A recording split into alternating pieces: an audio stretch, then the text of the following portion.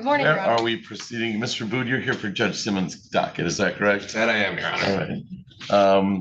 All right. You let me know. You call the first case, Ms. Fortuna Gill, and then we'll work in. I don't think we have a lot on our morning docket. We do not. All right. We are ready on Hilborn, Your Honor. On Benjamin Hilborn. And he would need to be brought up, Your Honor. He's downstairs. So we're not ready on Hilborn. I am ready if the court would like to have him brought up. What's that? I am ready on that if the court would like to have him brought up. Sure. In the meantime, we could call Jones Wall. Okay, Jones Wall. We'll bring up Hilborn. Welcome up here. Yep. Nika Jones Wall. Yes, it's Nakia Jones Wall. She's on her way up now, Your Honor. I'm also the attorney of record on that case. All right, so we're on the record in docket 25-03275. That is People of the State of Michigan versus Nakia D. Jones Wall. Appearances for the record, it's a 16. Appearances for the record, Ms. Fortuna Gill. Haley Fortuna Gill on behalf of the people. Mr. Harris. Assistant Public Defender James Harris here on behalf of Ms. Nakia Jones Wall, who is standing to my right. Ms. Jones Wall, if you could please state your first and last name for the record. Nakia Jones Wall. All right, thank you. This is the time set for a final pretrial in the matter. Ms. Fortuna Gill, where are we proceeding? At this time, Your Honor, the people do not have the necessary witnesses required to proceed on this matter. They were subpoenaed. And it appears my office has tried to make contact a few times without success. It does appear at some point we had contact, but the last time would have been about 2 weeks ago. All right. Given that the complaining witness has failed to appear at this time, Your Honor, I would request the case be dismissed. If the court is willing to entertain that request, I would simply ask for a copy of that dismissal to be provided to my client. All right, we will print out a nollie pros. So this case will be dismissed. The people are unable to proceed today. The complaining victim was subpoenaed and failed to appear. The other witnesses were subpoenaed. There's been some contact with them, but no successful contact in bringing them in. The main witnesses. And Mr. Harris, I'll draft you or Ms. Sutter, somebody to grab the nollie pros. On that, Judge. Your approach? Yes. I was done as All right, so we're on the record in 25-03275. I'm in possession of the order of acquittal on nollie pros. Based on the prosecutor's representations, the case is dismissed without prejudice of Ms. Jones Wall. That means people could reissue if they choose to, but realistically, for our case, for purposes today, the case is dismissed. There is a GPS that you could go back to I think they put it on at the sheriff's office, and we'll contact the private agency to remove that, so they should see you coming. And then there's a no contact order that will be lifted. It takes about 4 hours to purge this from the system, so you should carry around a dismissal with you this afternoon. If you stay in back, my court officer will give you a copy of this. All right, ma'am.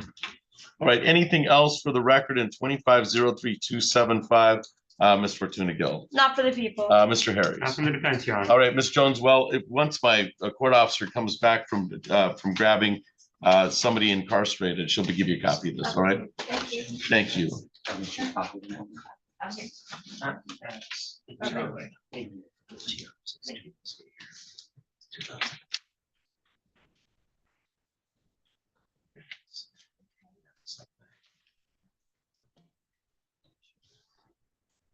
Mr. Booth, did you want to call any cases while we're? Yes, Your Honor. I believe Mr. Cobos, Mr. Oliveros, and Mr. Rodriguez are all ready at this time. Okay, let's go on Rodolfo Cobos. As is Arnold, Your Honor. All right. Rodolfo Cobos. All right, this is on Judge Simmons' docket on 25-02774, 23-01804, and the accompanying ticket of 25 L2956571. That is the City of Lansing versus Rodolfo Cobos. Appearances for the record, Mr. Booth. Thank you, Your Honor. Patrick Abud on behalf of the city of Lansing. Ma'am, what's your name? Jessica Straub. Straub, Straub? Yes, sir. Assistant Public Defender from the Ingham County Public Defender's Office on behalf of Mr. Kobos, who is standing to my right. All right, thank you, ma'am. And sir, you are Rodolfo Cobbs Jr. Is that Rodolfo Cobos Jr.? Is that correct? Yes, Your Honor. Thank you. This is the time set for a informal hearing and 2 final pretrials. Mr. Boot, how are we proceeding? Yes, Your Honor, the city has extended an offer, and it's my understanding that's defendant through counsel is going to accept. It would be to dismiss the matter 23-01804, and the remaining would be pled to as charged, being the basic speed and 1 no ops. All right. So I have this as dismissed for negotiations.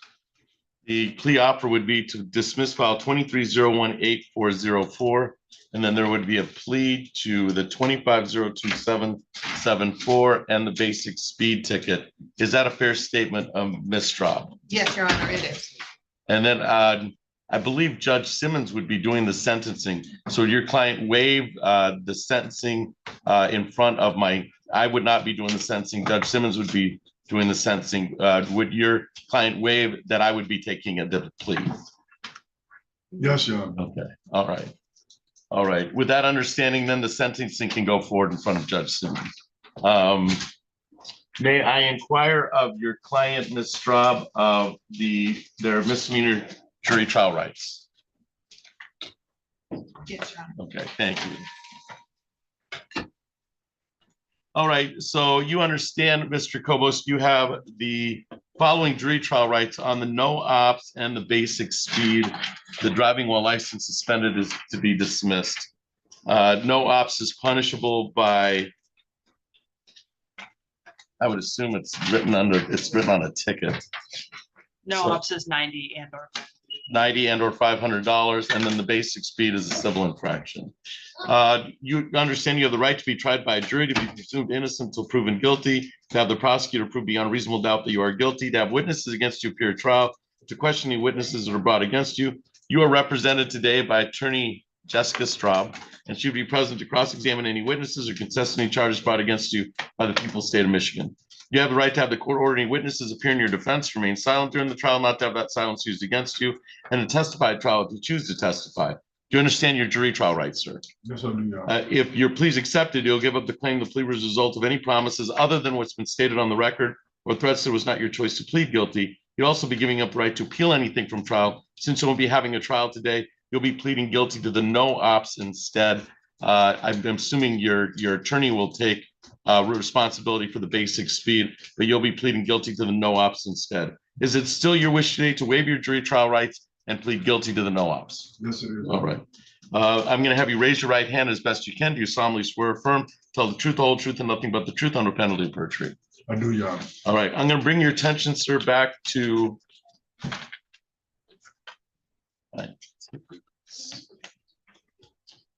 September 8th, 2025, at the offense location of Aurelius Road and Miller Road in the city of Lansing.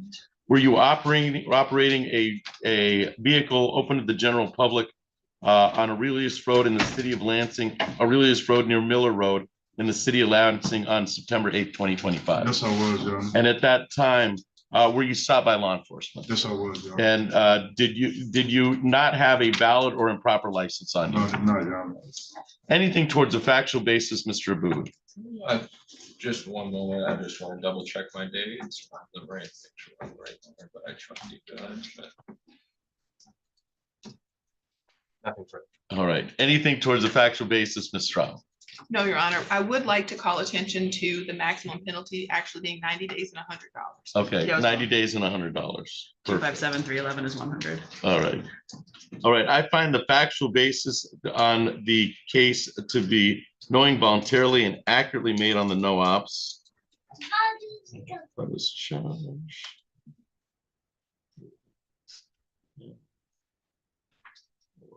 $100. Is there any objection, Mr. Buda, to immediate sentencing on the no ops? No, Your Honor. All right. Then, Ms. Straub, you'll be taking, so we won't bother with a sensing, with the referral to probation. Ms. Straub, you'll be taking, on behalf of your client, you'll be accepting to the basic speed ticket, is that correct? That is correct, Your Honor. All right. So just.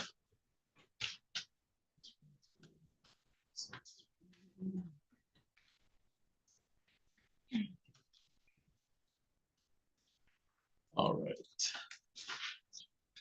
All right, so just when we're working from the same ticket, Ms. Straub, this is ticket, I can't read that. So for September 8th, 2025 at Aurelius and Miller Road, you expect that you would take responsibility for your client being in violation of the basic speed law. I think he was written for 1 to 5 or 1 to 5 violation. It's written as violation of basic speed law, estimated speed. Do you take responsibility for the basic speed law, Ms. Straub? Yes, Your Honor. Okay. And what's the fine on that, on the basic speed? 135, and then, Mr. Bood, what's the fine on? 1 point, Your Honor, and then 135. Okay. I would concur.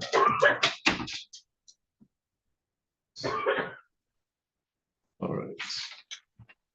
And without objection, is there any objection to immediate sentencing, Ms. Straub? No, Your Honor. All right. Allocution, Ms. Straub, on behalf of your client, Mr.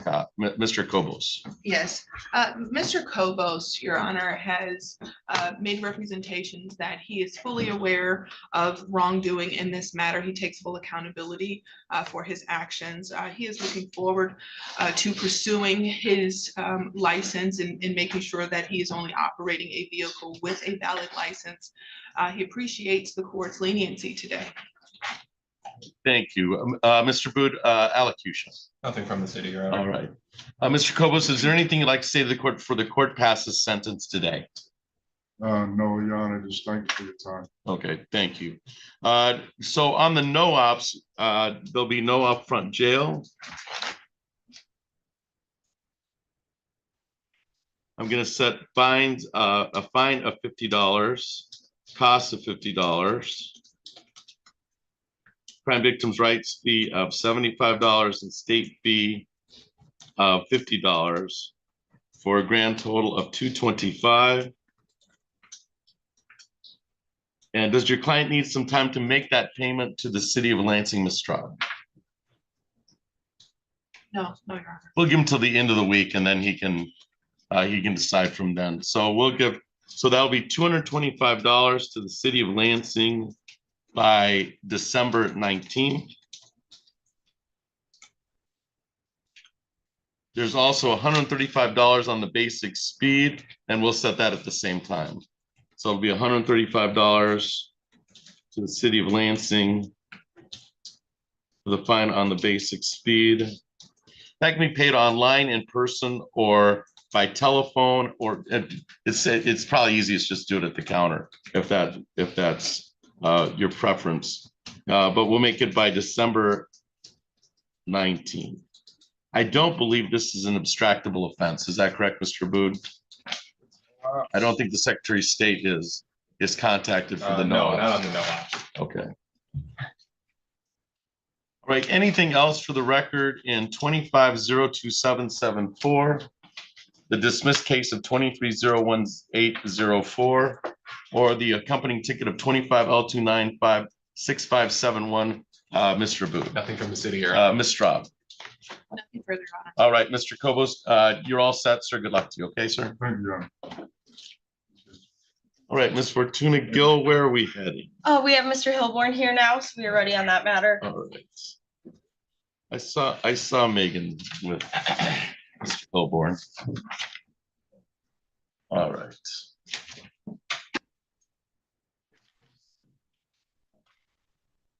We'll put Torrance on the record too, just Okay. that's the one where Oh, she should be joining us, right? I think she might be the jail tab. Okay. I'm not Oh, sure. good. We need to, the continuation of the Department of Corrections writ. All right, so we're on the record in 25-03179. That is People of the State of Michigan versus Benjamin Hilborn. Appearances for the record, Ms. Fortuna Gill. Haley Fortuna Gill on behalf of the people. Mr. Harris. Assistant Public Defender James Harris here on behalf of Mr. Benjamin Hilborn, who joins us from the Ingham County Jail. Standing to my right, he is Mr. Hilborn. Can you please state your first and last name for the record? Benjamin Hilborn. Thank you, sir. This is the time set for a final pretrial in the matter. This is on my docket set on for December 16th this morning at 25-03179. Ms. Fortuna Gill, how are we proceeding? Your Honor, it's my understanding the defendant wishes to plead today to the offer of an attempt retail fraud third. The MCL on that is 750.356 D4 and then a -A for the attempt, I believe. That would cut everything in half, right? Yes, I believe that would take it from a 93,500 to, I believe, 47,250 if my math dividing 93 by 2 is correct. So, I think that's correct as well, Your Honor. okay, Additionally, there was an agreement to no upfront jail. There is no restitution in this matter. That is correct, Your Honor. I did speak with Mr. Hilborn regarding the offer. He indicated that he would be willing and wanting to accept the offer at this time. Given the plea offer and the fact there is no restitution necessary here, as all of the items were recovered, I would be requesting if the court would consider immediate sentencing on this case. My understanding from the prosecutor is that the prosecutor does not have any objections to immediate sentencing. all right. On what are the fines? What's in half?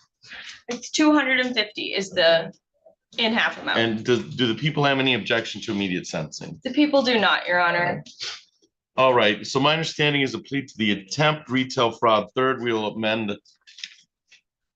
Is this on a ticket or is this on a This information? was on a complaint, Your Honor. I do as well. We will amend the information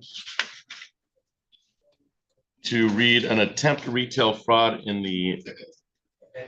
attempt retail fraud third. So count one is amended to read an attempt retail fraud in the third degree. And then I have it.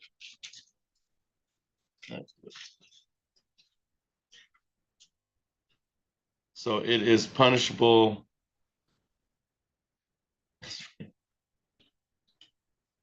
by, I don't think, is it 47 or 48 days?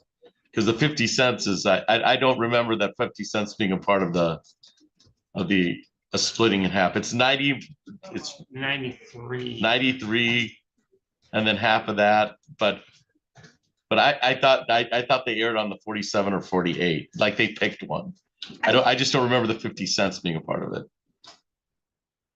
I am not sure, Your Honor. There's a Killebrew agreement of no I jail, believe so rounding up, it should be 47 because 93 divided by 2 it would be 46.5. I think they just So rounded up. rounding up. If would it's be a round up, 47. it's 47. All right. So I just don't remember 50 cents being a part of it.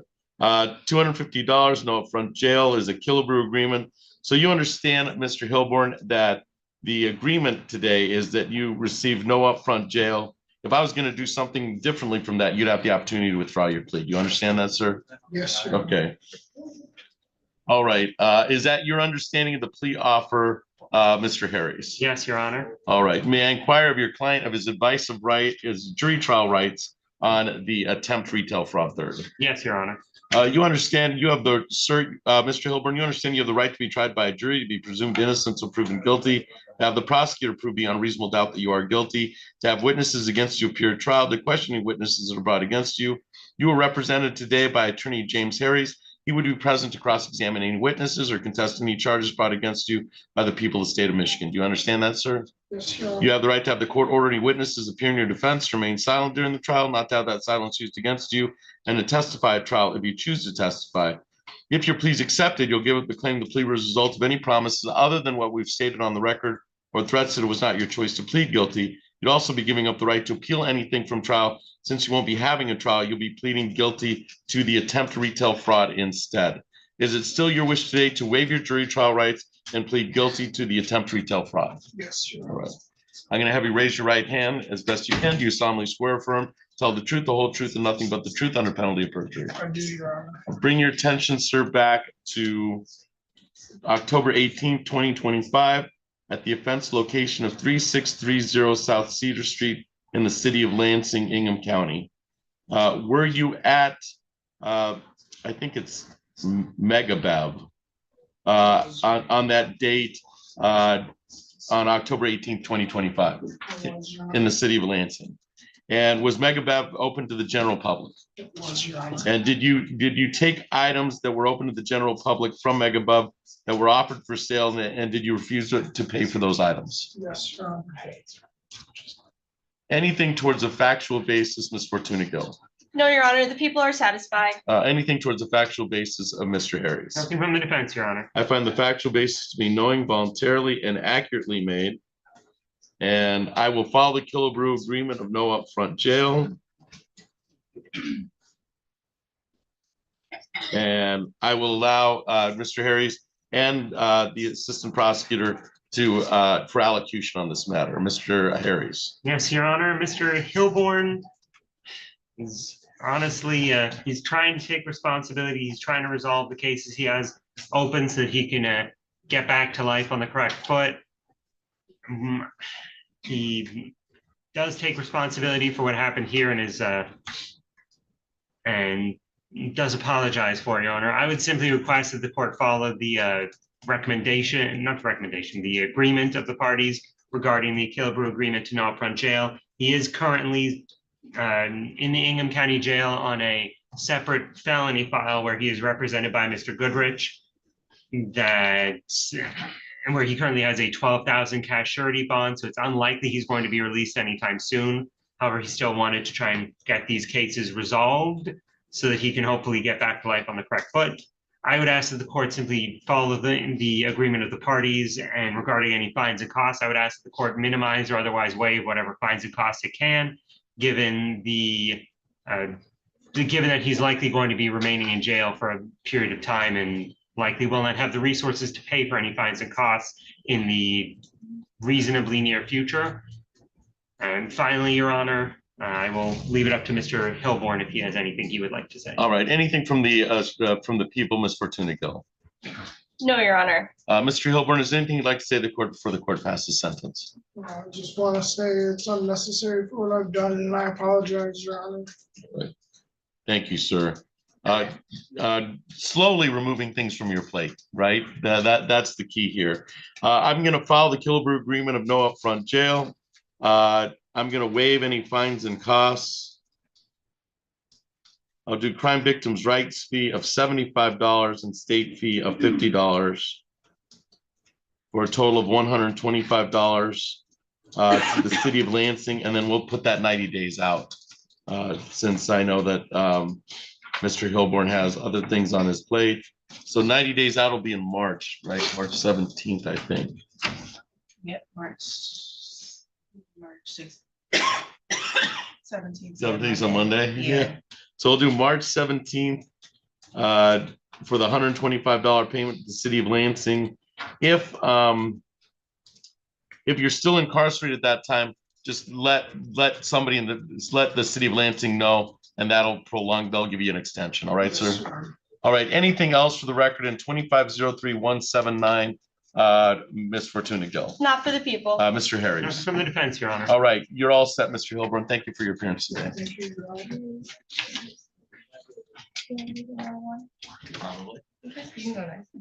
All right, Mr. Bood, where are we heading? I believe we have Mr. Oliveros if you're ready on that. All right, Yep. Adam Oliveros.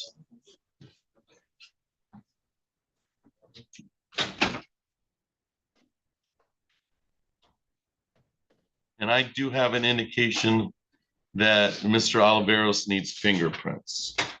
I can have him go downstairs All after right. he's talked to the probation department. Did you do the last time, like last summer in court a couple weeks ago? Here, he's indicating, and this does sound kind of familiar, he thinks he did them a couple weeks ago when we were back in court with him. All right, I only have an indication that, They haven't put it in the system yet. yeah, so it's not, it's, if he's done it, it's not in the system. Okay, that was back on December. So you might want to check on that. Okay, All right, so we're on the record in docket 25020098. That is People of the City of Lansing versus Adam Oliveros. Appearances for the record, Mr. Booth. Thank you, Your Honor. Patrick Booth on behalf of the city of Lansing. Ms. Sutter. good morning, Your Honor. Assistant Public Defender Lawrence Sutter on behalf of Mr. Oliveros, who's standing to my right. And sir, you are Adam Oliveros, is that correct? Yes, Your Honor. All right, thank you. This time set for a final pretrial today. Mr. Abud, how are we proceeding? Yes, Your Honor, the people have extended an offer of a reduction to operating while visibly impaired, MCL 2576253. And it is my understanding that the defendant through counsel is going to accept that offer. And is that a fair statement, Ms. Sutter? It is, Your Honor. All right. All right. So this will be the OWI change to impaired. Correct. Okay, so we'll amend count one of impaired to impaired under 257.6253. What's the penalty on that? 93 days, 300 with 4 points. 93 days with 300. Is that a fair statement, Ms. Sutter? It is indeed. Okay. All right. As a part of this, Mr. Oliveros, you'll probably be sentenced by Judge Simmons. Ms. Sutter, does Mr. Oliveros have any objection to Judge Simmons doing the sentencing on this matter? I, of course, would take the plea. Any issue with this judge taking the plea and the original judge doing the sentencing? No, I did not. All right. Thank you. All right. With that understanding, Ms. Sutter, may I inquire of your client of their misdemeanor advice of rights? You may. All right. You understand, sir, that you have the right to be tried by, you have the following jury trial rights, and I'm going to walk you through those rights. You have the right to be tried by a jury, to be presumed innocent until proven guilty, to have the prosecutor prove beyond reasonable doubt that you are guilty, to have witnesses against you appear at trial, to question any witnesses that are brought against you. You are represented today by Attorney Lawrence Sutter, and she would be present to cross-examine any witnesses or contest any charges brought against you by the people of the city of Lansing. Do you understand that, sir? Yes, Your Honor. You understand that you have the right to have the court ordering witnesses appear in your defense, remain silent during the trial, not to have that silence used against you, and to testify at trial if you choose to testify. Do you understand your jury trial rights, if I've indicated? Yes, I do, Your Honor. If you please accept it, you'll give up the claim, the plea result of any promises other than what we've stated on the record, or threats that it was not your choice to plead guilty. You'd also be giving up the right to appeal anything from trial, since you won't be having a trial. You'll be pleading guilty to the misdemeanor impaired driving, which was previously stated. Is it still your wish today to waive your jury trial rights and plead guilty to the impaired driving? Yes, Your Honor. All right, I'm going to have you raise your right hand as best you can. Do you solemnly swear or affirm, sir, to tell the truth, the whole truth, and nothing but the truth under penalty of perjury? Yes, I do, Your Honor. All right, I'm going to bring your attention back to April 6, 2025, at the offense location of North Larch Street on Lake Lansing Road in the city of Lansing. Were you operating a motor vehicle open to the general public on April 6, 2025 in the city of Lansing? Yes, I was, Your Honor. And did you find out that, how would you, I'll let you ask the question. Yes, Your Honor. And on that day and in that location, were you stopped by police? Yes. And did they investigate because they believed you were driving under the influence? Yep. And is it true that you were under the influence of something? Yes. And do you believe that your driving was impaired by your consumption of that? Yes. Thank you, Your Honor. I believe that satisfies the factual basis. Anything towards a factual basis, Mr. Abood? Nothing for the city. Ms. Sutter? Nothing further. All right. I find the factual basis to be knowing, voluntarily, and accurately made. We'll refer the operating while impaired to probation. Mostly because it's an abstractable offense. Yeah. So, and then that'll give you some time. They'd give them some time to look into the assessment. We'll refer to probation. That's on the 5th floor, all the way to the right And I don't know who they'll either make an appointment with you now, or they'll set it for an appointment, all right? Okay. And we'll set for sentencing in front of Judge Simmons for February 9th at 9 a.m. February 9th at 9 a.m. And Your Honor, I just wanted to note, he has already completed an assessment. I have a copy of that I can provide to probation. Excellent, excellent. All right, anything else for the record in 2502098, Mr. Booth? Nothing from the city. Ms. Sutter? Just Your Honor, may I have him refer to probation regarding any thing that needs to be done on the fingerprints? I believe he did do them on December 2nd here. Yes, yeah, we just don't have it, but he may have done it already, and then Is probation able to check the file to confirm if and when that does get uploaded to direct him further? they should be able to. Okay. I don't know if they'll be able to, but so my guess is as good as yours. Criminal traffic. Yeah. I think if he does some follow-up and goes to the 54A criminal, they may know. Okay, We just don't have it yet. okay, very good, Your Honor, thank you. All right. All right, Mr. Oliveros, Judge Simmons will see you on February 9th at 9 o'clock. Thank you for your appearance today. Thank you for your time.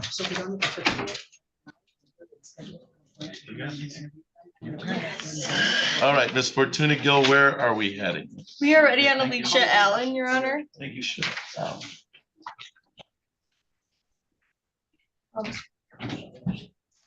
Patty, this is gonna be a nollie, like the one that I have to sign. Oh. All right, so we're on the record in 1903900. This is Judge Flores docket set for this morning. People of the state of Michigan versus Alicia Allen. Appearances for the record, Ms. Fortuna Gill. Haley Fortuna Gill on behalf of the people. Mr. Ned. George Annette, APC, back, my client sake, am I right? And ma'am, you are Alicia K. Allen, is that correct? All right, thank you. This is time set for a pretrial in the matter. You kind of give us a preview. Ms. Fortuna Gill, how are we proceeding? Yes, Your Honor. At this time, some information has come to light and the people wish to dismiss this case in the interest of justice. And Mr. Ned, I'm assuming you have no objection to that. Oh, my client and I do not object. And thank the prosecutor's office.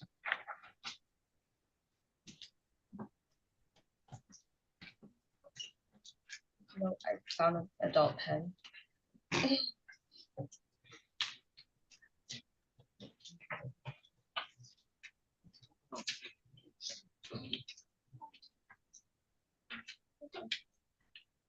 Thanks. All right, thank you, Megan. So we're on the record in 1903900. I'm in possession of the order of dismissal or nollie pros on the file, signed by the prosecutor. I will sign it. Miss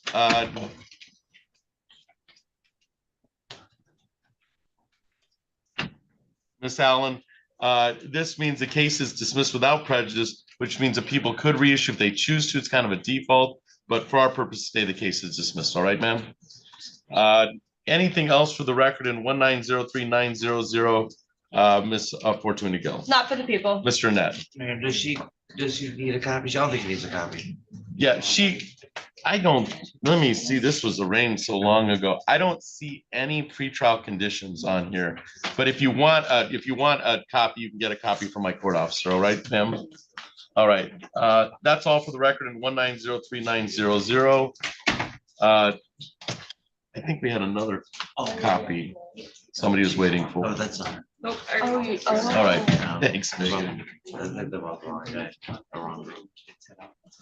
All right, who's next? Are we going on Mr. Boot or Miss Fortuna Gill? We're ready on Jamie Ward, but I am Oh, fine with Your the Honor, I city would calling defer it to the case. state All if right. you want to try to clear. I know their docket's a little shorter this morning if you want to try to clear that out. All right, we'll go. We have Mr. Ned. That's important. Yeah, so I have two left, Miss Ward, which I need to meet with her very briefly. Oh, never And mind. Destiny Torres, which is not here. We can call that case if I possible. just emailed the Oh, you know. MDOC. I don't know why they haven't. All right, so Mr. Ned, we'll put you, when you join us, we'll put you in a breakout room with Miss Ward. I should be on right now. Alright, never mind. All right.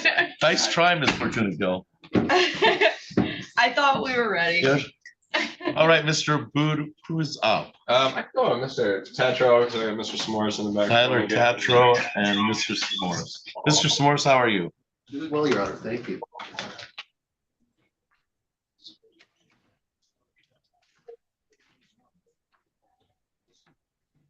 All right, so we're on the record in 25 as 02748. That is on Judge Simmons' docket. People of the City of Lansing versus Tyler Tatro. Appearances for the record, Mr. Booth. Good morning, Your Honor. Patrick Kabut on behalf of the city of Lansing. Mr. S'mores. Good morning, Your Honor. Peter S'mores here on behalf of the defendant, who is present and standing to my right. And sir, you are Tyler Tatro, is that correct? Yes, Your Honor. All right, thank you. This is the time set for final pretrial in the matter. Mr. Booth, how are we proceeding? I'm gonna defer to Mr. S'mores on this one, Your Honor. Mr. S'mores. Thank you, Your Honor. I believe this is our first final pretrial conference. I would be asking for another one. I know my client has a commercial driver's license. There are a lot of things he has considered. As I was telling Mr. Booth, quite much for the commercial driver's license, I think this is something that could be resolved, and I think eventually will be resolved. But he's has some issues that he has to go through with his employer still. And I have to do my best to see if there's any way to mitigate this even farther, as long shot as it may be. All right, any objection to setting for an additional final pretrial, Mr. Booth? No, the city would have no objection. Okay, we'll adjourn for final pretrial. Set for final pretrial, adjourn to January 26th at 8:15. How does that work with your schedule? January 26th at 8:15. That would be fine. Thank you. All right. So we'll set for an additional final pretrial for January 26th at 8:15 on Mr. Tatro's case for continued negotiations.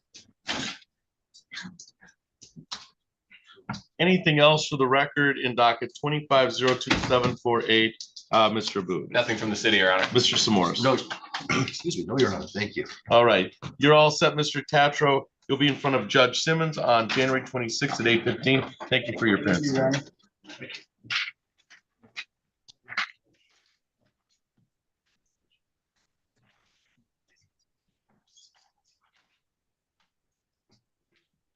We'll be in touch.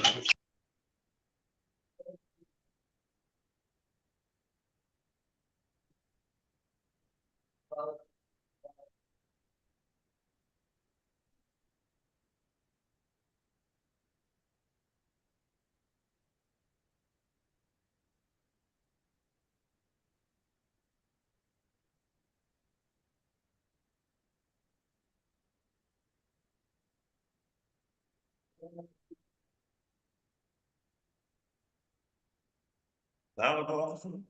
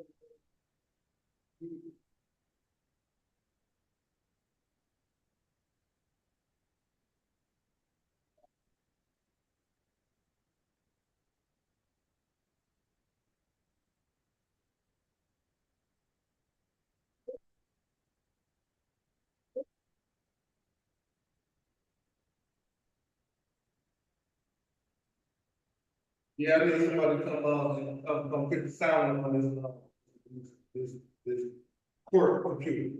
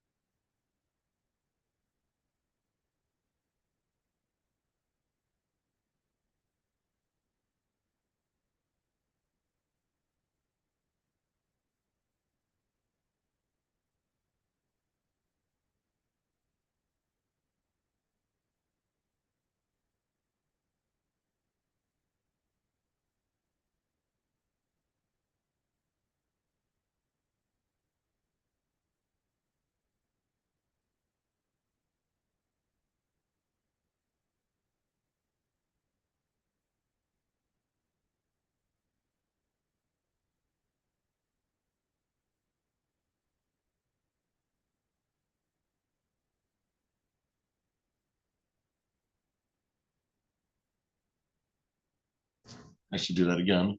So we're on 1805184. Appearance that the people of the state of Michigan and your attorney have already made their appearances for the record. And ma'am, you're gonna have to unmute. You are Jamie Ward, is that correct? Yes, sir. All right, you can hear me all right, Miss Ward? Yes, I can. All right, thank you. This is the time set for a pretrial in the matter. It's a pretrial on my docket, set for December 16th. Ms. Fortuna Gill, how are we proceeding, or would you like to defer to Mr. Ned? Your Honor, at this time, we would be requesting a final pretrial with negotiations to continue. An offer was conveyed. It's just my understanding that we just need a little bit more time to try and Okay. negotiate. And is that a fair statement, Mr. Ned? Yes, Your Honor. All right, so we'll set it for final pretrial on January 5th at 8:30. January 5th at 8:30. That'll be live in person on the 6th floor of City Hall of Lansing, unless I hear differently from the parties. And you have that date of January 5th at 8:30, Ms. Ward. Yes, sir. All right. Anything else for the record in docket 1805184, Ms. Fortuna Gill? No, Your Honor. Mr. Ned? Oh, Your Honor. All right, we should be all set, ma'am. We'll see you on January 5th at 8:30. Thank you for your appearance today. Thank you so much. That's warrants on the record. We should, I hate to do this to you, Mr. Ned, but should we wait or should we just put? I mean, I'm looking at my court officer because I sent the email at we don't know if she's gonna show up or not. 9:28. Let's give her till 10. Let's give her till 10. So we'll put it on the record at 10. Okay. All right, Mr. Bood, where are we heading today? I could do either Mr. Rodriguez or Miss Leon Smith, I do believe. Let's go on Miss Leon Smith. She's on the, and that is a ticket and, all right. All right, so we're on the record in 25-02207 and the accompanying ticket of 25L2939272. That is people of the city of Lansing versus Monica Lyon Smith. Appearances for the record, Mr. Abood. Thank you, Your Honor. Patrick Abood on behalf of the city of Lansing. Ms. Straub. Jessica Straub from the Ingham County Public Defender's Office on behalf of Ms. Lyon Smith, who is here via Zoom. And ma'am, you are Monica Lyon Smith, is that correct? Yes, Your Honor. And you can hear me all right, Miss Lyon Smith? Yes. All right, thank you. This is the time set for, I have it for an informal hearing and a final pretrial.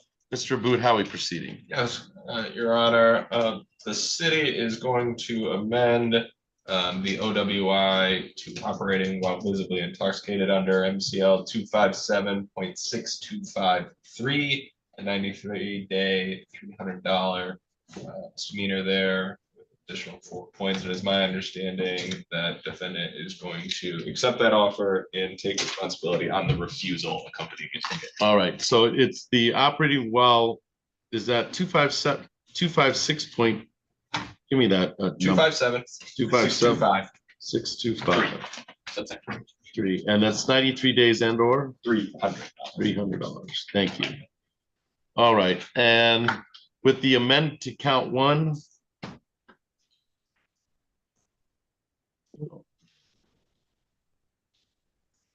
the PB refusal will, the civil infraction PBT refusal will also be admitting responsibility on behalf of, so Ms. Straub, you'll be admitting responsibility on behalf of your client, is that correct? That is correct, Your Honor. All right, is that the plea offer as you understand it, ma'am? Yes, Your Honor. All right, and you're willing to waive any sentencing in the matter. Judge Simmons will do the sentencing, is that correct? So Miss Lyon Smith, this I can retain the sentencing, or this is a Judge Simmons case and Judge Simmons can do the sentencing. It's entirely up to you, ma'am. Which would you prefer? I'd like to wait for Judge Simmons, if that's okay. All right, perfect. All right, so with that waiver, we'll get a date, sentencing date on Judge Simmons' docket But Ms. Straub, may I inquire of your client of their misdemeanor advice of rights? Yes, Your Honor. All right, thank you. Ms. Lyons-Smith, you understand you have the right to be tried by a jury, to be presumed innocent until proven guilty, to have the prosecutor prove beyond reasonable doubt that you are guilty, to have the witnesses against you appear at trial, the questioning witnesses that are brought against you. You are represented today by attorney Jessica Straub. She would be present to cross-examine any witnesses or contest any charges brought against you by the people of the state of Michigan. Do you understand that, ma'am? Yes, sir. You also have the right to have the court ordering witnesses appear in your defense, to remain silent during the trial, not to have that silence used against you, and to testify at trial if you choose to testify. If your plea is accepted, you'll give up the claim the plea was a result of any promises other than what we put on the record or threats that it was not your choice to plead guilty. You'd also be giving up the right to appeal anything from trial. Since you won't be having a trial, you'll be pleading guilty to the lesser offense of operating while impaired pursuant to this case. Is it still your intent to waive your jury trial rights and plead guilty to the lesser misdemeanor? Yes, Your Honor. All right. I'm gonna have you raise your right hand as best you can. You solemnly swear affirm to tell the truth, the whole truth, and nothing but the truth under penalty of perjury. Yes, Your Honor. All right. I'm gonna bring your attention back to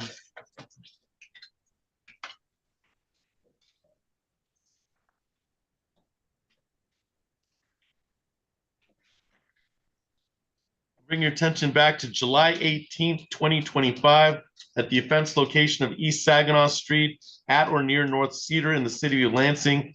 Were you operating a vehicle open to the general public in the city of Lansing address on July 18th, 2025? Yes. And then Ms. Straub, did you want to ask your client some questions? I can, Your Honor. Yes. Okay. Ms. Lyons-Smith, at or around East Saginaw and North Cedar in the county of Ingham, in the city of Lansing, and in the state of Michigan, were you indeed pulled over? Yes. Did an officer Kurtz of the Lansing Police Department administer the Intoxilizer 9000 at the Lansing Police Department Detention Center? Yes. Was the result of that test a blood alcohol level higher than 0.08? Yes, it was 1 point over. Your Honor, I think that satisfies. All right. Anything towards the factual basis for the operating while impaired, Mr. Abboud? Well, Your Honor, I do believe that's satisfied. All right. And then you take responsibility on behalf of your client for July 18, 2025. It looks like a PBT refusal on that date, which is July 18, 2025 at East Saginaw, North Cedar Street. You take responsibility for your client for refusing the PBT at that time. Is that correct? Yes, sir. Ms. Straub. All right.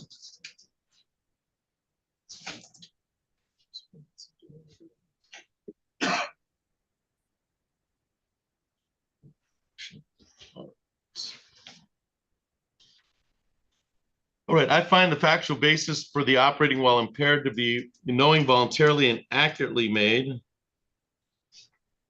And then we will refer to probation on the operating while impaired.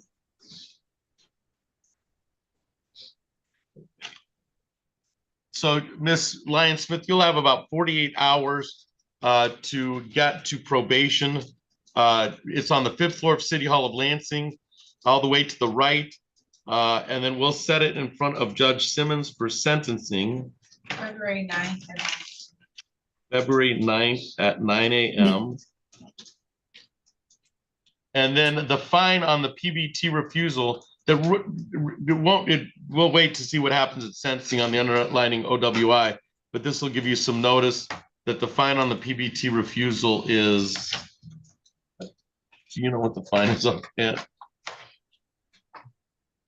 Not off the top of my head. I have it here, violation. This should just give you some. That's instruction for, but no ops. $140. Right now, I've got refusing a PBT will be a $140 fine. Do you need some time to make that payment to the city of Lansing for the PBT refusal, Ms. Lyons-Smith? Yeah, I do. All right. Would 30 to 60 days be sufficient? Yeah, 30. Yeah, I can do All it in right. 30 days. We'll do it. We'll do 60 days to the city of Lansing.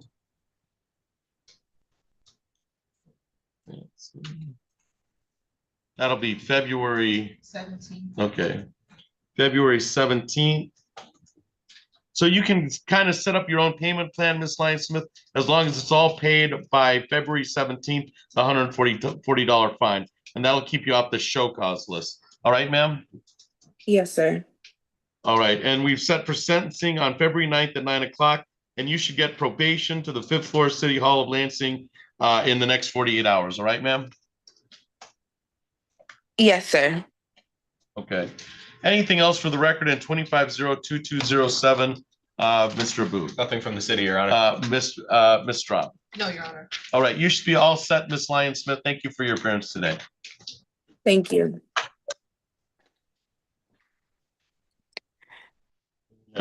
Alfredo Rodriguez. Yes, and we also have Jamie Arnold, who's been Okay. here in person for a while. Let's go on those, on Rodriguez and Arnold.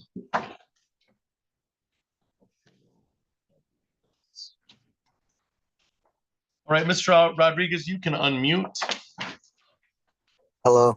So we're on the record in docket 25-02513 and 25-02514. That is the City of Lansing versus Alfredo Rodriguez.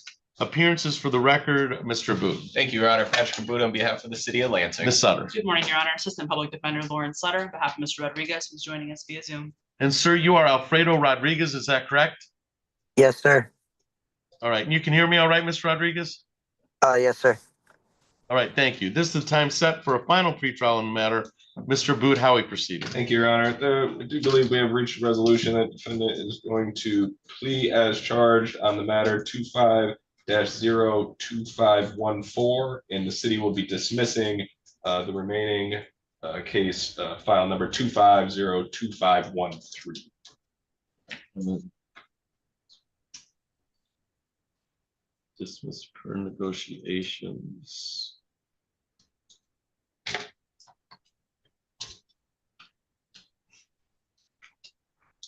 All right, I'll reiterate that for the record. 25-02513 is dismissed per negotiations, and then it's a plea to the charge of 25-02514. Is that a fair statement, Ms. Sutter? It is. All right, thank you.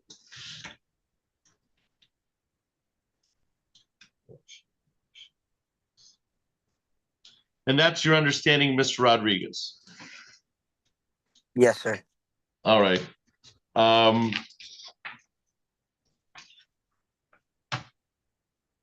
don't have history. Should this be referred to probation, Mr. Boone? I don't believe so, Your Honor, not on the DWL. All right. I don't think I have anything else to add to any.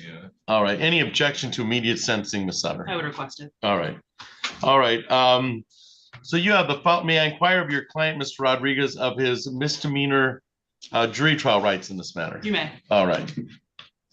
So you have the following rights in this matter, and I'm going to walk you through those rights. You have the right to be tried by a jury, to be presumed innocent until proven guilty, to have the prosecutor prove beyond reasonable doubt that you are guilty, to have witnesses against you appear at trial. The questioning witnesses are brought against you. You are represented today by Attorney Lauren Sutter. She would be present to cross-examine any witnesses or contest any charges brought against you by the city of Lansing. Do you understand that, sir?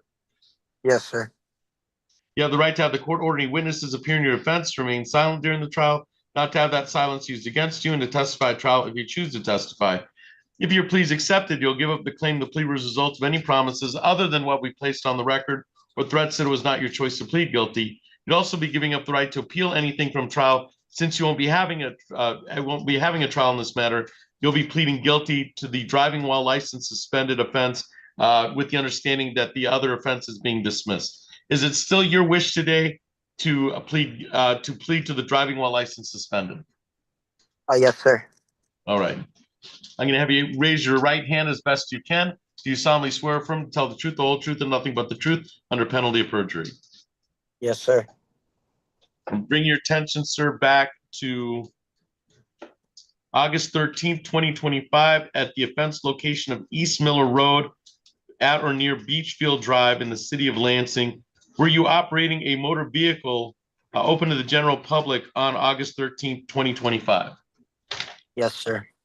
And at the time, did you have a license that was suspended, revoked, or denied? And did at that time, did you knowingly know your license was suspended, revoked, or denied? Yes, sir. All right. Anything towards a factual basis, Mr. Booth? Nothing from the city, Your Honor. Ms. Sutter? Nothing further, Your Honor. I find that the factual basis to be knowing, voluntarily, and accurately made.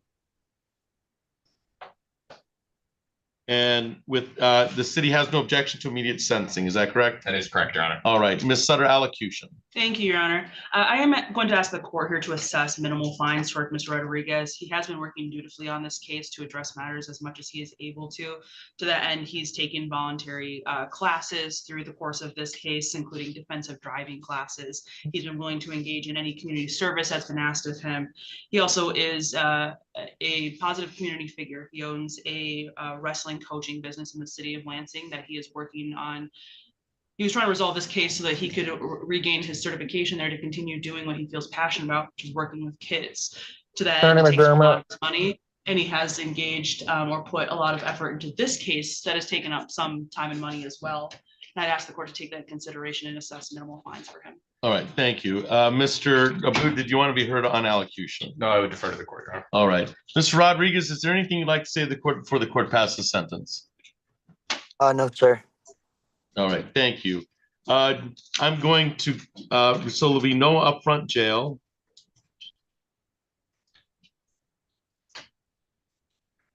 Under the city, is this written under the city code? No, Your Honor. It's written under the state. So what's the fines and costs on 93,500?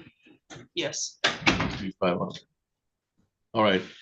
So I'm going to order no upfront jail. Fines and costs will be $75 fine, $75 cost for $150. Crime victims' rights fee of $75, and we'll waive the state fee.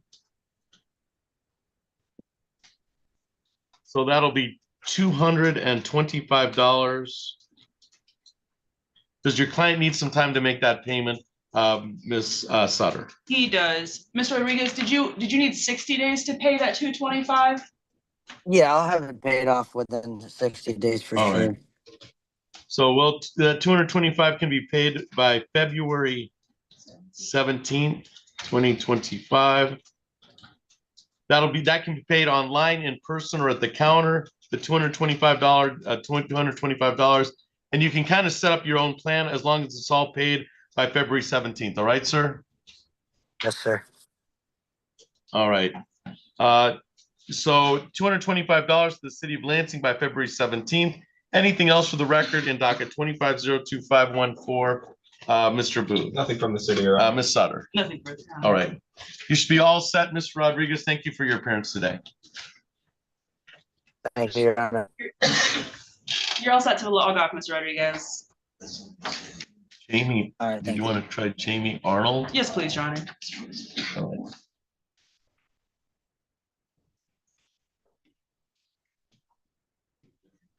All right, so we're on the record in docket 2502593.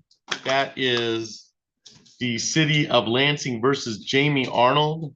Appearances for the record. This is a set for pretrial on Judge Simmons' docket. Appearance for the record, Mr. Booth. Thank you, Your Honor. Patrick Booth on behalf of the city of Lansing. Ms. Sutter. Good morning, Your Honor. Assistant Public Defender Lawrence Sutter on behalf of Mr. Arnold, who's standing to my right. And sir, you are Jamie Arnold, is that correct? Sir. Thank you. This is the time set for pretrial in the matter. Mr. Booth, how are we proceeding? Yes, Your Honor, I do believe that kind of in agreement here to either set this for a final pretrial and an adjournment. I believe we have a resolution of this, but it's going to take some time. for the defendant to comply with some of the requirements that would. All right. Avail himself to. Is that a fair statement, Ms. Sutter? And we can set it out for final pretrial? It is, Your Honor, either an adjourned pretrial or a final pretrial. We're looking at a hopeful maybe 3 weeks or so. He's been asked to take the class. All right, so let's set it out past 3 weeks or past a month. So in February sometime, I would think. Mid or late January is actually fine, Your Honor. Okay. We're trying to get him past the holidays around right. work and family obligations to take the class. So sometime in January. Our next available date is in February. That works Okay, too. that works too then. So February 9th at 10. All right, we'll set it for final pretrial on February I did, 9th. regular pretrial. Okay, thank you. Okay, regular pretrial. So set it for regular pretrial on February 9th at 10 o'clock. All right, so this is an adjourned pretrial set for regular pretrial on February 9th at 10 o'clock. Anything else for the record in 2502593, Mr. Booth? Nothing from the city, Your Honor. Ms. Sutter? Nothing further. Thank you. All right, we'll see you on February 9th at 10 o'clock in front of Judge Simmons. All right, sir? All right, you're all set. Thank you for your appearance today.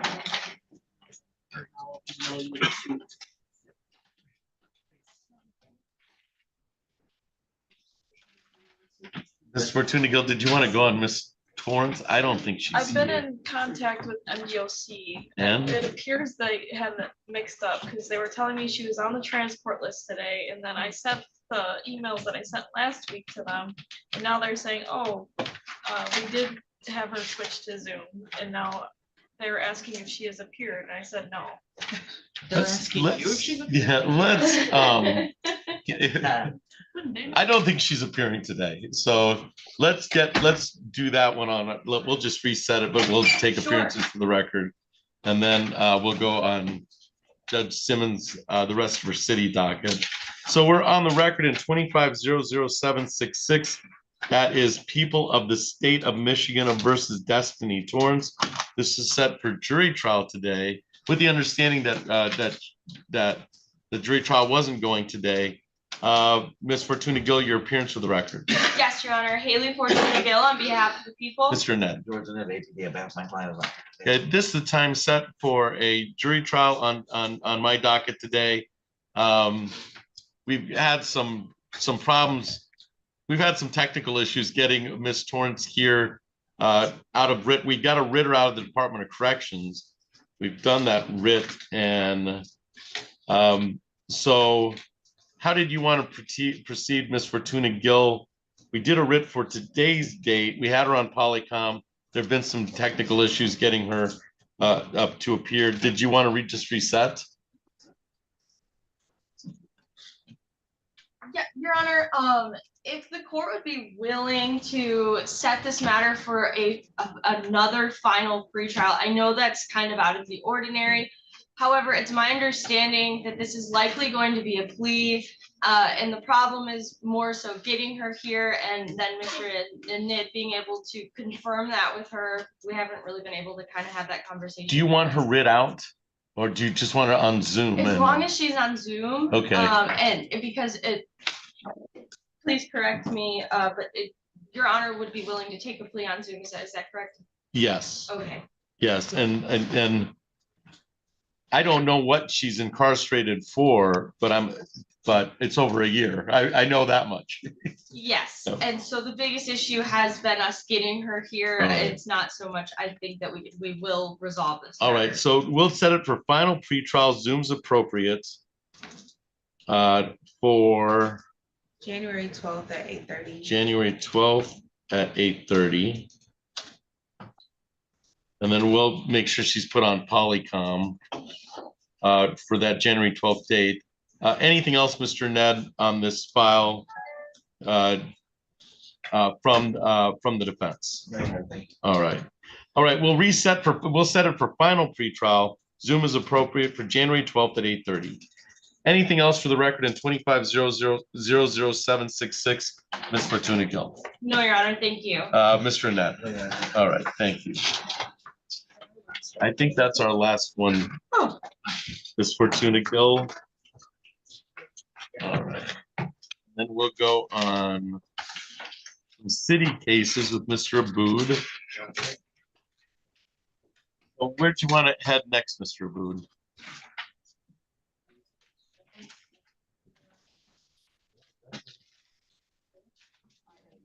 I can volunteer, Your Honor. Yeah, that's fine. You're more than welcome, Mr. Russell. Yeah, I forgot he was hiding back there. What case is that? Is that Quinn? Yes, it is, Your Honor. All right. How are you, Mr. Russell? Oh, I'm doing well. Other than it being a little cold of a walk here. It's very cold. I was gonna say that's not.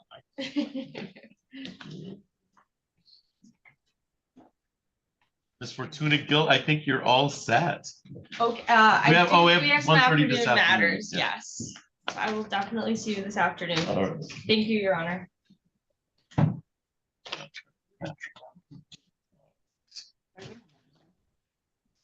So we're on the record in docket 25-02232. That is the City of Lansing versus Patrick Quinn. Appearances for the record, Mr. Booth. Good morning, Your Honor. Patrick Booth on behalf of the city of Lansing. Mr. Russell. Alexander Rusk on behalf of Mr. Quinn, who's standing to my right. And sir, you are Patrick Quinn, is that correct? Yes, Your Honor. Thank you. This is a time set for a pretrial in the matter. Mr. Booth, how are we proceeding? Yes, This is set for pretrial on Judge Simmons' docket. Yes, thank you, Your Honor. I have spoke with opposing counsel. We do have a resolution that's pending just completion of community hours, community service hours. Defendant has been chipping away at those, and I believe there's some scheduled, but it just happens to fall after this date. All right. So if we can request another date, need be pretrial or final pretrial, whatever would be close, maybe. I can set it, I can adjourn it for another pretrial, or we can set it for plea. It's entirely up to you. I would defer to the court, Your Honor. Hopefully, we don't even have to come back for the next court date. I'll defer to Addie. What would Judge Simmons do in this? This is Judge Simmons' case. We can set it for plea, or we can adjourn it for further pretrial. We can do it for a plea if that's all. All right. But it's got to be what a plea set out, what, 30, 60 days or something? I believe it was January 12th or February 9th dates that were talked about, and All right. either of those work, Your Honor. All right. So let's set for plea, We can do February 9th set for plea on February 9th, at 8:30. 9th at 8:30. All right, so we'll set this for plea, and that works with your schedule, Mr. Russell. It does, Your Honor. All right, we'll set for plea on February 9th at 8:30 in front of Judge Simmons.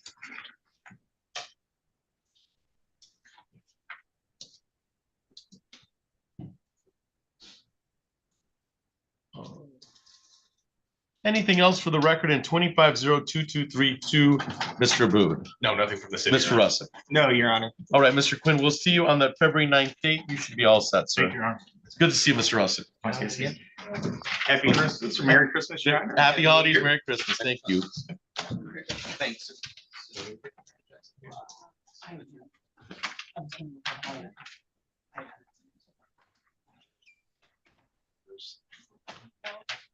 No.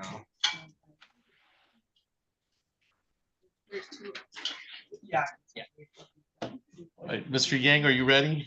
Yes, Your Honor. On Brent Rivers Yes, Your Honor. and Ms. Straub. You're also on Mr. Rivers? Yes. All right.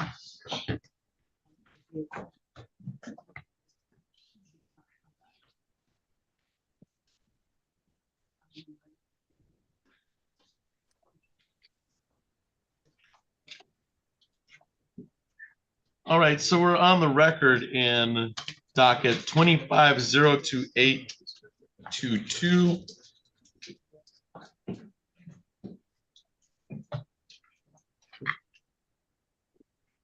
I'm sorry, that's Mr. Jackson.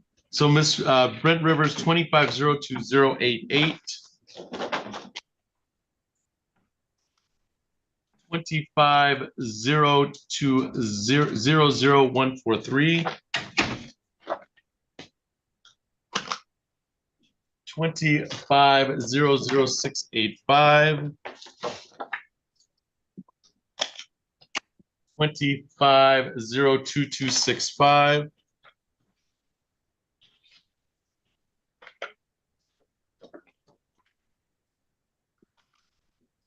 25-02266.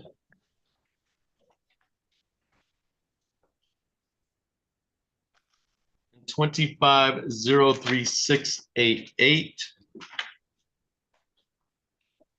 That is the City of Lansing versus Brent Rivers. Appearances for the record, Mr. Booth. Good morning, Your Honor. Patrick Booth on behalf of the city of Lansing. Ms. Straub. Good morning, Your Honor. Jessica Straub from the Ingham County Public Defender's Office on behalf of Mr. Rivers. And then Mr. Yang. Good morning, Your Honor. Joseph Yang on behalf of Mr. Rivers for two files, the 685 and the 143 file. This is the time set for pretrial on Judge Simmons' docket. Mr. Booth, how are we proceeding? Let me remove 143 and 685 because those are Mr. Yang's files. Mr. Booth, how are we proceeding today? It's my understanding that the defendant is not present at this time for a litany of matters here, and I believe that's not the first time that's happened on these matters, so I guess I would be requesting a bench warrant at this time. All right. First of all, on 143 and 685, have you had any contact with Mr. Rivers on those two files, Mr. Yang? Your Honor, I cannot report any contact with Mr. Rivers. All right, and on the other files of 2088, 2265, and 2266. Ms. Straub, have you had any contact with Mr. Rivers on those files? No, Your Honor, it is our understanding that he is homeless. Okay, thank you. This is the time set for a pretrial, and there are numerous failed to appears. There's 1, 2, 3 on 2088. There is 1, 2, 2 on 2265. There's 1, 2 on 2266. There doesn't seem to be any on 3688.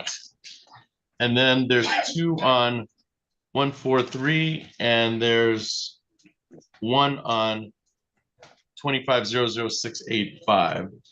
This was scheduled pretrial at 8:30.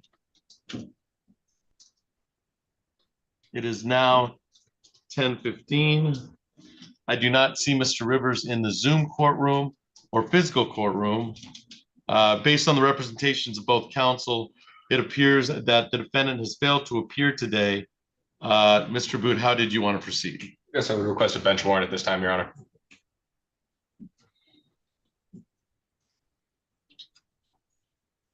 Any comment on the request for bench warrant, Ms. Straub? No, Your Honor. Mr. Yang? No, Your Honor. All right. We'll issue an immediate bench warrant based on the fail to appears, and see if we can get Mr. Rivers here. Anything else on the record in any one of these cases? 2088, 143, 685, 265, 266, and 3688. Mr. Booth. Nothing from the city, Your Honor. Ms. Straub. Nothing further, Your Honor. Mr. Yang. Nothing from the defense, Your Honor. All right, you're all set. Thank you for your appearance today. Thank you, Your Honor.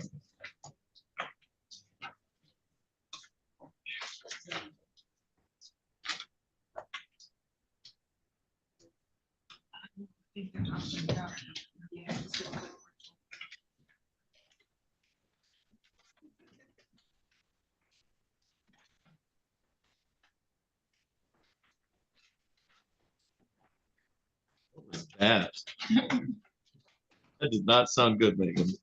There's just paper. Paper. I'd like to beat that up. That was actually James, not me. Sounds like James beat that up. My apologies. I was recycling bin, Your Honor. Okay, good. You're all right. I feel like beating that thing up every once in a while.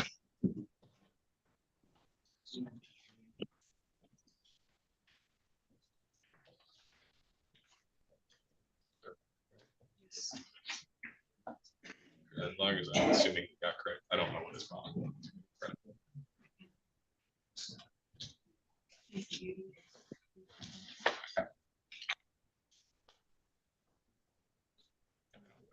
Okay, check it too.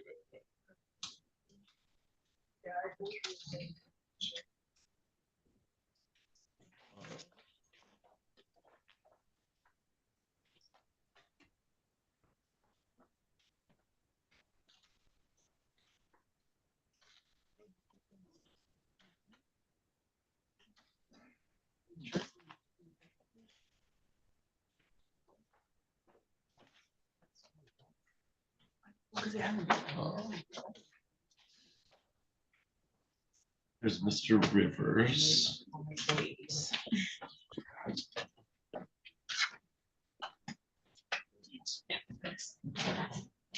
Right, Mr. Aboud, where are we heading next? I guess we could finish up 8:30s with Mr. Jackson. Yeah, we also have Mr. Woods online, Then- and Miss Chrisman's ready to go, and I think he has to talk. Yeah, we got, and then Jeffrey Smith is ready, I believe, Chester is ready. Jeffrey Smith. But to Come on, finish, Smith and Jackson. Jackson. 30s and 9s to close those out if possible. All right, and then we can take 5 and you can talk to who you need. Thank you. Looks like you got a couple show causes possibly to go home. All right, so let's go on 25-02822. That is the people of the city of Lansing versus Uriah Jackson. Appearances for the record, Mr. Booch. Thank you, Your Honor. Patrick Abud on behalf of the city of Lansing. Ms. Sutter. Good morning, Your Honor. Assistant Public Defender Lauren Sutter on behalf of Mr. Jackson. Your Honor, I have not seen him All right. this morning. I left All him a right. voicemail last week, but that's as far as I got. All right. I do not see Mr. Jackson in the Zoom courtroom. Nobody answers by Mr. Jackson's name in the physical courtroom. Based on the representations of counsel, it would appear that the defendant has failed to appear today. It was scheduled for 8:30. It is now 10:19. Mr. Aboud, it appears the defendant failed to appear. How would you like to proceed? Yes, Your Honor. I guess I would ask a clarifying question. I'm just confirming that this was in fact the first setting. Is that what the? That's my understanding. I don't have a previous fail to Yeah. appear. I have a fail to appear at arraignment, but that's a male thing. That can. Yeah, no, that's a- then if it's, and I would have no objection to it, courtesy reset here being first time on this matter. Courtesy reset. So we'll reset the defendant failed to appear. I'll place courtesy reset and we'll reset the pretrial for February 9th at 11. February 9th at 11 o'clock. Thank you. All right, so we'll reset this for February 9th at 11 o'clock. Anything else for the record in 25-02822, Mr. Aboud? Nothing from the city, all right. Ms. Sutter. Nothing further. All Thank right. you. Then we have Jeffrey Smith is the last 9 o'clock. Yes. So we're on the record in 25-02443 and the accompanying tickets 25L2951301 and 25L2951302. This is the city of Lansing versus Jeffrey Smith. Appearances for the record, Mr. Aboud. Thank you, Your Honor. Patrick Abud on behalf of the city of Lansing. Ms. Straub. Jessica Straub, Assistant Public Defender from the Ingham County Public Defender's Office on behalf of Mr. Jeffrey Smith, who's standing to my right. And sir, you are Jeffrey Smith, is that correct? Yes. All right, thank you. This is the time set for a pretrial in the matter, on pretrial on 2 files and then the explanation on the civil infraction. Mr. Aboud, how are we proceeding? Yes, Your Honor. I do believe we have a resolution here through counsel. It's my understanding that the defendant will be pleading on file number 25-2443. And both the two remaining, the open intox and the registration, are going to be dismissed. Okay.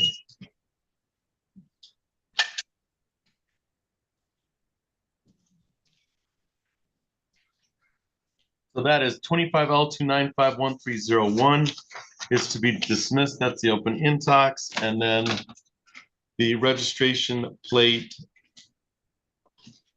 is also dismissed for negotiations.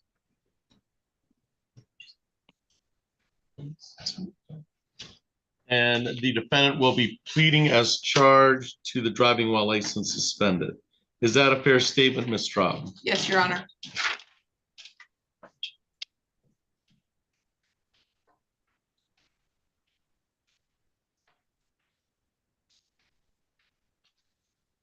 All right, are we referring this to probation, or are we doing an immediate sentencing, Mr. Booth? I would have no objection to an immediate sentence on Mr. Combs. Any objection to immediate sentencing, Ms. Straub? No, Your Honor. All right.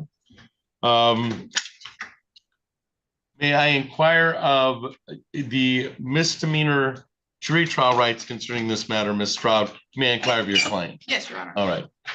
Mr. Smith, you understand you have the following rights in this file. Driving while license suspended is punishable by 93 days. Is this 93 days? Yes, Your Honor. And or how 300 or 500? 500? 500, Your Honor. All right, thank you. It's punishable by 93 days and or $500. And you have the following trial rights in this matter. You have the right to be tried by a jury, to be presumed innocent until proven guilty, to have the prosecutor prove beyond reasonable doubt that you are guilty, to have witnesses against you appear at trial, to question any witnesses that are brought against you.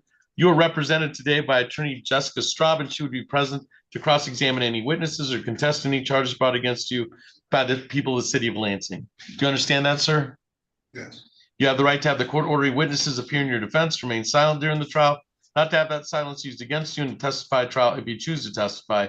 If your plea is accepted, you'll give up the claim the plea was a result of any promises other than what we've stated on the record, or threats that it was not your choice to plead guilty. You'd also be giving up the right to appeal anything from trial. Since you won't be having a trial, you'll be pleading guilty to the misdemeanor driving while license suspended. Is it still your wish today to waive your jury trial rights and plead guilty to the driving while license suspended? Is that yes? Okay, thank you.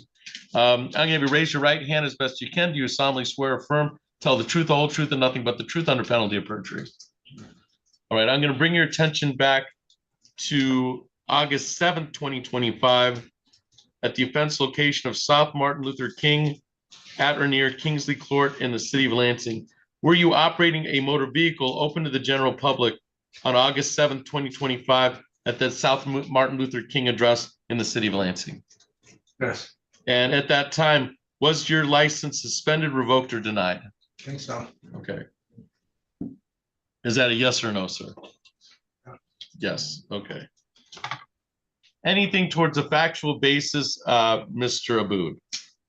No, Your Honor. Miss Straub? No, Your Honor. All right. I find the factual basis to be knowing, voluntarily, and accurately made for the driving while license suspended. And allocution of Ms. Straub on the driving while license suspended. Yes, Your Honor. It is our understanding that Mr. Smith has been in pursuit of recovering his license, or restoring it rather. He does have some impediments in other states, and so that has been his biggest hurdle. He is also indigent and actively applying for disability and has no current income, Your Honor. As such, we would ask this court to be lenient relative to fines being applied today. Otherwise, Your Honor, Mr. Smith is very grateful for the court's time. All right, thank you. Mr. Boot, anything you'd like to say on behalf of the city? Nothing from the city. All right, Mr. Smith, is there anything you'd like to say to the court before the court passes the sentence? All right, thank you.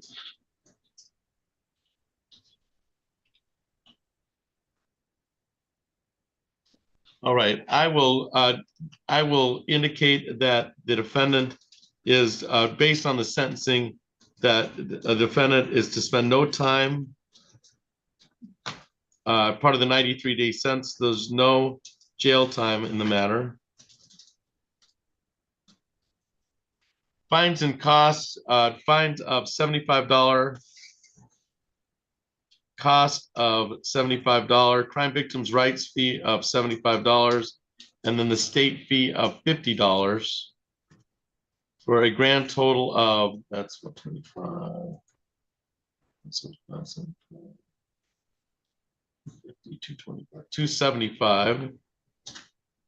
And 275 would be paid to the city of Lansing.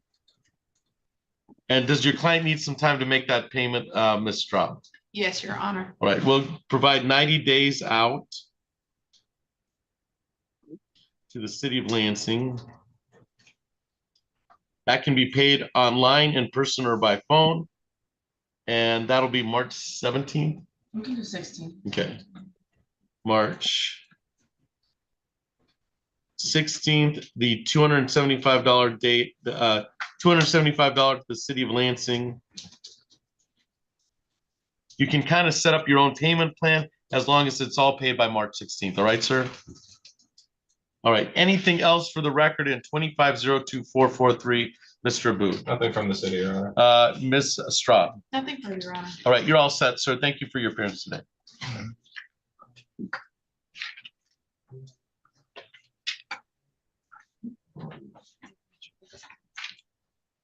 Merry Christmas, everyone. Merry Christmas, ma'am.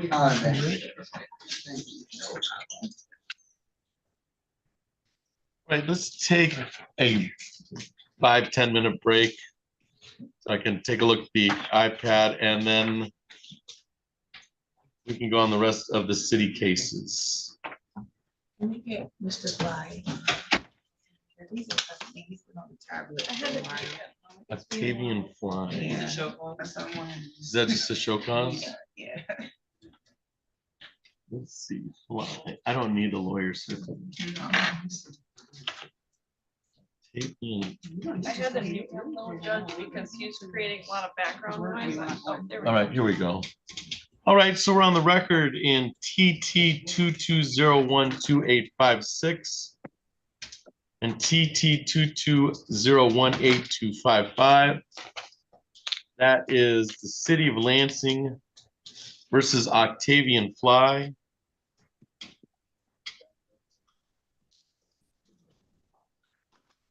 And sir, you are Octavian Fly, is that correct? Yes, I am. All right, thank you. And you can hear me all right, Mr. Fly? Mike, I mean, I'm kind of behind a glass door, so I need the volume like up some. All right, you let me know if you don't understand anything I say, all right, sir? So will. All right, this is the time set for a show cause on 2 expired meter cases. I have a balance of $100 on both of those.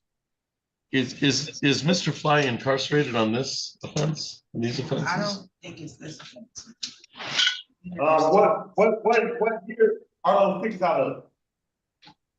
I have 2 expired meter tickets out of I said what year? Well, that's a good question.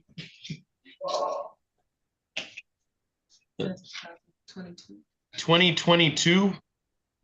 I've been incarcerated in the Aiken County Jail since then. I was actually incarcerated in 2023 on You've been in the Aiken County Jail for 2 years? No, I mean I ended up getting out, but in 2023 I was incarcerated also, on a separate charge. So I would respectfully ask that the court administer time served for those tickets.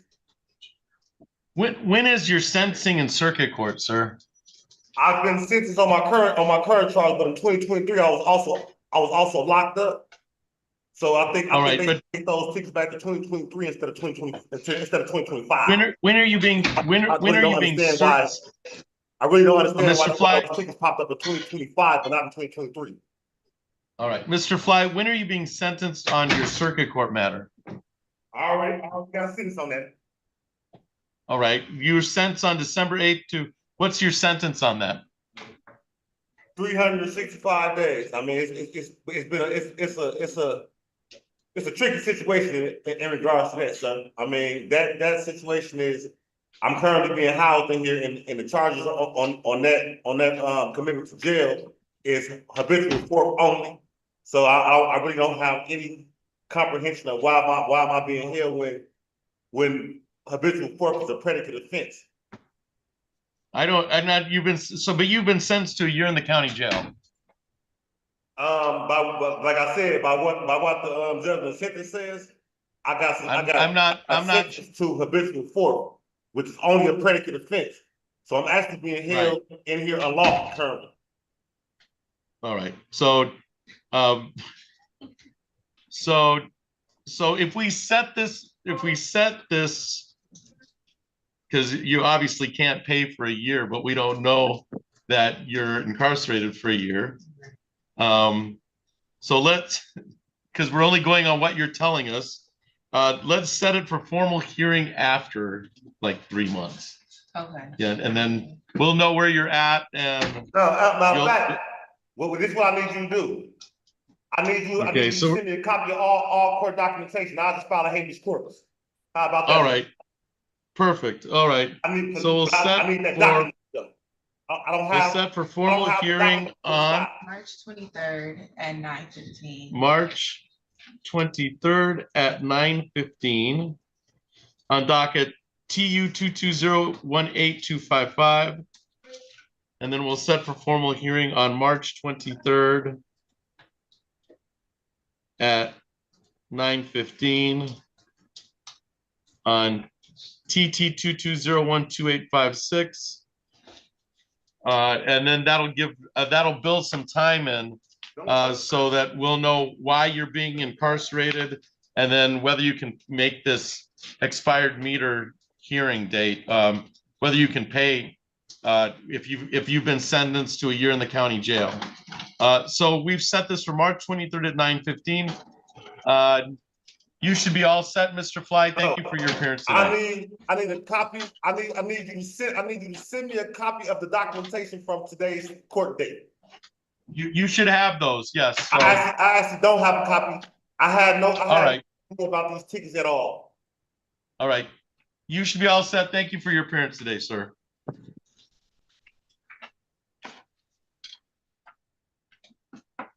So the Judge Simmons can do what you want. Yeah.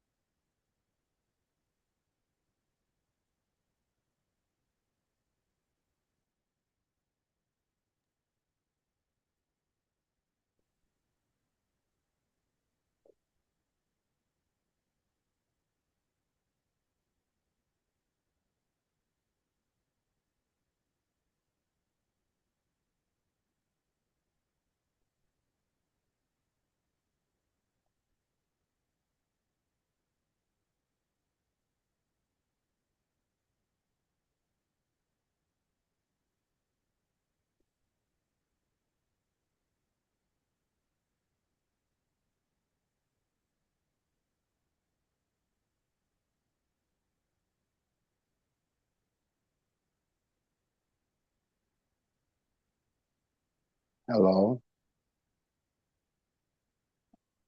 Hello?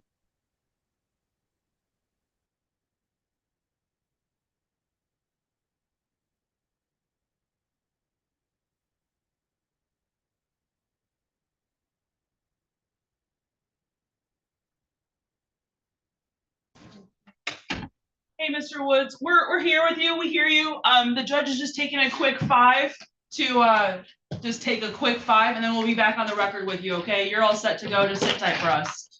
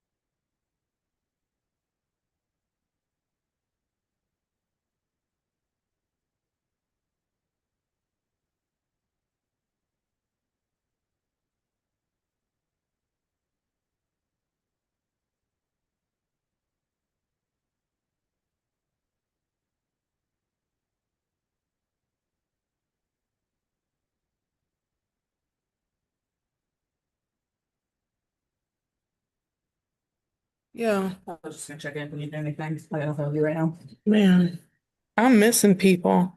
Oh, why are they not telling me all these people are on Zoom? Yeah, Gino's here. Yeah, he's mine, I've been fucking waiting for him. All right, you need him? No. Yeah, you.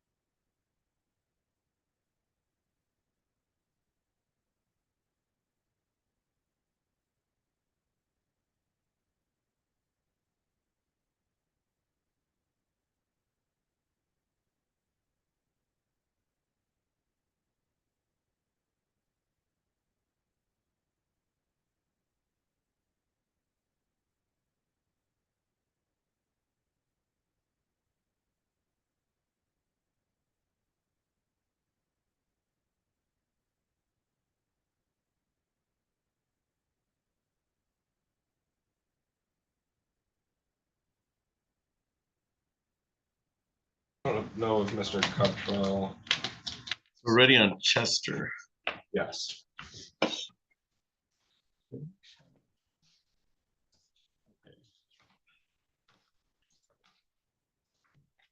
All right, so we're on the record in 21-02264. Ms. Chester, you can unmute. We're going to call your case next. All right.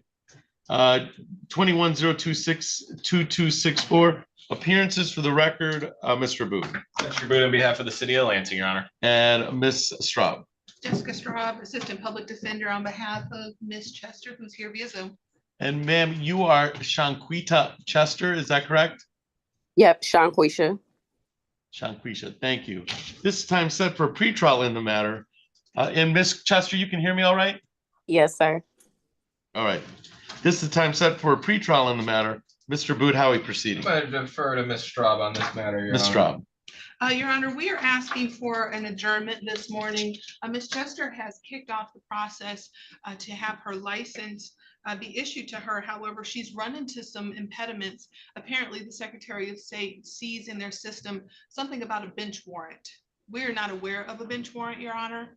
And so if there's anything this court could issue that would help to remove that impediment, just assuring that there is no bench warrant status, we greatly appreciate that. I can only, do we have a bench warrant status in our file? No. And they were not able to indicate why there's a bench warrant from Secretary of State? Ms. Chester? No, it was for the misdemeanor. I guess it shows up that I had a warrant for my arrest for this, but it was supposed to have been took off the first additional court date that I had.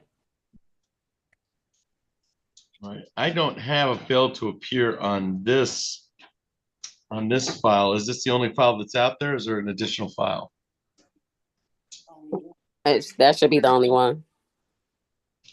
Well, she's not in bench warrant status with our court, maybe. All right, so they can contact Judge Simmons. I don't think there's any order that we can send them a copy of the Register of Actions. There's no, but that would be at Ms. Chester's request.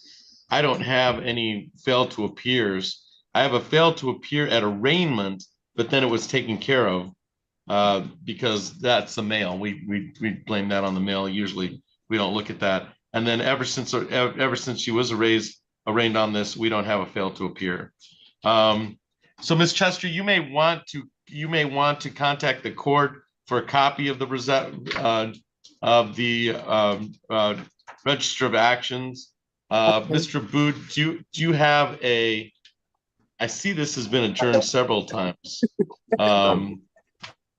Did you want to just set this for final pretrial? Yeah, out like 30 days or 60 days? That's where we're, I mean, based on kind of what I was hearing, I mean, Ms. Nash can correct me, but it sounded like we're kind of looking at the end of maybe January at this point. All right. As it is on the next available, but yeah, we're set for final pretrial for We do January 26th at 8:15. okay, January 26th at 8:15. So we'll set for final pretrial on January 26th at 8:15. I'm assuming on a driving while license suspended that Zoom is available for the final pretrial. City would have no objection to that. You do in person? Okay. Final pretrial will be in person unless Judge Simmons hears differently from the parties. That'll be in person. So Ms. Chester, that'll be live in person on the 6th floor of City Hall of Lansing in front of Judge Simmons. And then in the meantime, you should check into that, because if the Secretary of State, which is their own bureaucracy, has a bench warrant, and they shouldn't, that should probably be cleared up. All right, Ms. Chester? Okay. Anything else for the record in 21-02264, Mr. Booth? Nothing from the city, Your Honor. Ms. Straub? Nothing further, Your Honor. All right, Ms. Chester, you're all set. Thank you for your appearance today. Thank you. Who's next, Mr. Abu? We can go kind of down the line here to Miss Christmas. Christmas? Cleric Christmas.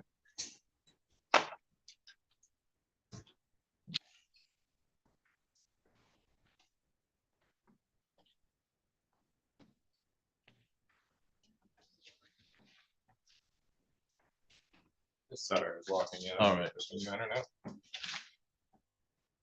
All right, so we're on the record in 25025999, 25L2959681, and 25L2959682. That is the City of Lansing versus Clara Chrisman. Appearances for the record, Mr. Booth. Thank you, Your Honor. Patrick Abud on behalf of the City of Lansing. Ms. Sutter. Good morning, Your Honor. Assistant Public Defender Lauren Sutter on behalf of Ms. Chrisman, who's standing to my right. And ma'am, you are Clara Chrisman, is that correct? Yes, sir. Thank you. This is the time set for a pretrial in the matter. Mr. Booth, how are we proceeding? Yes, Your Honor. I do believe we've reached an agreement in which the defendant is going to plead to the driving while license suspended file number 25-02599. And the remainder, the text message and the no insurance on the ticket, the case is 25L2959681 and 82 will be dismissed.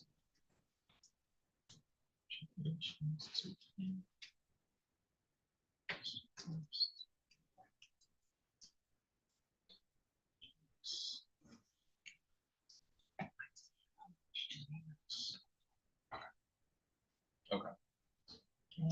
All right. So I'll reiterate that plea offer for the record. It is a plea is charged to 25-02599. That's a driving while license suspended. Is that 93 days and or 500? Yes. Is that correct, Your Honor?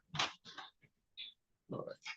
And then the 25L2959681 and 82 are to be dismissed pursuant to the negotiations. Is that a fair statement, Ms. Sutter? It is. All right. May I inquire of Ms. Chrisman of her advice of misdemeanor rights? Yes. And Mr. Abud, is there any objection to the city for immediate sentencing? No, none at all. Okay.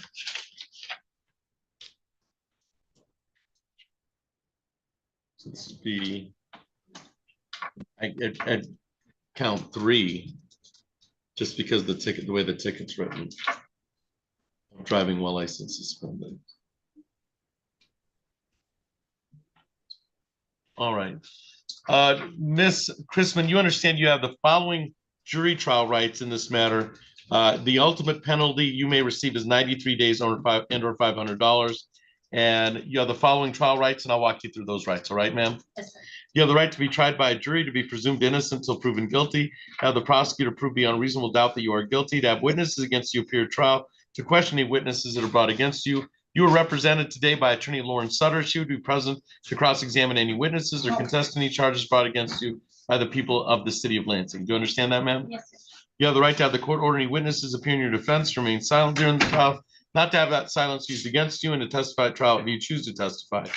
If your plea is accepted, you'll give up the claim the plea was a result of any promises other than what's been stated on the record or threats that it was not your choice to plead guilty. You'd also be giving up the right to appeal anything. Since you won't be having a trial today, you'll be pleading guilty to the driving while license suspended.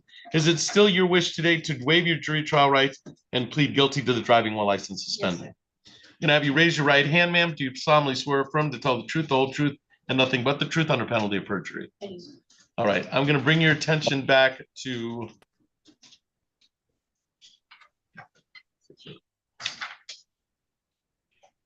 August 21st, 2025 at Large Street in Saginaw in the city of Lansing.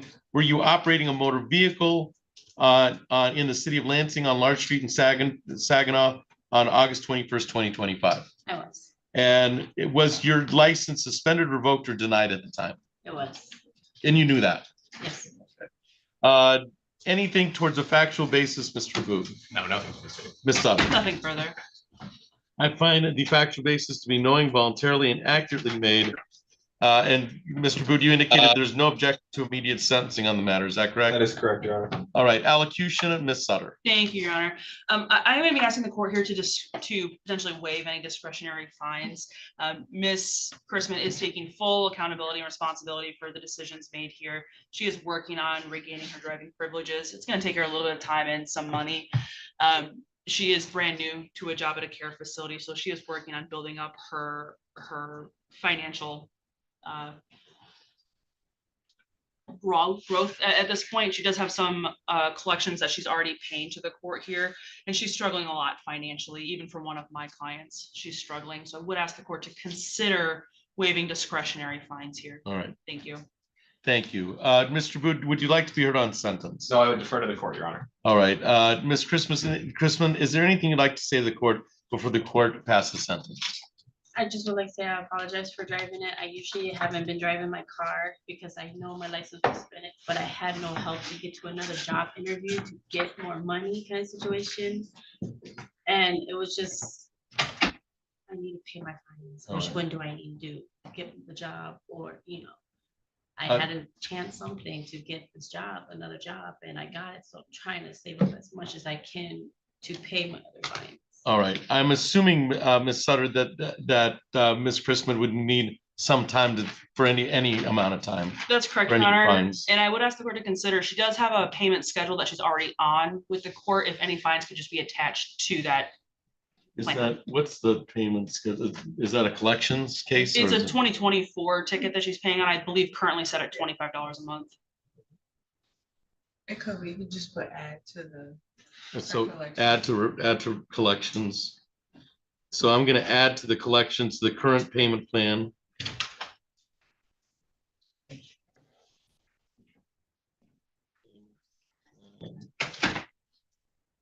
I'm gonna indicate there's no jail.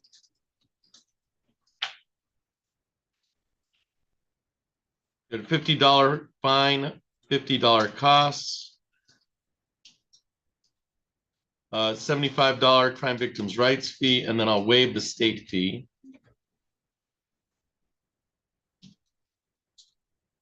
So that'll be 125, 175 to the city of Lansing. And we'll just add that to the current collection process.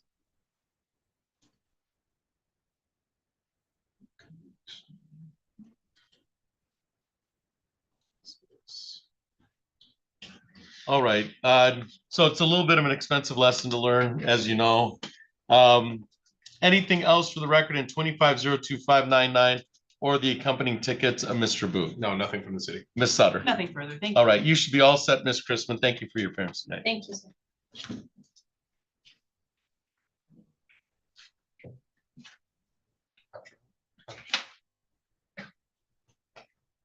Camden Cottrell. Oh, who was it? Control? Yeah. I don't see them. It is not.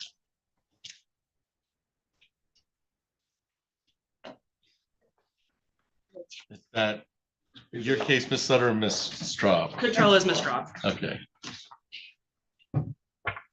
Right, so we're on the record in docket 2502-529 and 2502-530. That is the city of Lansing versus Camden Cottrell. Appearances for the record, Mr. Booth. Thank you, Your Honor. Patrick Booth on behalf of the city of Lansing. Ms. Straub. Assistant Public Defender Jessica Straub on behalf of Mr. Cottrell. This is the time set for a pretrial in the matter. It was scheduled for 9:30. It is now 11:07.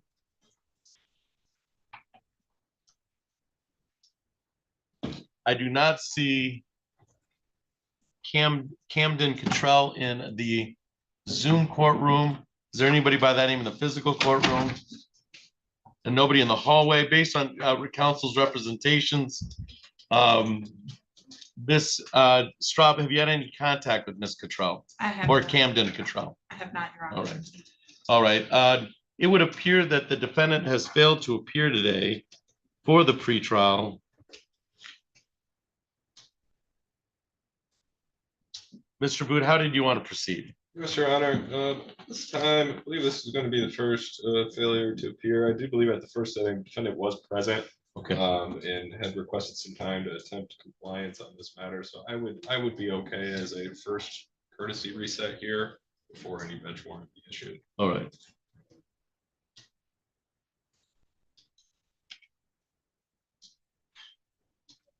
All right, we'll do a courtesy reset.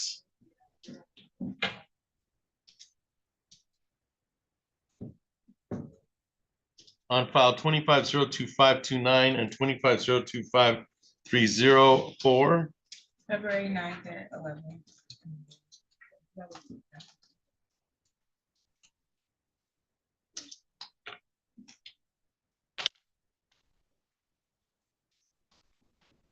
All right, so there'll be a courtesy reset set on 25-02529 and 25-02530 for Ms. Cottrell's appearance at the adjourned pre-trial. Anything else for the record on either one of those files, Mr. Booth? Nothing from the city, Your Honor. Ms. Straub. Nothing further. Your Honor. All right, thank you.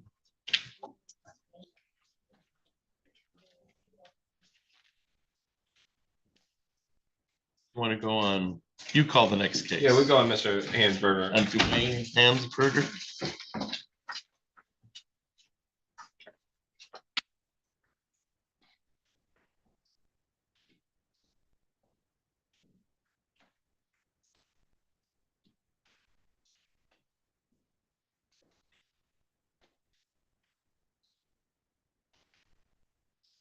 Right, so we're on the record in docket 25-01331.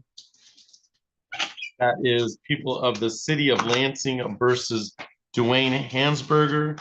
Appearances for the record, Mr. Booth. Thank you, Your Honor. Patrick Booth on behalf of the city of Lansing. And sir, you are Dwayne Hansberger, is that correct? Yes, sir. All right, thank you. This is the time set for a pretrial and an explanation on and the civil infraction. Mr. Booth, how are we proceeding? Yes, Your Honor. I have been in contact with the defendant throughout this process. He's been working diligently to get his license back, and he has submitted everything that was needed. And now he's in the Secretary of State bureaucracy process, waiting a hearing with the anticipation of that. But kind of in the interest of justice to kind of get this thing moving, the city is prepared to amend the no ops in file number 2501-331 to allowing an unlicensed person to drive under MCL 257.326. The speed would remain as charged. I do believe the defendant is prepared to accept that the court requires. And the allowing unlicensed drivers punishable by 90-day, $100. 90 and 100. All right. And then Mr. Hansberger is part of the plea agreement. So that's amending. I assume that's count one of the ticket. Let's see. Yeah, so it'd be count one, amending count one to the unlicensed, allowing an unlicensed driver. So it'd be an amendment of count one. And then an admission to the civil infraction. And it's my understanding, Mr. Hansberger, that's the offer made by the city attorney. Is that correct? Yes, sir. And you are not represented by counsel today. Is that correct? No, yeah. Do you plan on taking that, the offer made? Yes, sir. All right. All right. Is there any objection to immediate sentencing, Mr. Booth? Oh, none at all. Okay.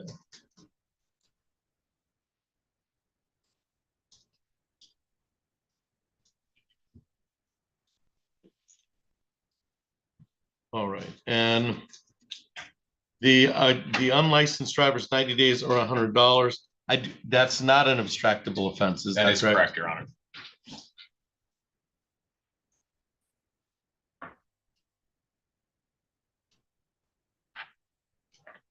All right.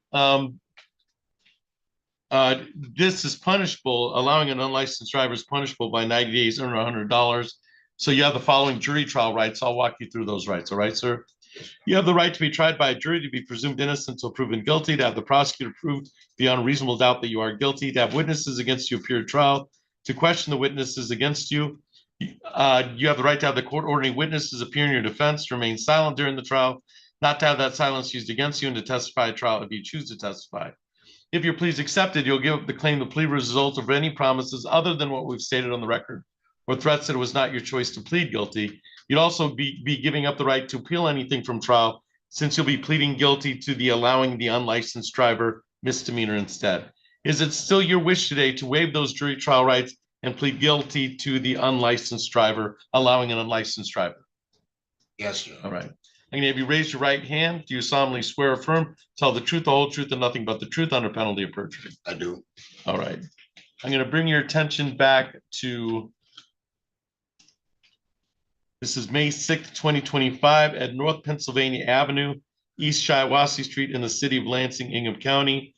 Did you allow an unlicensed driver to operate a motor vehicle at that time on May 6, 2025 at Pennsylvania and East Shiawassee in the city of Lansing? I did, Your Honor. And you knew that they were unlicensed at the time? Yes, Your Honor.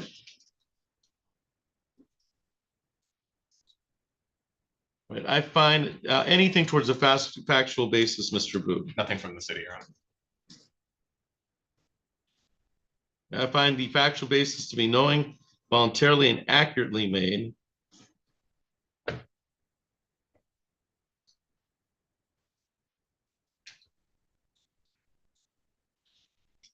And on the speeding, so let's do on the speeding ticket,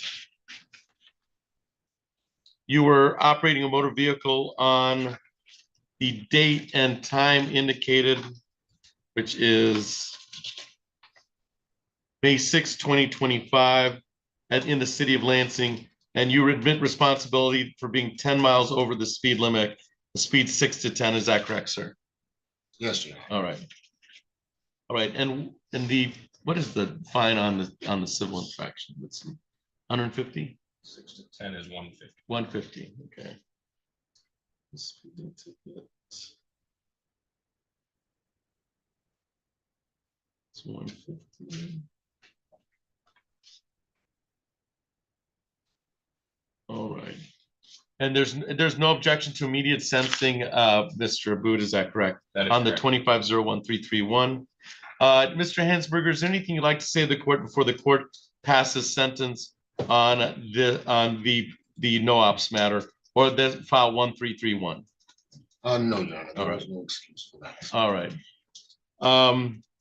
So with that understanding, the judgment of sentence is no upfront jail.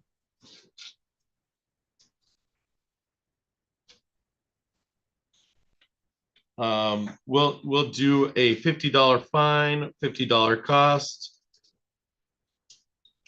for $100 fines and costs, crime victims' rights fee of $75 and state fee of $50 for that's fee 175, 225.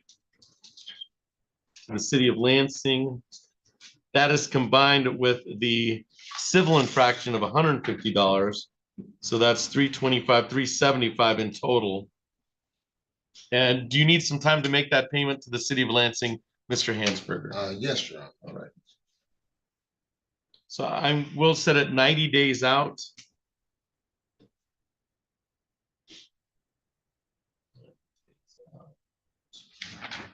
To the city of Lansing.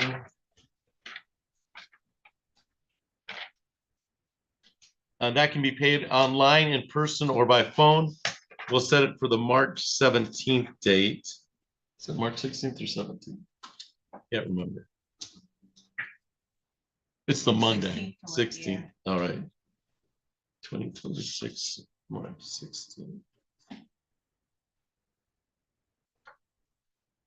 So altogether, I think that's $375.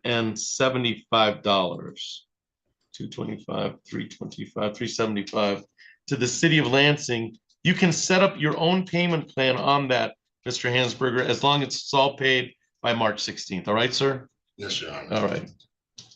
So it'll be 225 on file 2501331, and then the $150 fine on file 25L2943412. Anything else for the record on 2501331 or the accompanying ticket, Mr. Booth? Nothing from the city, Your Honor. Any questions of me, Mr. Hansberger? No, Your Honor. You should be all set, sir. Thank you for your Thank appearance. you.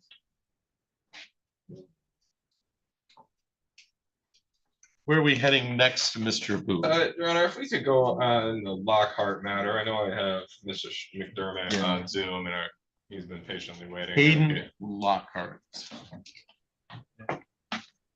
we might have everyone in the room ready to go. All right. On Zoom, I believe. All right, and so we're on the record in docket 25-02673. That is the City of Lansing versus Hayden Lockhart. Appearances for the record, Mr. Booth. Thank you, Your Honor. Patrick Boone on behalf of the city of Lansing. Mr. McDermott. Sean McDermott, P46101 on behalf of Mr. Lockhart, who's appearing via Zoom without objection. And sir, you are Hayden Lockhart, is that correct? Yes, sir. All right, you can hear me all right, Mr. Lockhart? Yes, sir. Thank you. This is the time set for pretrial in the matter. Mr. Boot, how will you proceed? Yes, Your Honor. People are going to request an adjournment on this matter. We've requested, we received Mr. McDermott's appearance, and we have some outstanding discovery based on the allegations in this matter of some driving that I'm wondering if was captured on dash cam, as officers kind of indicate, and kind of prior to any possible resolution. We're optimistic of resolution, but just would like to see what's on that. And that's being processed as we speak, but they're a little jammed up apparently, and I don't have a perfect date as to when I will have. All right, so Mr. McDermott, is that a fair statement? For some discovery issues, negotiations are continuing between the parties? Correct, Judge. We concur in that. Okay. So I would think after the holidays sometime in January. I would be optimistic about that, even if I am able to review and see the unredacted versions. Right. That comes to me a smidge before, but. So we'll adjourn the pretrial to sometime in January? February February 9th at 10:30. February 9th at 10:30. All right, so we've adjourned this matter to February 9th at 10:30 for discovery and negotiations to continue. Anything else for the record in 25-02673, Zoom would be appropriate for that pretrial. I'll write that in the file. Anything else for the record, Mr. Abood? No, nothing from the city. Mr. McDermott? No, Judge, thank you. All right, Mr. Lockhart, we'll see you on February 9th at 10:30. Zoom would be appropriate. Thank you for your appearance today. Yes, sir. Thank you.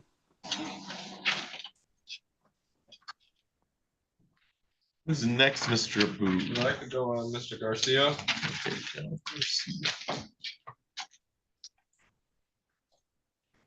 Right, so we're on the record in 25-03003. That is the City of Lansing versus Geno Garcia. Appearances for the record, Mr. Booth. Thank you, Your Honor. Patrick Boone on behalf of the city of Lansing. Ms. Sutter. Good morning, Your Honor. Assistant Public Defender Lauren Sutter on behalf of Mr. Garcia, who's joining us via Zoom today. All right, Mr. Garcia, Geno Garcia, you can unmute. Hey, Gino, can you hear us?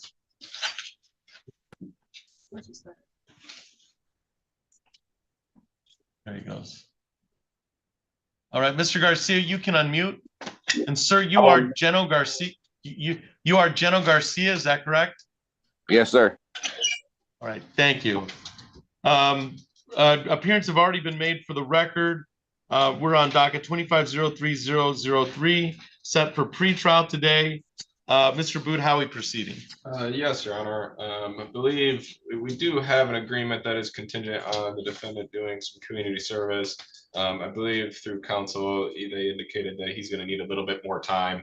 The holidays, shockingly, are hard to get community service hours done in, which it's, but I did confirm that myself, actually. I called a few places and they turned me away.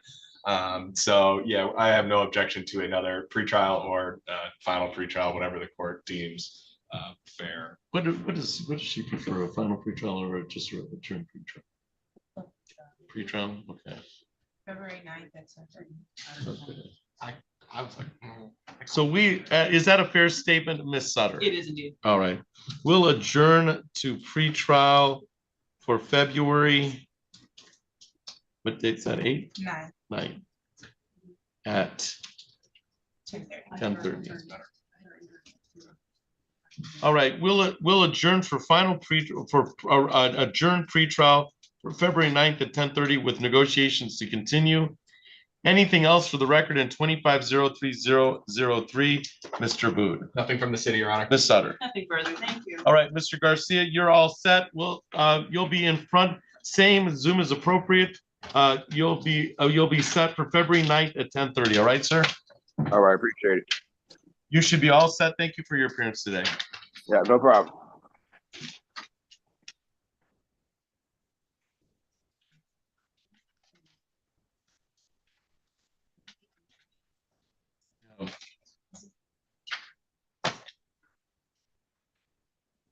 Yeah, Where are we heading next?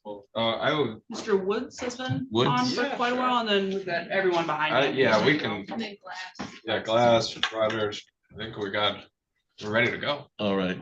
Yeah, I think we need to start moving down the list. Let's go on Woods, and then we'll just start going down the list. Sounds good. All right, so we're on the record in docket 25-0.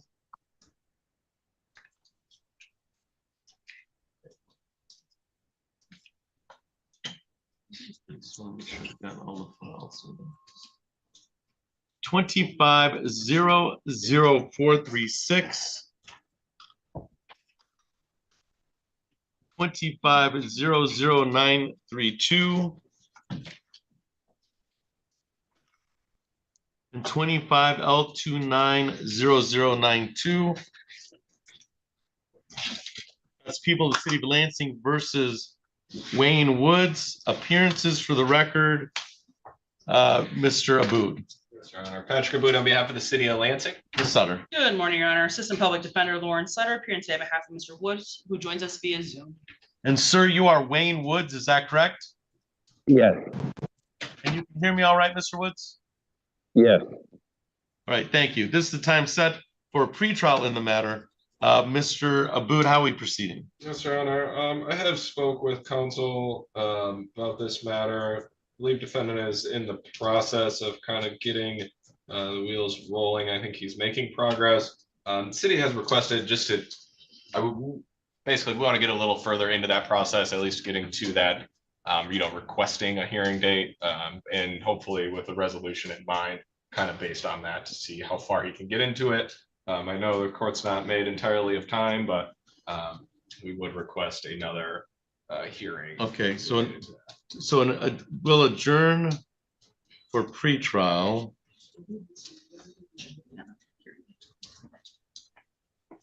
Is that a fair statement, Ms. Sutter? It is indeed, Your Honor. We'll adjourn for pretrial, new date of? February 9th at 10:30. Let's see, where are we? Like at 3:30. 10. 10. Here at 3:30, I'll have words with someone. February No, I had that from my whole 7th at 9. 9 10:30. o'clock. So on file 25-00932, it'll be set for February 7th at 9 o'clock. February 9th at 10:30. I got you, Abby. February 9th. February 9th, and that's at 10 o'clock, right? 10:30. Yeah. 10:30. Wait a minute. A long day, Your Honor. So February 9th at 10:30 and February 9th at 10:30. Thank you, Your Honor. Is that right? Yes. Okay. February 9th at 10:30 on file 25-00932 and February 9th at 10:30 on 25-00436. And then we'll set the civil infraction for the same date. February 9th at 10:30.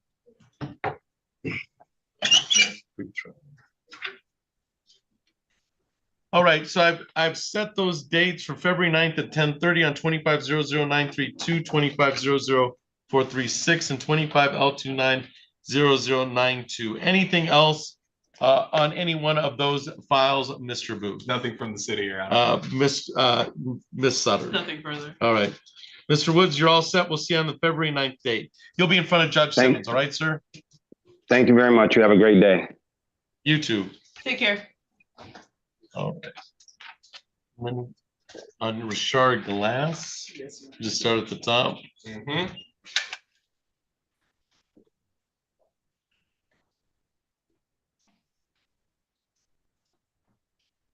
All right, so we're on the record in 25-02432. That is people of the city of Lansing versus Richard Glass. Appearances for the record, Mr. Booth. Thank you, Your Honor. Patrick Wood on behalf of the city of Lansing. Ms. Straub. Assistant Public Defender Jessica Straub on behalf of Mr. Rashard Glass, who's standing to my right. And sir, you are Rashard Glass, is that correct? Yeah. Thank you. This is the time set for a pretrial in the matter. Mr. Booth, how are we proceeding? Thank you, Your Honor. At this time, I think kind of what you'll probably come to hear on anything kind of alcohol related to driving. We are awaiting a substance abuse assessment. We've requested that of defendant through counsel, and I think I don't know where they're at on progress, but I do believe they are taking steps to obtain that. We have a date for the substance abuse report at this time? We do, Your Honor. What It date is set that? For January 19th. That is when the assessment is to be conducted. Okay, assessment. So we'll adjourn the pretrial to after the January 19th date. I think we're looking at February anyway. Yeah, February 9th at 10:30. February 9th at 10:30. So that'll be after the January 19th assessment.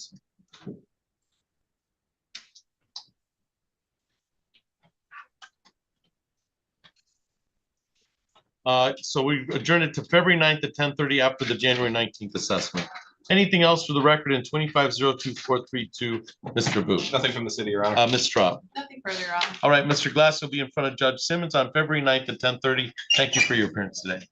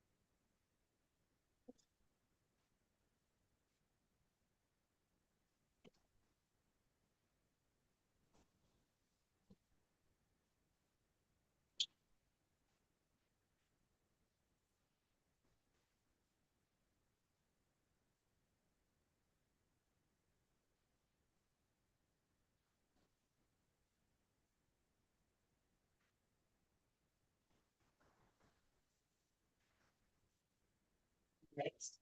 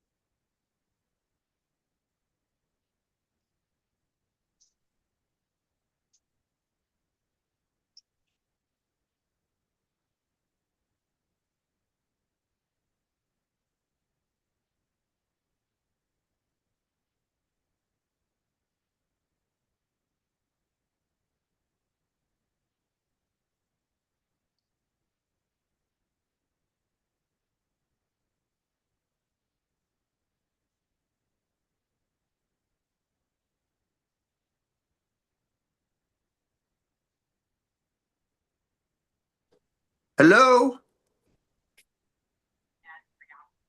Can you hear me? Yes.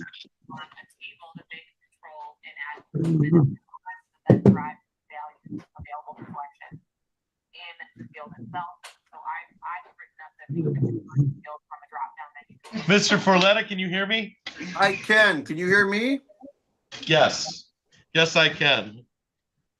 All right, so we're on the record in 1805552. Mr. Boot has announced his presence for the record.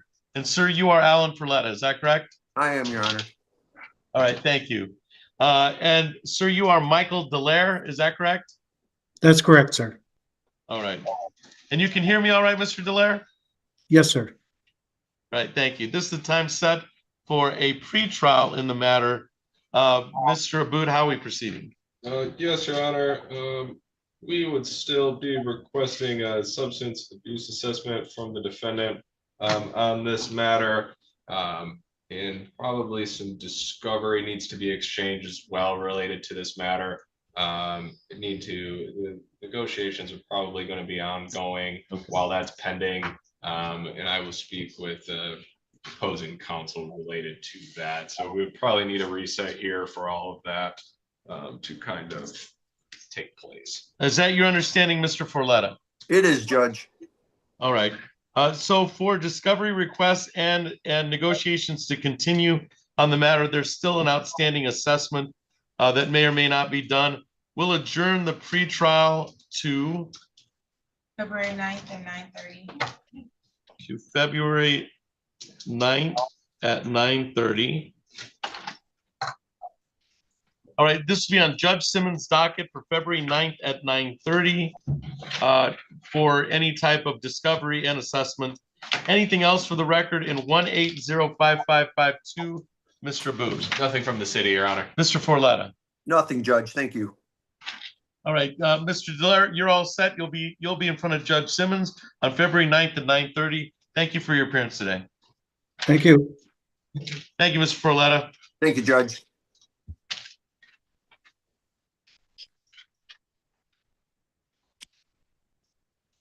Go on. Is it Rose Law? I think so. Or Savannah, Laura?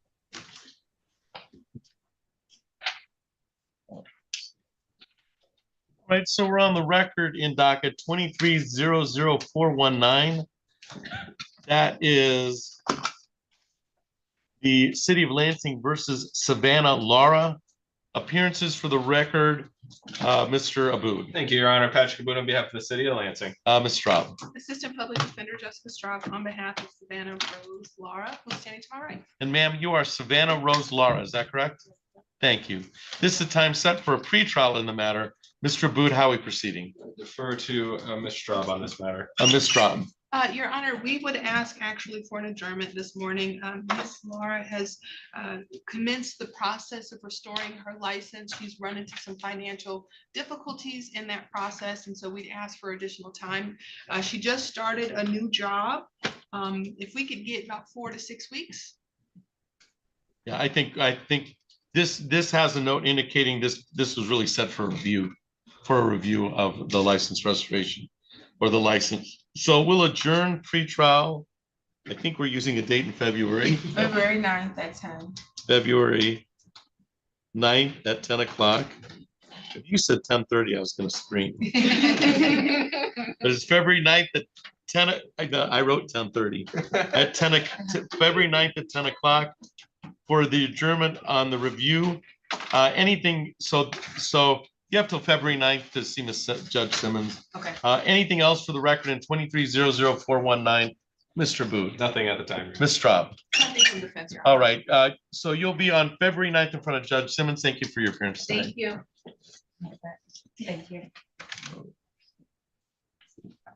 And then is it Catherine Ramos Martinez? Yes, Your Honor. All right, so we're on the record in docket 2502509. That is the City of Lansing versus Catherine Ramos Martinez. Appearances for the record, Mr. Booth. Thank you, Your Honor. Patrick Boone on behalf of the city of Lansing. Ms. Straub. Assistant Public Defender Jessica Straub on behalf of Catherine Ramos Martinez. And ma'am, you are Catherine Ramos Martinez, is that correct? Yes, sir. All right, and you can hear me all right, Ms. Ramos Martinez? Yes. Thank you. This is the time set for a pretrial in the matter. Mr. Booth, how are we proceeding? Yes, Your Honor. This time I spoke with opposing counsel. I think a request would be for an adjournment at this time. We're working on contacting the victim for any possible restitution and discussions about that as for any sort of prosecutorial need from them. And so just need some, I have spoken with them at least once and kind of awaiting some documentation, seeing what they're able to produce. And that's your understanding, Ms. Straub? Yes, Your Honor. All right. So we'll adjourn to the February date February 9th at 1:15 for contact with the victim and continued negotiations and discovery. So this is set for February 9th at 1:15 in front of Judge Simmons. Anything else for the record in 25-02509, Mr. Booth? Nothing from the city? Ms. Straub. Nothing further, Your Honor. All right, Ms. Ramos Martinez, you'll be in front of Judge Simmons on February 9th at 1:15. Thank you. Thank you.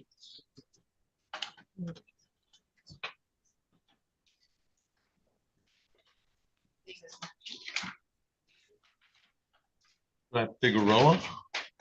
Your Honor, if I may, Mr. Rivers has appeared for this court today. He was at the 8:30 docket, the one that was split between the public defenders and Mr. Joe Yang. I do believe we have a. I think I've issued bench warrant on all of those. Yeah, is it possible? I don't know. I don't think I so. don't know if they processed it or not. Yet, Well, you signed it, so I don't know. I think I've signed them all those. I did that. I just did it on break. Fine, What's that? because I would like to resolve all of these matters pending in front If of. we the can court. find, if we can grab the files back, I'll go see if they. I think they're probably in the out. In the clerk's office. Yeah, I just don't know if they've processed it or not. I don't. I was being super efficient and signed all those. So those are 1, 2, 3, 4. That's 6 files on Mr. Rivers. So let's wait and see what Megan can find and The city what- would be eager to resolve these, and I'm sure the court would not object. it's not my docket, so I don't have a dog in the fight. But we'll keep Mr. Rivers here and we'll see what Megan finds. Okay. What do you want to go on? Then I guess we could go back to Mr. Figueroa. Figueroa, Figueroa. She should be able to find those Okay. files. Because I think the bench warrants were just issued. All right, so we're on the record in 25-02845. That is People of the City of Lansing versus Juan Figueroa. Are those Mr. Rivers files? We got them just in time. All right. I grabbed them from the clerk. All right. Let's go on Mr. Figueroa and then we can go on Mr. Rivers. Appearances for the record, Mr. Abud. Patrick Abud on behalf of the city of Lansing. Ms. Straub. Assistant Public Defender Jessica Straub on behalf of Juan Figueroa. All right, and is Mr. Figueroa here? Not that I. Okay, all right. All right, this was set for 11 o'clock. It is now 11:46. And it would appear that the defendant has failed to appear for the pretrial. I do not see a Juan Figueroa in the Zoom courtroom or the physical courtroom. And based on the representations of counsel, it appears the defendant failed to appear. I do not have a previous failed to appear from the defendant. Mr. Boot, how did you want to proceed? Yeah, I don't have any record of it either. I guess a one reset. I know we're still awaiting assessment as well on this matter, so request that defense counsel, if they speak to the defendant, to request that. All right, we'll set a courtesy reset for February 9th at 1:15. February 9th at 1. All right, so we will reset for February 9th at 1:15, courtesy reset. Anything else for the record in 2502-845, Mr. Booth? Nothing from the city? Mr. Straub? Nothing further, Your Honor. Now I think we can go on Mr. Rivers. Your Honor, if I may have just a brief moment. All right. I just like to speak to Mr. Yang. I don't think he's going to object to the resolution of All these right. matters being dismissed. And this was a dual representation. Yeah, I know we tried to reach out to him, but to no response, so I'm gonna call him very quickly. All right.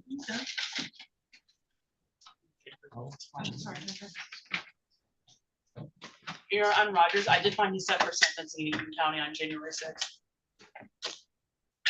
January 6th. Yeah, he's got a sentencing in front of Judge Morton.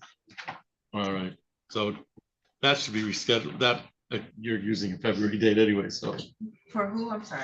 for Aaron Rodgers. You already said it, Ed. Oh, yeah. Oh, okay. Okay. It was January 9th at 8:30. No, February 9th, I'm sorry. All right. 8:30. So let's. Yeah. Just messing up all the. Who's on first? What's on second? We'll get Go, there. do we have to writ them out? Yeah. Okay, writ out. Oh, If he's still in, he'll be sentenced in January. I'm looking at the charges. It may be probation, so we might be out, but it's hard to tell with He the one. didn't email you about him this morning or anything, why they can pick him up? Because they usually email. I didn't get an email about him. okay, we've reset that that's a pretrial for February 9th February 9th at 8:30 for Aaron Rodgers. at 8:30. And then we'll writ out of Eaton County. Thank you. All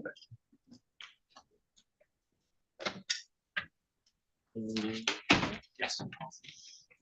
I would be ready on all of the rivers. All right. Your Honor. All right, so we're on the record in docket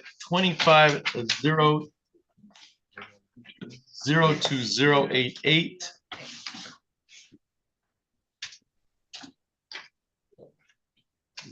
Watch this.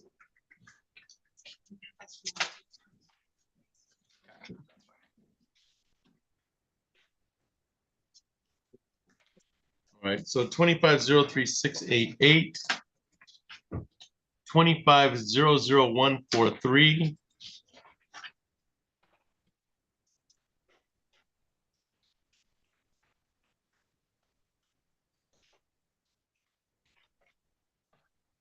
The 25-00685.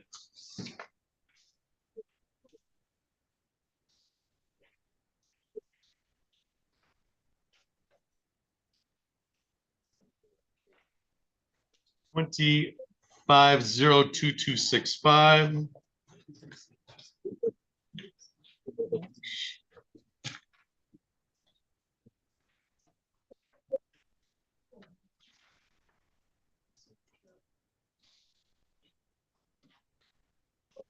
Twenty-five zero 2266.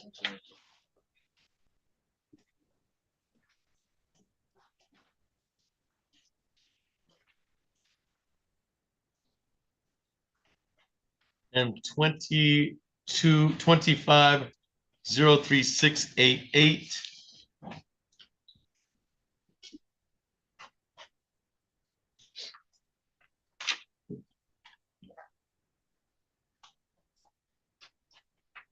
Appearances for the record, Mr. Aboud. Thank you, Your Honor. Patrick Aboud on behalf of the city of Lansing.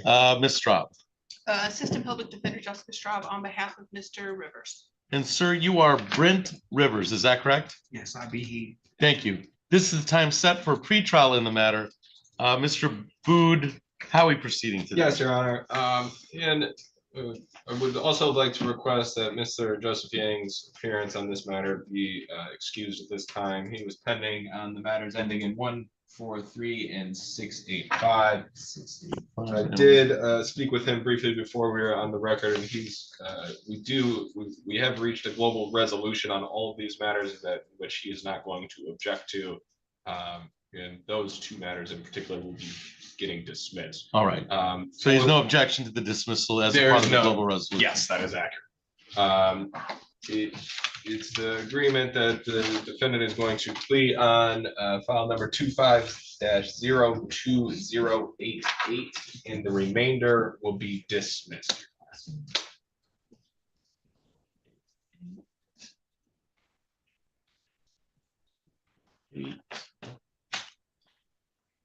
So file 25-02265 is dismissed per negotiations.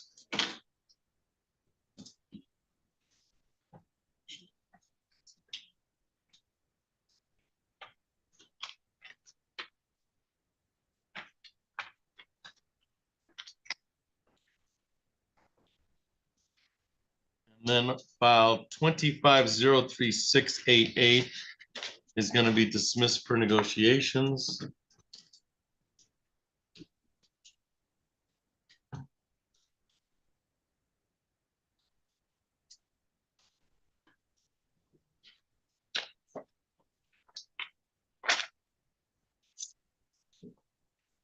And then file 25-02266 is dismissed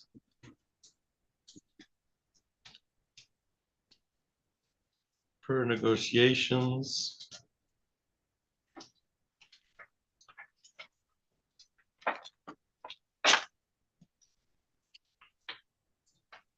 And then file 25-00685 is dismissed per negotiations.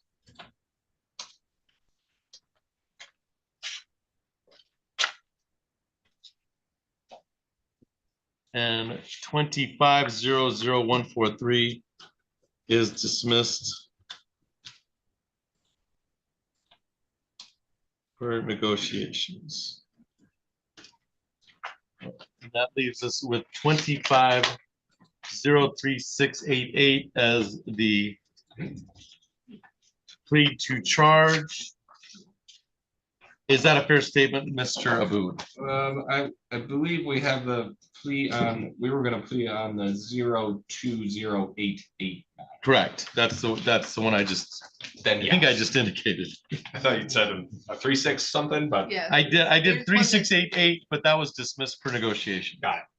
Then yes, if as long as we are working on the same one. All right. it's not dismissed, Is then- that your understanding of the plea offer, Ms. Straub? Yes, Your Honor. All right.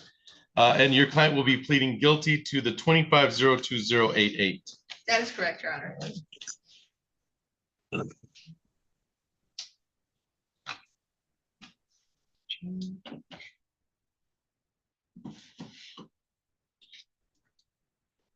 All right. May I inquire of your client of his misdemeanor advice of rights? Yes, Your Honor.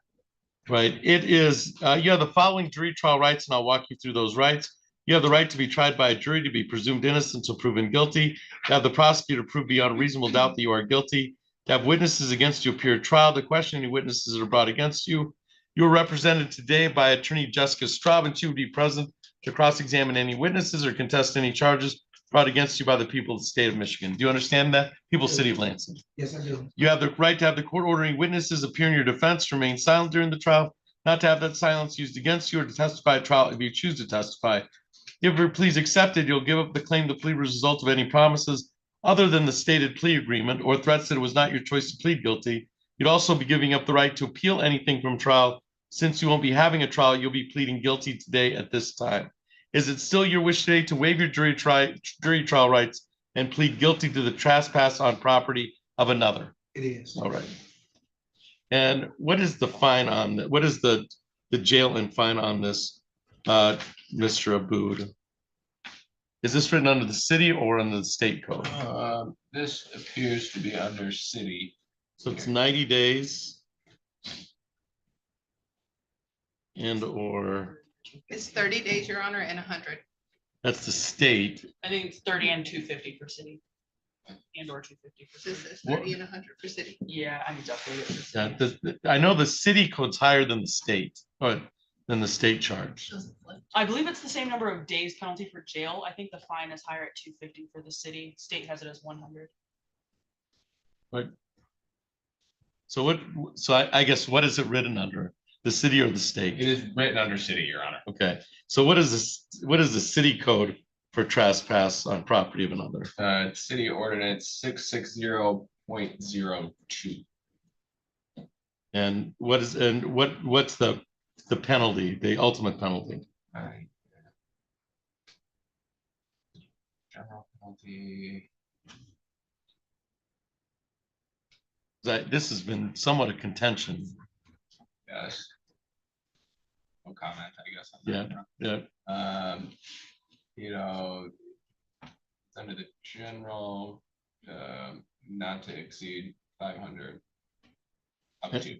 So it's 500, and then is it 90 days? 90, yes.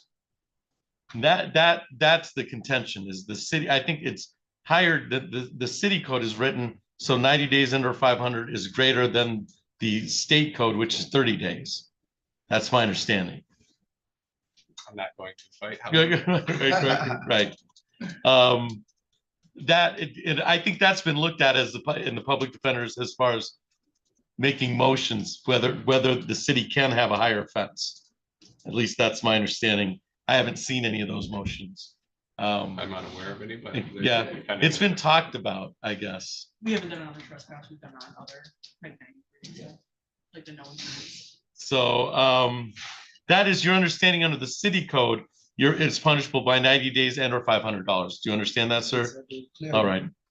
All right. I'm going to have you raise your right hand. Do you solemnly swear or affirm to tell the truth, the whole truth, and nothing but the truth under penalty of perjury?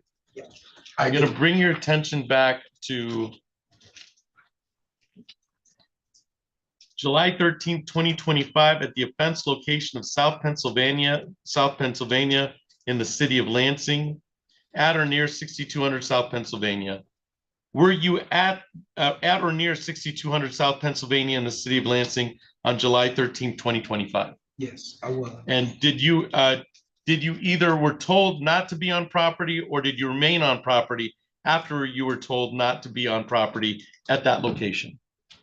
I didn't remain. I was going my way, but he wanted me to exit a whole nother direction.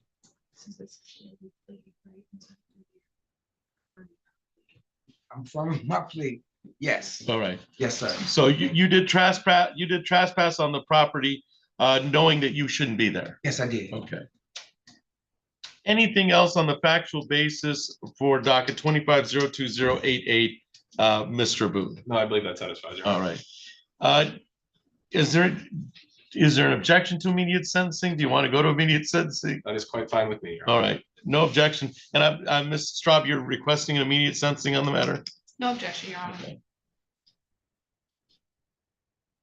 All right, allocution, Ms. Straub, on the trespass. Yes, Mr. Rivers lives in this area, but Your Honor, he is unfortunately under very indigent circumstances, and so he's often found in places where he is asked to leave. He understands that he's got wrongdoing in this situation, Your Honor, and takes full accountability for that, hence his plea today. We'd ask the court for leniency based on his indigent circumstances. All right, thank you. Allocution on this file, Mr. Booth. Oh, nothing. I'll defer to the court, Your Honor. All right, Mr. Rivers, is there anything you'd like to say to the court before the court passes sentence? Yes, I just want to apologize to you and for my presence. Thank you. All right.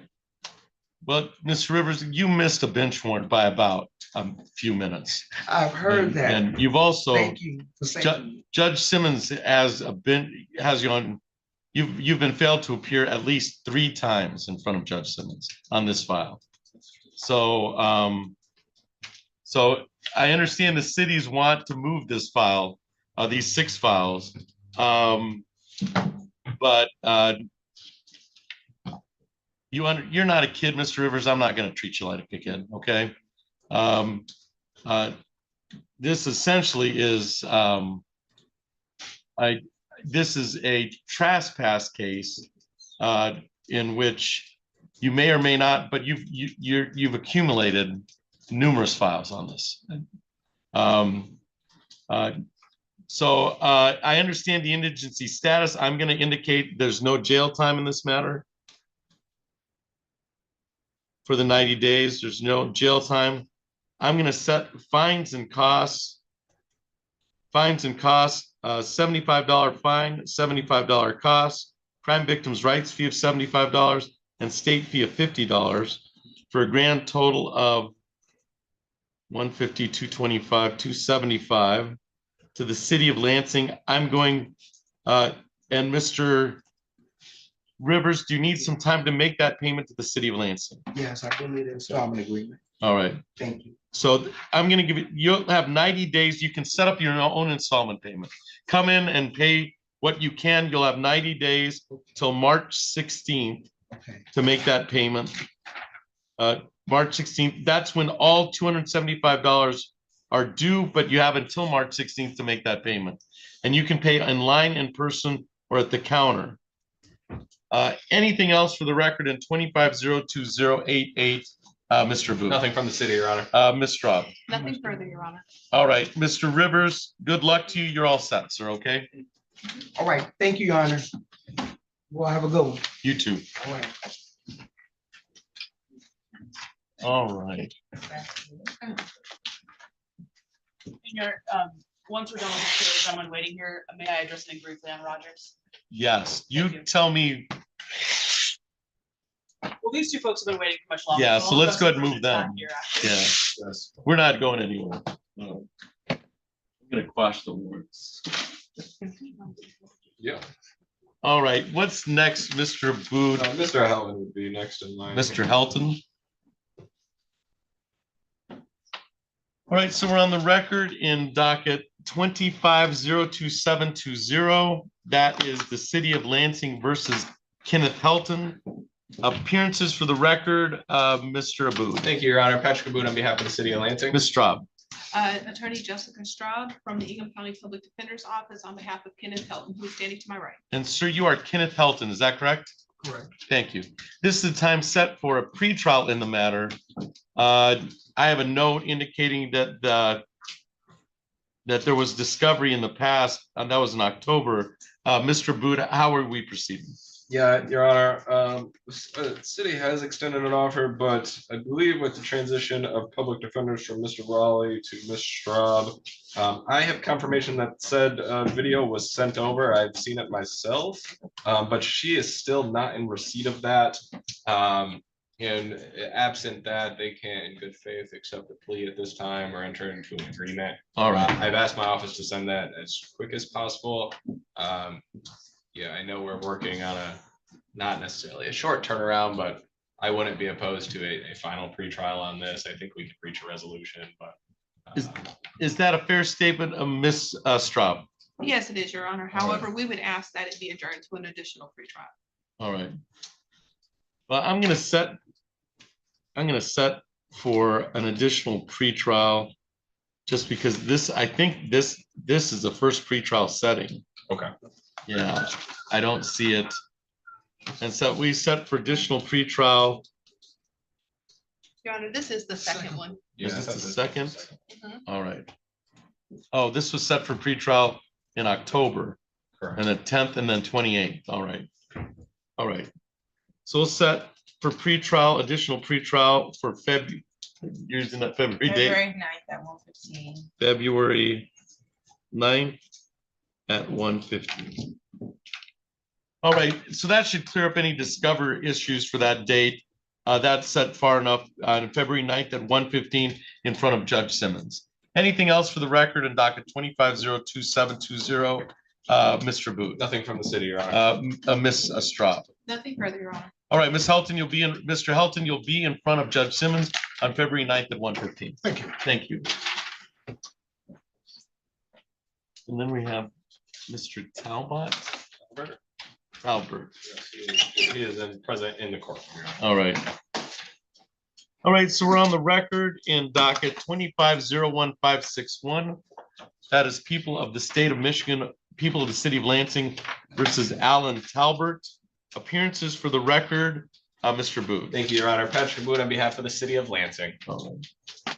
Is Mr. Talbert self-represented today? That is correct. All right.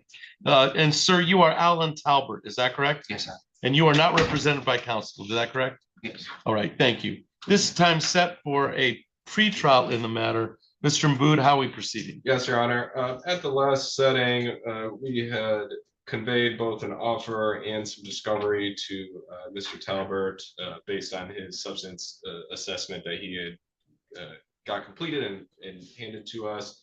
And at this time, it's my understanding after having a conversation with Mr. Talbert that he is willing to plead to an amended, I believe we're going to be a count one, I don't have it pulled up, but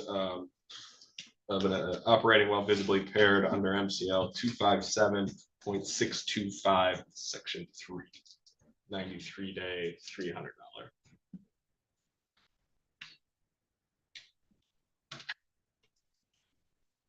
Let me see that. That is, so it'd be an amended count one.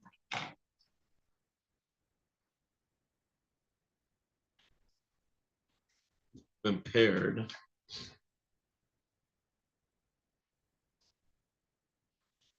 And Mr. Talbert, is that a fair statement? Yes, sir. You would be pleading guilty to the amended count of impaired driving under 257.625. Yes, sir. All right. That's punishable by 93 days in jail and or $300. All right. And you, once again, you are not represented by counsel today, is that correct? That is correct. All right. You understand you have the following jury trial rights, and I'm going to walk you through each one of those rights. You have the right to be tried by a jury, to be presumed innocent until proven guilty, to have the prosecutor prove beyond a reasonable doubt that you are guilty, to have witnesses against you appear at trial, to question any witnesses are brought against you. You are indicating you are unrepresented by counsel today. You have the right to have the court ordering witnesses appear in your defense, to remain silent during the trial, not to have that silence used against you, and to testify at trial if you choose to testify. Do you understand your jury trial rights, sir? If your plea is accepted, you'll give up the claim the plea was a result of any promises other than what we put on the record, or threats it was not your choice to plead guilty. You'd also be giving up the right to appeal anything from trial. Since you won't be having a trial, you'll be pleading guilty to the impaired 257.625 93-day misdemeanor and or $300. Is it still your wish today to waive your jury trial rights and plead guilty to the lesser impaired charge? Okay. I'm going to have you raise your right hand. Do you solemnly swear or affirm to tell the truth, the whole truth, and nothing but the truth under penalty of perjury? I do. All right. I'll bring your attention, sir, back to May 31st, 2025 at the offense location of South Cedar Street on East Kalamazoo in the city of Lansing. Were you driving a Dodge pickup on South Cedar Street in East Kalamazoo, open to the general public, and city of Lansing on May 31st, 2025? And at the time you were driving, did you later learn that you were operating with a blood alcohol level of over 0.08? Anything towards a factual basis, Mr. Booth? Just one note, and the city of Lansing, that is within the county of Ingham.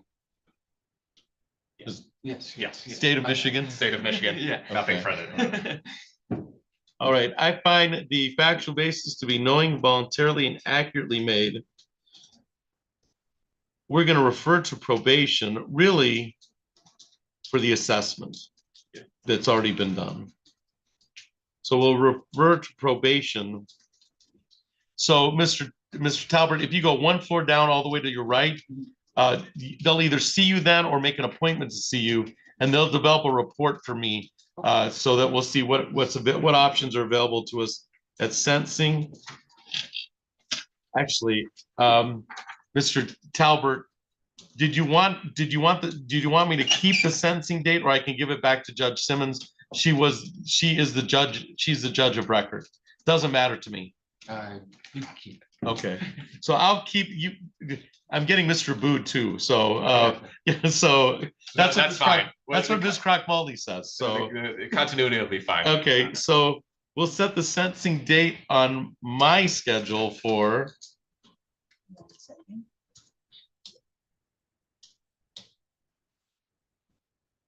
now. We're looking at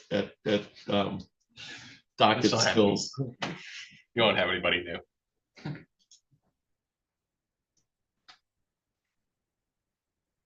I think it's a Tuesday next year. Yeah, we're going to Tuesdays. Well, your Tuesday, that 8 weeks out is LT Day. So, yeah, so, oh, I know is it a Tuesday? It is Tuesdays, yeah. You just put it every other because of the city stuff. Yeah. So it'd be, yeah, so it'd have to be a Tuesday. Whenever you see fit on our Tuesday days. I know where Mr. Boud's gonna be. He's gonna be with us. There'll be a brief portion where I won't be with. You can do February 3rd at 1. I will be here then. Yeah, somebody said you were gone all January. Second half of January for my expecting the birth of my second son. Okay. So That's a good reason. Yeah, I'll be gone. You guys. It'll be with you guys, not Judge. All right, so that'll be in front of me, Judge Flores, on February 3rd at 8:30. Is that right? At 1:30. At 1:30. Okay. All right, that'll be in front of me, February 3rd at 1:30. I'll await the report. I'll get a report from probation, and then we'll go forward with the sentencing on that date. Does his referral need to be changed?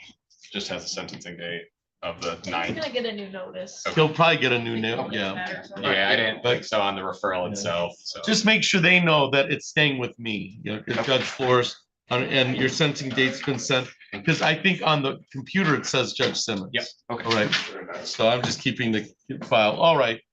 Anything else for the record in 2501561, Mr. Booth? Nothing from the city around. All right, Mr. Talbert, we'll see you on February 3rd at 1:30. All right, thank you very Thank much. you. Your Honor. Thank you. Thank you. Washington. And then Terrell Washington. All right, Mr. Washington, you can unmute. We're going to call your case next. All right, so we're on the record in docket 2502696, the accompanying ticket of 25L2956092. Appearances for the record, Mr. Booth. Thank you, Your Honor. Patrick Wood, on behalf of the city of Lansing. Ms. Straub. Assistant Public Defender Justin Straub on behalf of Terrell Washington. And sir, you are Tyrell Washington, is that correct? Yes, sir. And you can hear me all right, Mr. Washington? Yes, sir. All right, thank you. This is the time set for a pretrial in the matter. Mr. Boud, how are we proceeding? Yes, Your Honor. I believe there is potential. We're waiting on discovery is what the public defender's office. I was reviewing my files. It does look like it was sent over, so I'm going to request that all parties double check to see what the status is of that, and I guess kind of have the next available reset. Okay, we'll adjourn for discovery. Is that a fair statement, Ms. Straub? Yes, Your Honor. Discovery request. All right, we'll adjourn for discovery request to the date of February 9th at 11. February 9th at 11. February.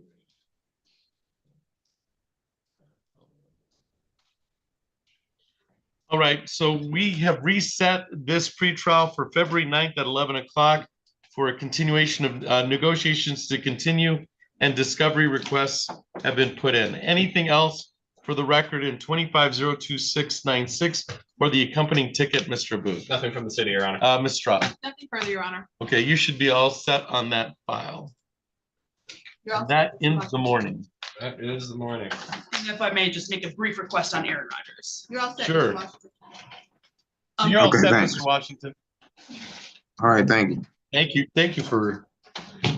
Thanks, Ms. Straub. I forgot that Mr. Washington had joined us on some level. Mr. Rogers has been set. Yeah, I wanted to address bond very quickly, if Sure. you don't mind. I was just talking with your court officer. It looks like his bond converted to a PR bond back in August. If he's gonna be sitting in Eaton County custody through January anyway, I would ask. You want him to collect some time? I want to, get him some jail credit. If the court's willing to amend that 100 I am. PR to 10%. I am. Thank you very much. So, yeah, if he's already incarcerated. If he's gonna So- be stuck there through January anyway, and we're looking at a case that might get him time served. Right.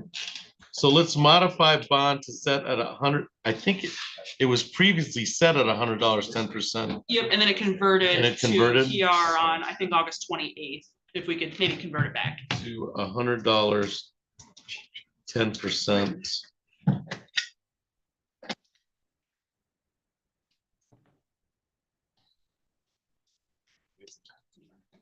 All right, so we're gonna modify bond to $100, 10%, so it'll be collecting time as he sits in Eaton County. Thank you very much. Anything else for the record in 2501816, Ms. Sutter? No, Your Honor, thank you. All right, we should be all set. I'm assuming you're gonna.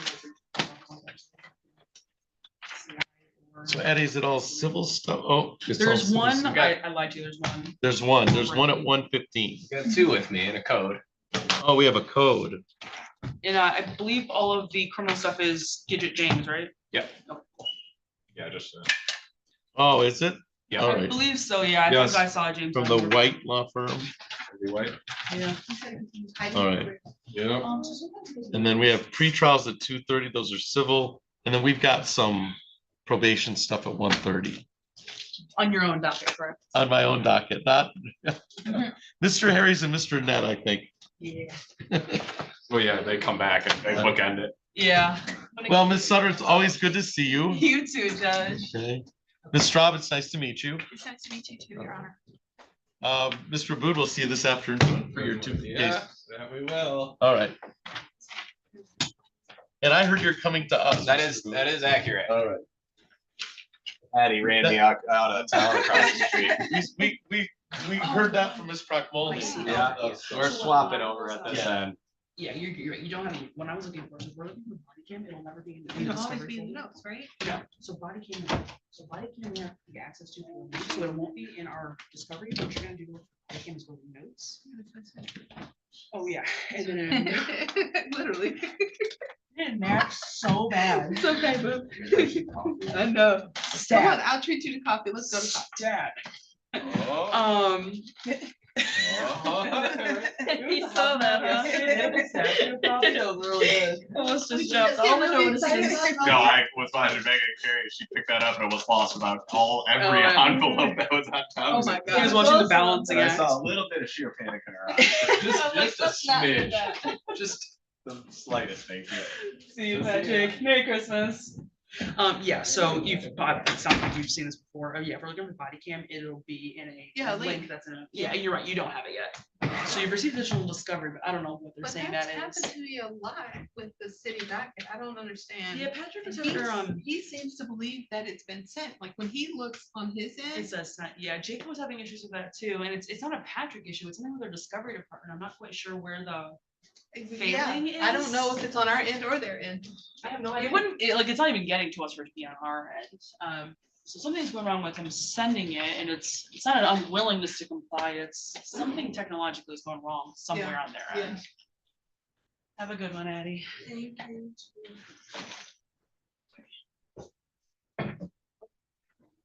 All right, I think this is it for the rest of the year, isn't it? Yeah. All right, well, Yeah. Merry Christmas, Happy New Merry Year, all the beautiful Christmas. things. Wish Judge well for us. I know she's not having a fun time of year right now. Yeah, I will be there tomorrow, so I will see her. Give her our condolences and good wishes. I will. Is the funeral tomorrow? Yeah. Yeah, please send our deepest condolences.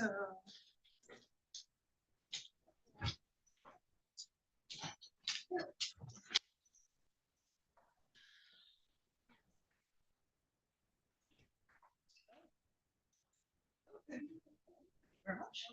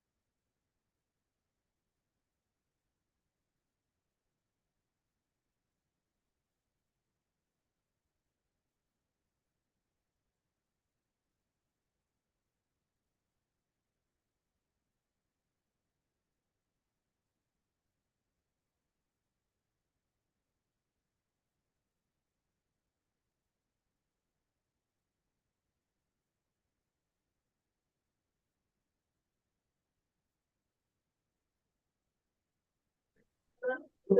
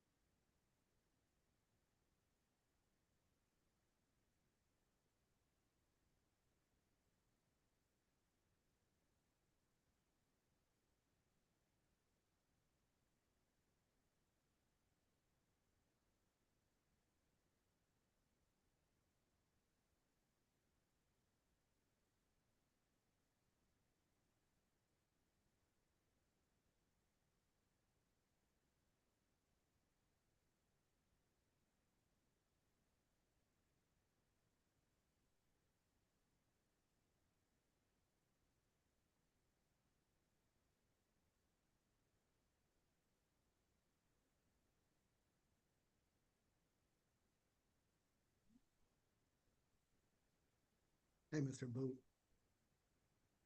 All right. Hey, Raymond Garcia said he thought it was a Zoom, but he's trying to get on Zoom. Okay.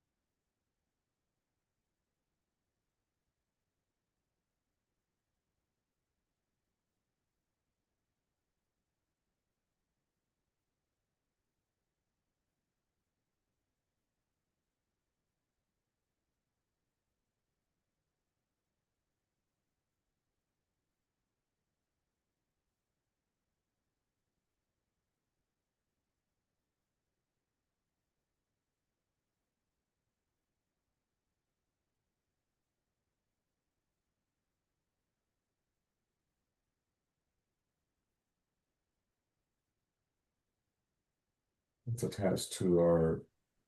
Did you look into my demolition license renewal?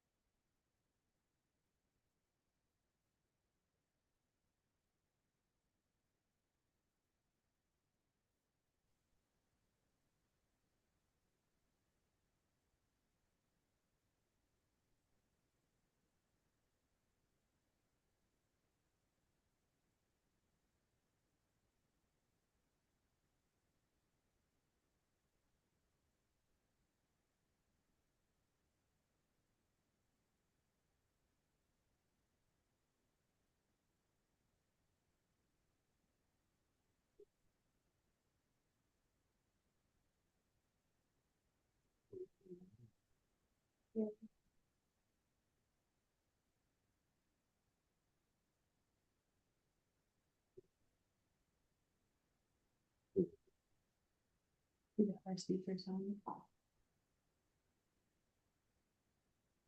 need to know what this is for, I'm guessing it's for the demolition license, but have you looked into the demolition license renewal? Assuming we're waiting for the bond, but could be wrong. Or workman's comp or something. I think I had to do it for somebody else.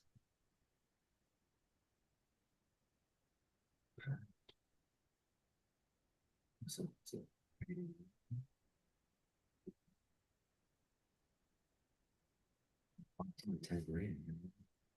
remember you left me a voicemail, so I was able to pull it if I got to fill out everything. I'm guessing. Or. Do we know, she walked me through it. So I found it. I'm not gonna put this amount for the month bond. Okay, so that's what it's for, then that's what that shaded box was. License, I'm guessing is the EIN for the building license in here. Oh, unless it's up there. And then I just need to know the insurance amount. Oh, there's a license number up here. Oh. So it's sort of something on it. What? And she walked me through it, pull it up. Unless it says builder's license, I don't think that's what the. But after this, actually, it's back here, but business license, the type, bond by, amount insured by, which would be diverse. Diverse financial rules.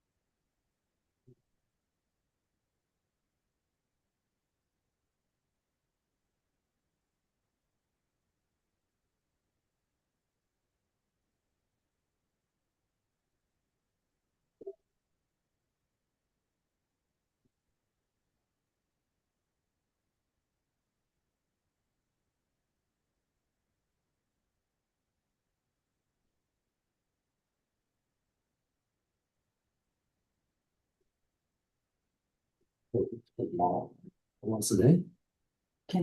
But we're allowed to on that.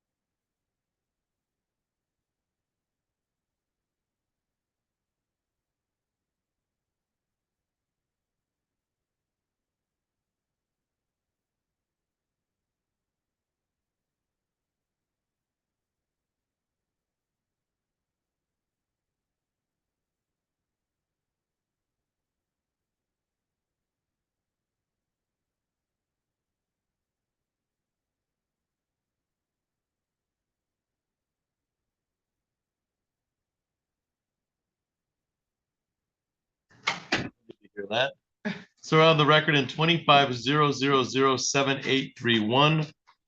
That is VMG Properties versus, City of Lansing versus VMG Properties. Appearances for the record, Mr. Booth. Thank you, Your Honor. Patrick Booth on behalf of the city of Lansing. All right. And is there a representative of VMG Properties present? I see no one in the Zoom courtroom. Is Paris Mendenhall? Oh, Raymundo Garcia, right? Yes. Okay. And sir, you are a representative of VMG Properties, Raymundo Garcia? Yes, Your Honor. All right, thank you. This is the time set for a pretrial on a compliance measure. Mr. Aboud, how are we proceeding? Yes, Your Honor. My code officer, I did let him go this afternoon. He was here, Mr. Smith. He has been out to the property just as recent as this past Friday, and actually he did a drive-by earlier today. The compliance is trending well in the right direction from what this ticket was originally written on. About some loud stuff, and I believe I did speak with a representative, and it was a tenant at this property. They are the property owners. At this point, I would like to just request another date. My code officer indicated that they are very close to satisfying all compliance with them, and I would just give them a little time, and then probably between now and the next setting, city, if the defendant comes into compliance, city will probably move to dismiss this matter. All right, so this is going to be adjourned for compliance measures. Is that your understanding, Mr. Garcia? Yes, Your Honor. All right, and we'll set the new date for February 9th. February at 9. 9th at 9 o'clock. All right, so we've set the adjourned compliance hearing date for February 9th at 9 o'clock. That can be live. That'll be via Zoom, should be appropriate. And keep in contact with the city attorney concerning this issue for compliance matters. Anything else for the record in docket 2500078831, Mr. Booth? Nothing from the city, Your Honor. Do you have any questions of me, Mr. Garcia? No, sir. Okay, you're all set. Thank you for your appearance today. Yeah, thank you, sir. Thank you, Mr. Booth. Thank you. Talk to you soon. All right. All set, Mr. Bood? Have a We'll good see you next afternoon. time. Thank you. See ya. Oh, man, happy holidays if I don't see Yeah, you. you too. You too. To you and your family. Thank you. All right, Ms. Fortuna Gill. I don't think we have any civil till 2 o'clock on that. So what do we have on? What do you want to call on our docket? We're ready on Harriman. Yes, Your Honor. Harriman.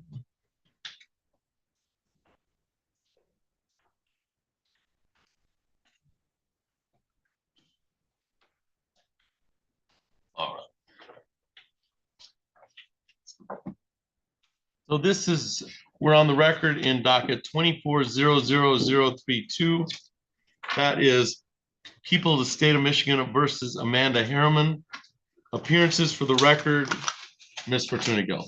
Haley Fortuna Gill on behalf of the people. Mr. Harris. Assistant Public Defender James Harris here on behalf of Miss Amanda Harriman, who is standing to my right. Miss Harriman, if you could please state your first and last name for the record. Amanda Lee Harriman. Thank you. This is the time set for this is a probation violation hearing.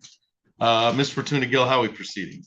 Your Honor, at this time, I'll defer to defense counsel. Mr. Harris. Yes, Your Honor, I've spoken with Miss Harriman regarding the violation. She's going to be admitting to the violation with an explanation, Your Honor. All right, and so we're working on the same violation. That's from November 6th, from Jody Bayless. Is that correct? Yes, Your Honor. All right. All right, Ms. Harriman, you understand you have a right to a hearing in this matter.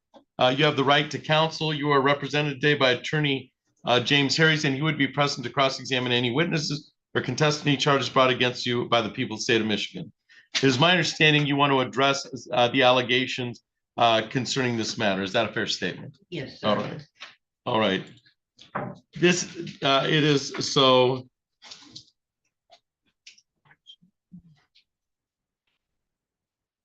This is violation number 14, but it's not that's only how we label it. Doesn't mean there's 14 violations. I get it. All right. It is alleged by your probation officer, Jody Bayless, that you failed to refrain from alcohol per AdverHealth on October 20th, and you tested positive for alcohol results yielding a 1705.82 ng/ml ETG and 808.91 ng/ml on ETS on that date.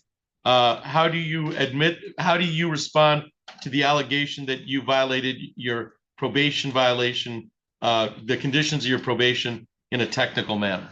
In a technical matter, it is alcohol, but it's not from drinking, sir. It was a sleep medication. I do own up to the fact I had my son Google the ZQL. I stupidly should have read the label myself, but we went from Cottonwood RV camps to, well, right there on Pennsylvania, open 24 hours of QD, the railroad tracks, the sirens were crazy, and I was out of my regular sleeping medication. All right, so you got, so it is the alcohol medication with explanation. Correct. All right. All right. Have you had the opportunity to go through the probation recommendation with your client? Yes, sir. Yes, I have gone over it with Ms. Harriman. Okay, allocution of Mr. Harries. Yes, Your Honor. I will note to start off that Ms. Harriman has been doing rather well with probation. Very least in the past 6 months or so. To my knowledge, this is the only violation I believe she's had since earlier in June this year. Despite testing, despite numerous other things, she has indicated that she's been doing well in her outpatient and her DV groups. And I believe she indicated that she's about 2 sessions away from finishing her DV group and about 2 or 3 sessions away from finishing her outpatient substance abuse treatment. Furthermore, she's paid off all her fines and costs and has indicated to me that she's been very glad to have probation. That probation has changed her life and has really given her a new perspective on and has helped her deal with these issues. As she indicated just now to the court, it does seem like this was a momentary lapse in judgment and an unfortunate mistake here where due to being out of her normal sleeping medication and due to a lot of different noises outside that were making it difficult to sleep, she ended up taking a liquid ZQL to help her sleep, which she realized after the fact had alcohol in it. I would ask if the court would consider and would take this all into account when crafting the sentencing here. Ms. Harriman is willing to have her probation extended and believes that that could show that she is able to complete probation without any further issues. She is willing to submit to the scram tether if necessary. She did indicate that it might be a bit of a financial burden for her because I don't believe she would qualify for grants. She indicated she's already looked into that. She has stated to me that if the court was willing, rather than the scram tether, she would be also willing to submit to an increased number of testing, even testing once a week, if that's what the court would request. I do note that there was as indicated on the recommendation, there was 5 days previously held in abeyance. I would ask if the court not order those 5 days, given that this unfortunately seems like an unfortunate mistake on Ms. Harriman's part. However, as she indicated to me, and I believe indicated to the probation officer, once she realized that there was alcohol in this, my understanding is she did come clean to the probation officer. She came clean to her outpatient substance abuse. She was very clear with everyone that even if it was a small mistake on her part, she still was aware that she should have been a bit more mindful and should have read the label and made sure before consuming it. And since it wasn't her normal sleeping medication, and she's here today, again, trying to take responsibility for the mistake she made, I would simply ask if the court would follow the recommendation regarding extending probation and either the scram or perhaps increasing testing, but not order any jail time at this point, Your Honor, given the progress Ms. Harriman has made and how well she's been doing on probation, at least for the last 6 months, Your Honor. How often is she testing at this point in time? Often are you testing at this point in time, Ms. Harriman? Oh, I'm down to twice a month. She put me probation. It really did save me, y'all, Okay. and my marriage. All right. Ms. Fortuna Gill, anything you'd like to say to the court on in allocution? No, Your Honor, the people leave it to the court's discretion. All right. Ms. Harriman, anything you'd like to say to the court before the court passes sentence? No, he pretty much said it all, sir. I'm highly embarrassed. He can't tell you how embarrassed I am. I can tell you how embarrassed I am, but I'm also so grateful. So grateful. Like I told him, I would become an empty nester. I didn't know where my life was going to go. Just lost my parents. And well, probation put me back where I was supposed to be in life. Okay. You know, and although I'm embarrassed, I'm highly grateful. All right. I'm going to extend probation for 4 months, which will make the end date January, February, March, April 16th. April 16th, 2025. I am going to hold the 5 days, continue to hold those in abeyance.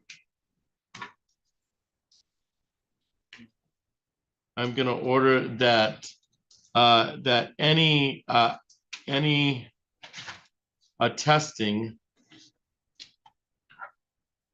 will be at the discretion of the probation officer. So if they choose, it's 2 times a month right now, but they can do it as much as once a week. Understood. It all depends on them. Understood. So testing at discretion of probation officer. So I'm not going to add, I am not going to add the scram tether at this time. Because you could be testing once a week, okay? Right. That's that, and so that kind of suffices. Miss Harriman, you've done a lot in regard to your probation, but you've also violated a little. Right. So But the last 6 months, like I told Mr. Harris, you 6 months ago was my motivation when you kind of dared me, so to speak. Like you're a help program, that's what you are. So like you've been in my head every single morning for the past 6 months, sir. well, It's I don't know if that's a good thing or not. No, it's Okay. good. You motivated me in the best way. You're awesome. All right, so we will continue the probation till the April 16th date. We'll continue the probation. I'm going to treat this as a learning experience. Okay. You come in front of me again, and then I start questioning whether I'm doing the right thing. No, all right? sir. I don't so- want to be back in your court. All right, so I'm not going to add the spam tether. We'll leave the discretion of the testing to the probation officer, and we'll put the 5 days in abeyance. Anything else for the record in 240032, Ms. Fortuna Gill? Not for the people. Mr. Harris. Just for the purpose of the record and for Ms. Harriman's sake, regarding those additional 4 months, is the court adding any extra oversight fees for those 4 I am months? not. or- Yeah, Thank you. I'm not. Oh, I'm not. good question. So I'm not going to add any oversight fees for the added time. I will tell Ms. Harriman now, if you come back in front of me, I've run out of stuff to do. No, I know, okay? sir. All right. I know. So do you have any questions of me, Ms. Harriman? No, sir. You should be all set, ma'am. Thank Happy you. holidays, and thank you, Mr. Harris.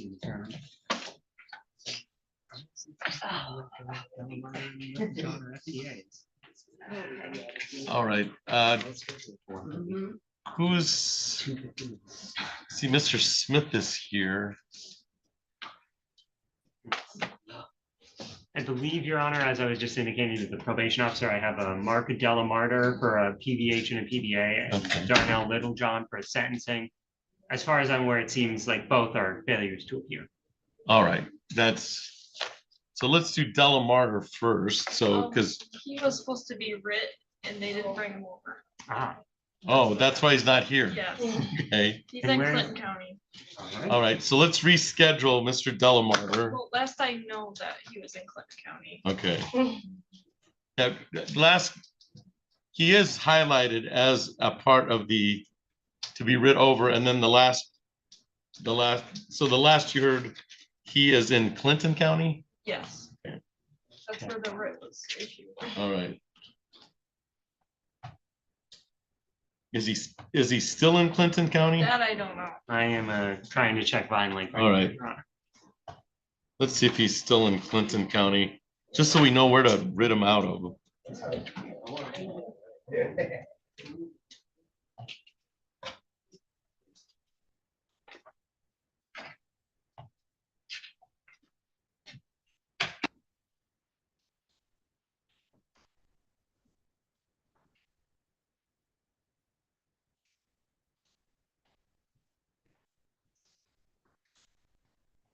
And this is set for a probation hearing and an arraignment on Mr. Delamarter. Yes, Your Honor. All right.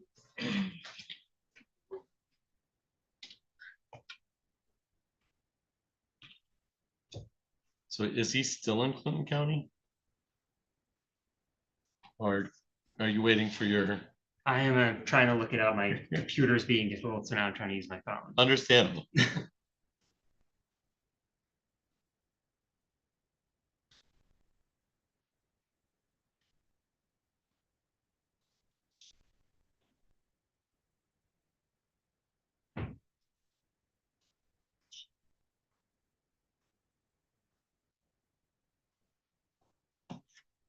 Yes, Vine Lake does, I believe, still indicate that he is in the custody of the Clinton County Jail. Your Honor. All right. They just didn't act on the writ. That seems All right. like the case. All right, so we'll reschedule both the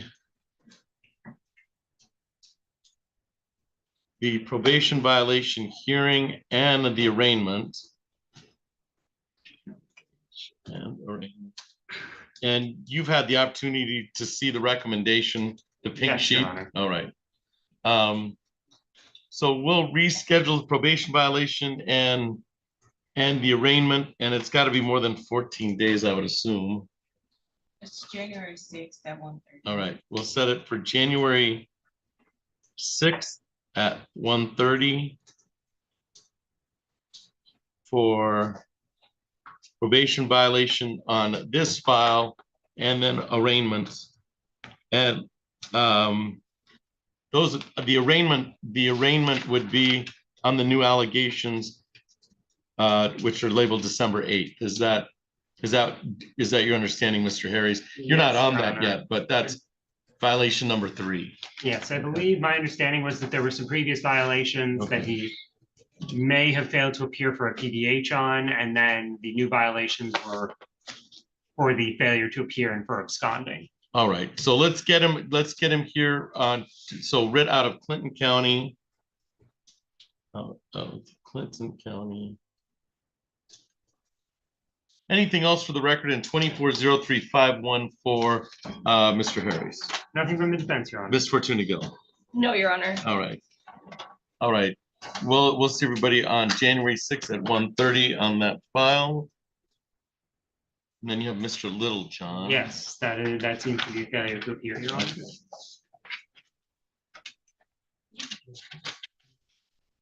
So we're on the record in docket 2501955.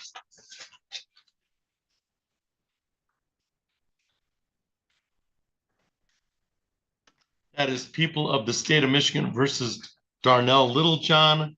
Appearances for the record, Ms. Fortuna Gill. Haley Fortuna Gill on behalf of the people. Mr. Harris. Assistant Public Defender James Harris here on behalf of Darnell Littlejohn, who unfortunately does not seem to be here in person, Your Honor, or via Zoom.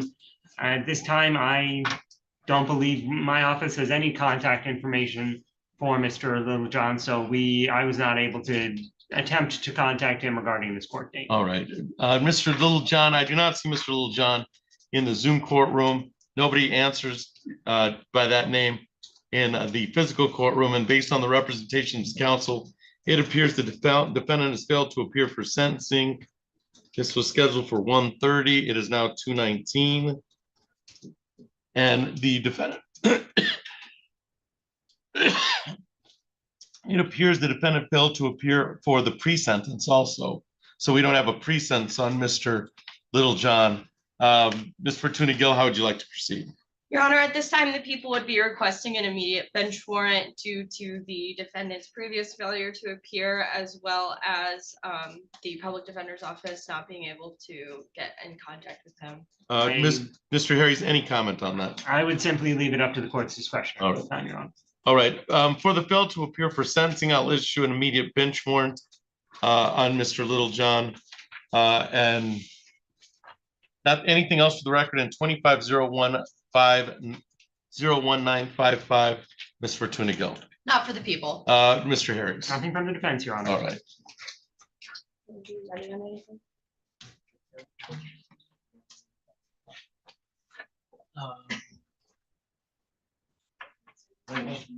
What about?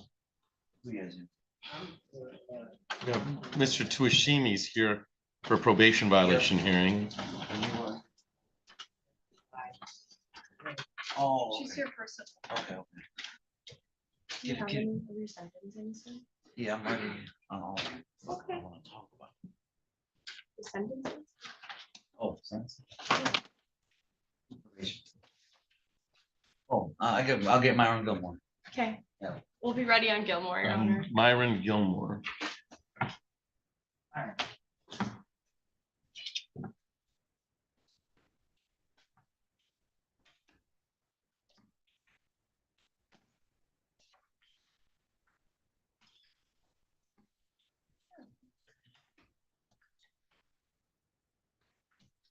All right, so we're on the record in docket 25-01725.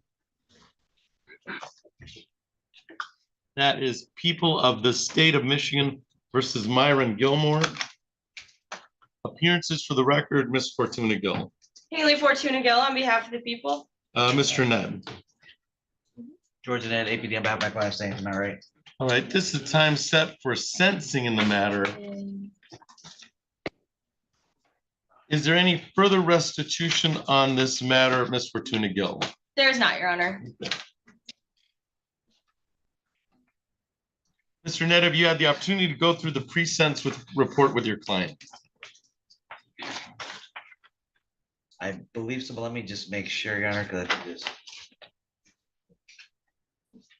Your It's not loading. Give me, I need a break. Okay. I'll be back. I'm gonna step off for a moment, that's okay. All right. Call me. Sorry, George. That's okay. My fault. Be back. Right, Mr. Smith is here. What's he here on? We have just a motion to show cause on our document. Oh, okay.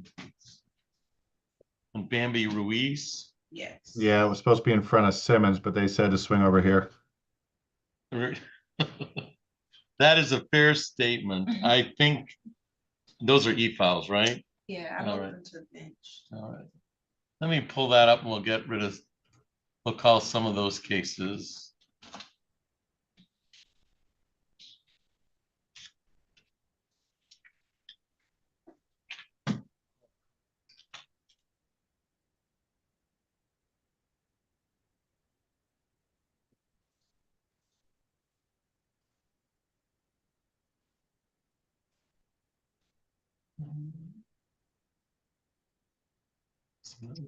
Judge Simmons.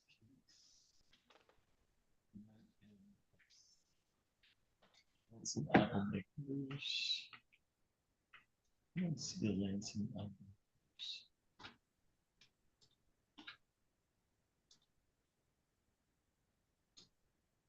Oh, 08. Yes. It's just under her name. Yeah, I pulled up. I get 25s and 11. I don't have an 08. So I don't know what I'm doing. I'm sitting here looking at it. Let me see. Yeah. You might have to change it to someone's name. That's what I said. Yeah, I put it on Kristen's name. 25 on the Change the date. Today. Bench.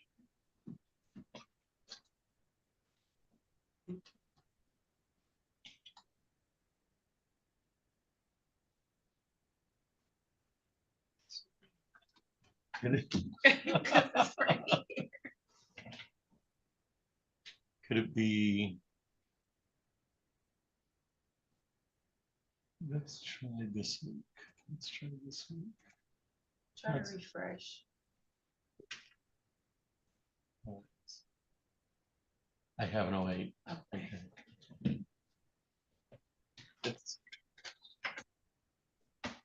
All right, Mr. Smith, we found your case in docket 08444451. That's Lansing Automakers versus Bambi Ruiz or Reese. Appearances for the record, Mr. Smith. For plaintiff Lapku, Tim Smith, P48259. All right, this is the time set for a show cause. It was scheduled for, this is set for 2 o'clock. I do not see Ms. Ruiz in the Zoom courtroom. Is Ms. Ruiz in the physical courtroom? And nobody answers. We'll call the hallway just in case. Let's see. It would appear that Ms. Ruiz has failed to appear for the show cause. For the show cause hearing.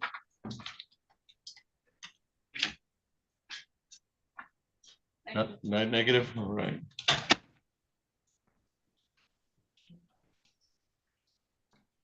Mr. Smith, how did you want to proceed? Thank you, Your Honor. The court file would reflect personal service on June 17 at Allen Street for a September 2nd creditor examination. She failed to appear on that date. Motion to show cause filed, served by mail to the exact same address where personal service was effectuated on the underlying subpoena.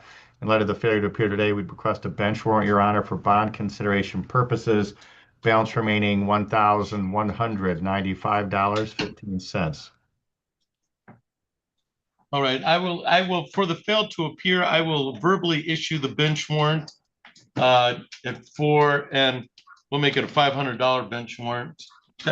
What's the amount owed on this matter? $11.95. It's $11.95 and 15 cents. Okay, so I'll issue a cash surety for 500. It'll be 500 cash surety for the bench warrant. And you'll follow that up with an order to that effect, Mr. Smith. We'll prepare and submit the bench warrant, Your Honor. All right. Anything else for the record in 08044551, Mr. Smith? Nothing for plaintiff, Your Honor. Thank you. Oh, thank you. You're all set. All right. Have a great day, Judge. You too.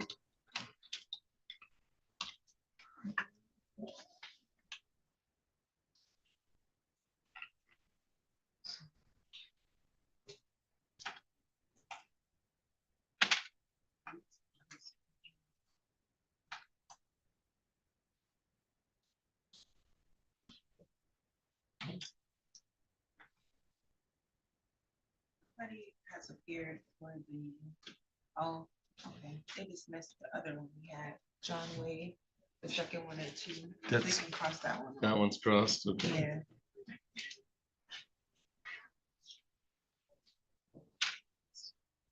So it's 2:30.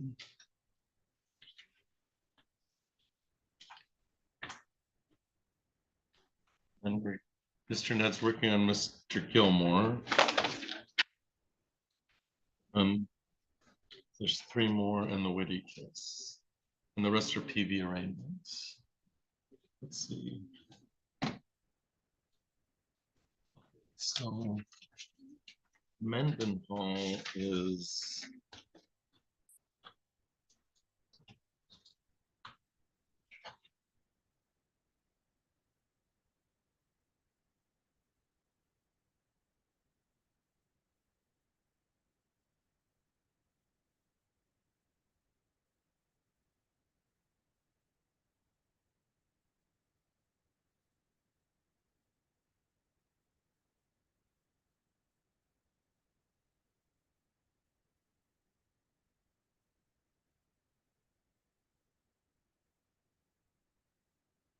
all right, Ms. Mendenhall, you can unmute. Good afternoon. All right, so we're on the record in docket 2403511. That is people of the state of Michigan versus Paris Mendenhall. Appearances for the record, ma'am, you are Paris Mendenhall, is that correct? Yes, Your Honor. And you can hear me all right, Miss Mendenhall? Yes, Your Honor.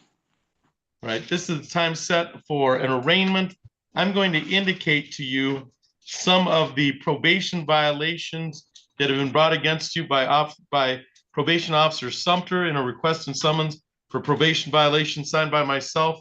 This was brought on December 2nd. It is alleged that you did commit the following technical probation by failing to enroll in or complete intensive outpatient program. Do you understand the nature of the allegation that's been brought against you by your probation officer, ma'am? Yes, Your Honor. Right, you have the right to a hearing in this matter. That is allegation number, it's only labeled as number 16. It doesn't mean there's 16 charges. It means that's labeled as number 16. You have a right to a hearing in this matter. You were previously represented by the public defender's office. Do you plan, I think it's a good idea to seek additional representation from the public defender's office. Do you plan on doing that in this file, ma'am? Yes, Your Honor. Okay. All right. So it works a little differently. You're gonna have to get a hold of the public defender in order to be represented on this file. And so I'm gonna give you a number to contact. We'll set this for probation violation hearing for January 2nd at 1:30. January 2nd at 1:30. And so it's set for January 2nd at 1:30. And let me get you the public defender's number so that you can reach out to them. You should tell them it's been set in front of Judge Flores for January 2nd at 1:30. And you need to be represented on that date.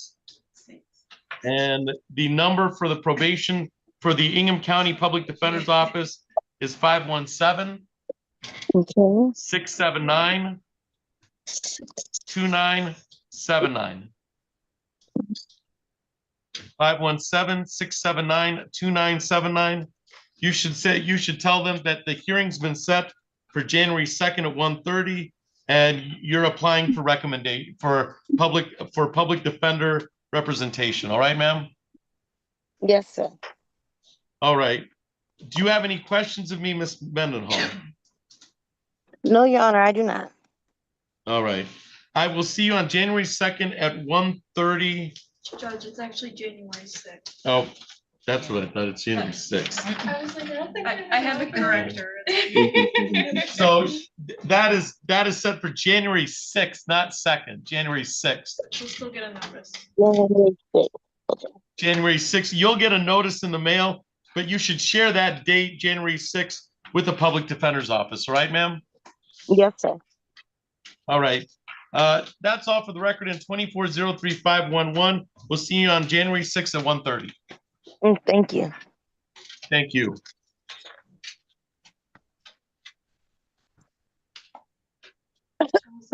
You're second. We're asking second. All right. And then, Mr. Bach, what case are you here on? Yes, I'm here for Simply Live for Norman Whitty. Okay. That's set for 2:30. Mr. Clark, you're here 2501. You're here for Navy Federal? That's correct, Your Honor. All right. And then Mr. Cates, you're here on 5960. You're here for Credit Corporation? Yes. All right. Is there a Ronald Weber? Okay. Mr. Weber, you can come up here. Okay.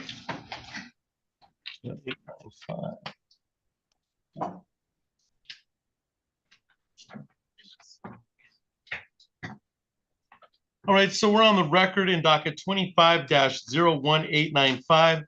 That's Navy Federal Credit Union versus Ronald Weber. Appearances for the record, Mr. Clark.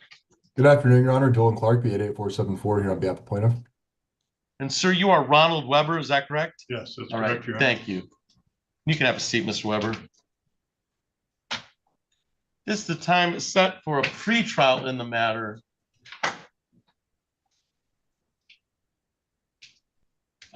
So there are several ways we can do this.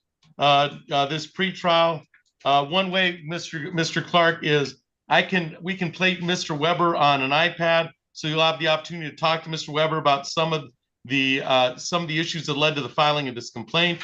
And if you have not met with Mr. Weber, or since Mr. Weber is not represented, we can go ahead and fill out the pretrial form myself. It's entirely up to you. How would you like to proceed on behalf of Navy Federal Credit Union? I'm more than agreeable with speaking with Mr. Weber about a possible resolution. However, all right, Mr. Weber, would you be amenable to speaking with Mr. Clark in a breakout room? We'd place you on an iPad. You'd have some privacy. Yes, sir.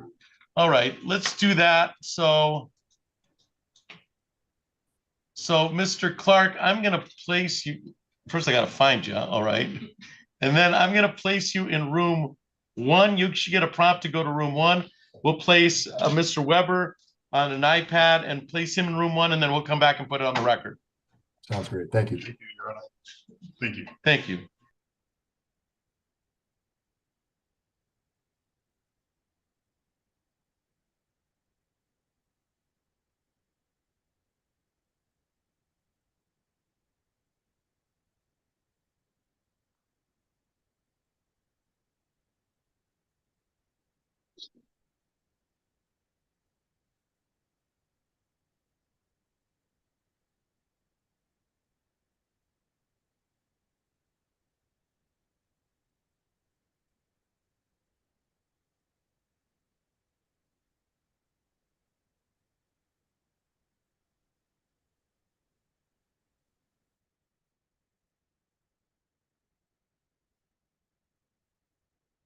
Room 2.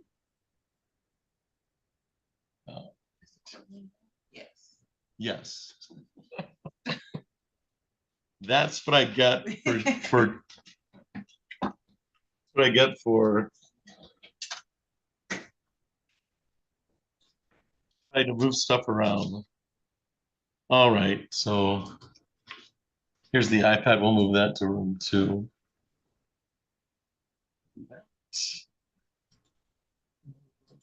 Room 2, perfect.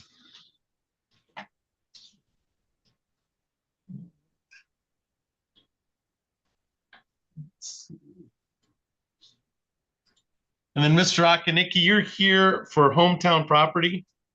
That's correct, Your Honor.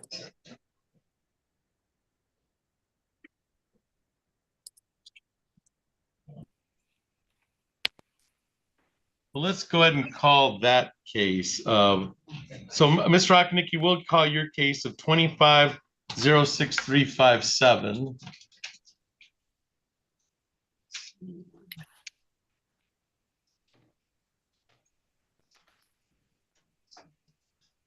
And that is hometown property versus Akash Saxena and Rosa Nevarez.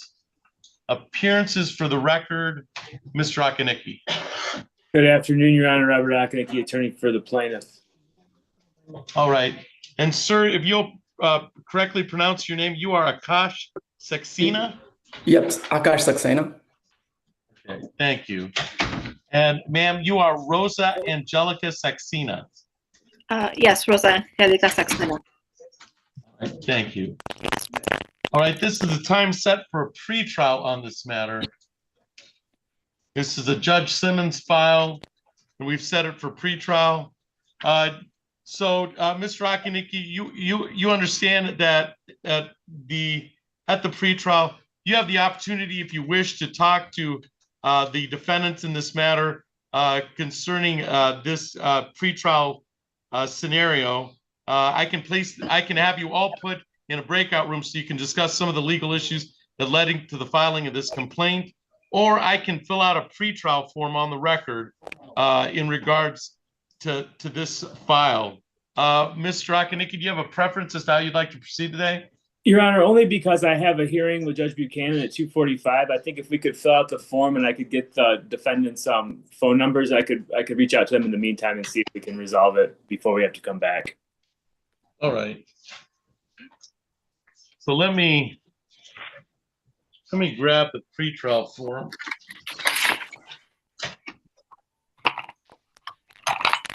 I'll pretty here and triple it. All right, and this is involving case number 25-06357. And this is hometown property.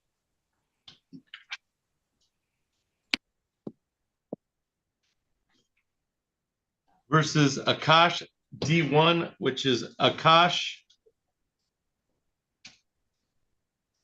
Saxena.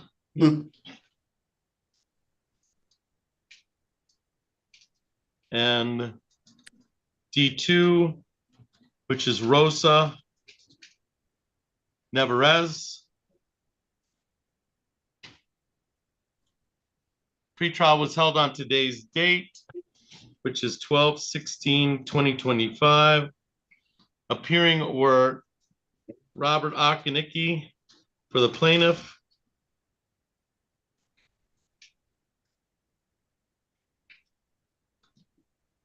and for the defendants, they were in pro per, all present. For the defendants, all we do is set a scheduling order in this. So we start scheduling when's what's going to happen, but that really is all we're doing at the pretrial statement.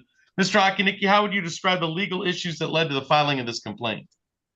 My client sued for damages after vacating a residential unit and under a lease, and then the defendants asserted as a defense that that my client didn't provide the notice of the damages within the time frame. So I guess the easiest way to write this down is it's a complaint for damages after termination of tenancy with the defense of not filing the Security Deposit Act.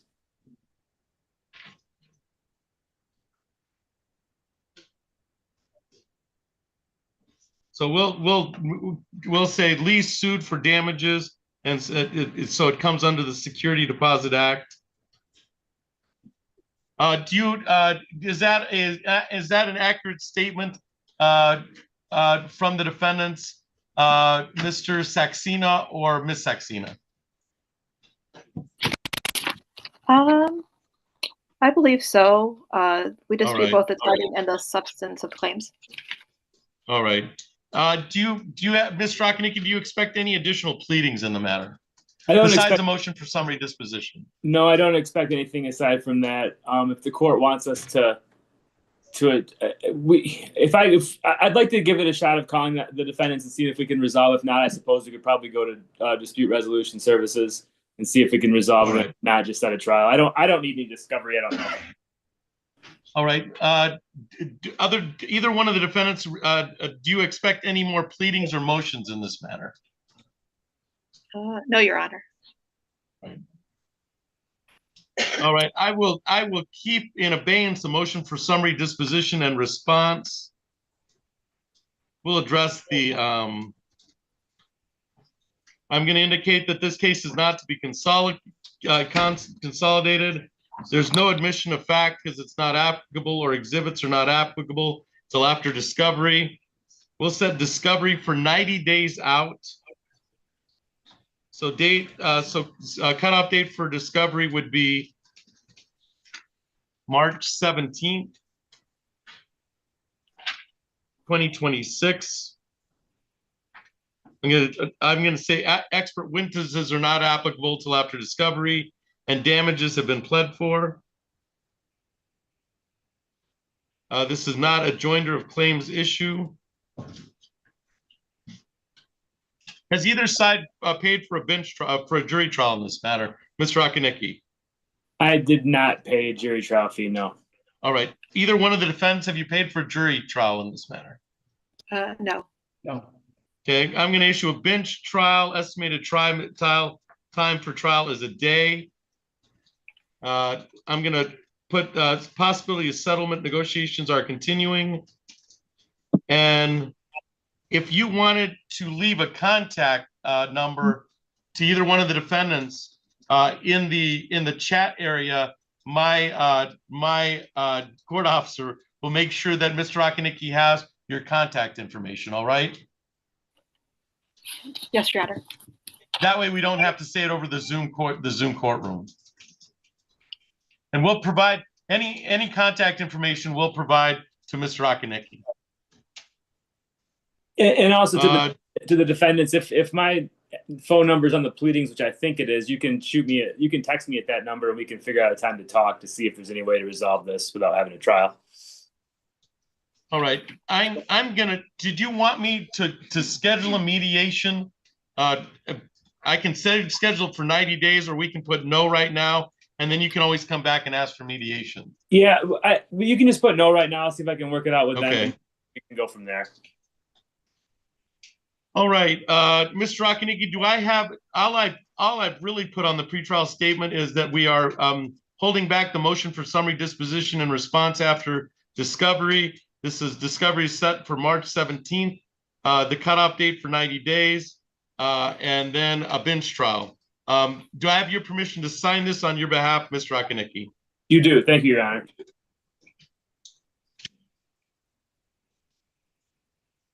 And do I have your permission to sign this, Mr. Saxena or Miss Angelica Saxena?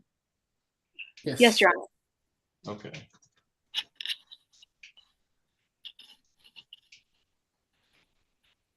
All right, I'll sign this on today's date. That is 12/16/2025. And I'll sign that as sitting judge. And then you'll each get a copy of the pretrial statement, assuming you can read my writing, for the pretrial statement. And then I'll allow the parties, we'll set this, this will be set by trial by the civil department for bench trial, but that'll be after 90 days. And that'll give the parties some time to discuss some of the legal issues here. All right. Thank you, Your Honor. Thank you. All right. Anything else for the record in 25-06-357, Mr. Akanicki? No, Your Honor. Thank you. Do you have any questions of me from either defendant, Ms. Saxena or Mr. Saxena? No, Your Honor. No, they're good. Thank you. All right. You should each get a copy of this sent to you. That's it for the pretrial. Thank you for your appearance today. Thank you.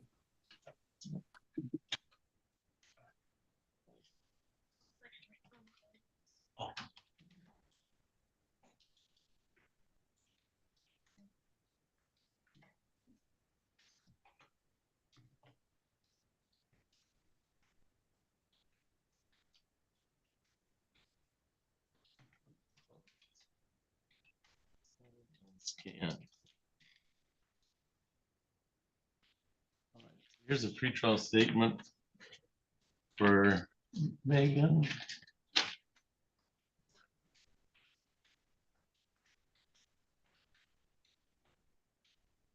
think that's a Judge Simmons case.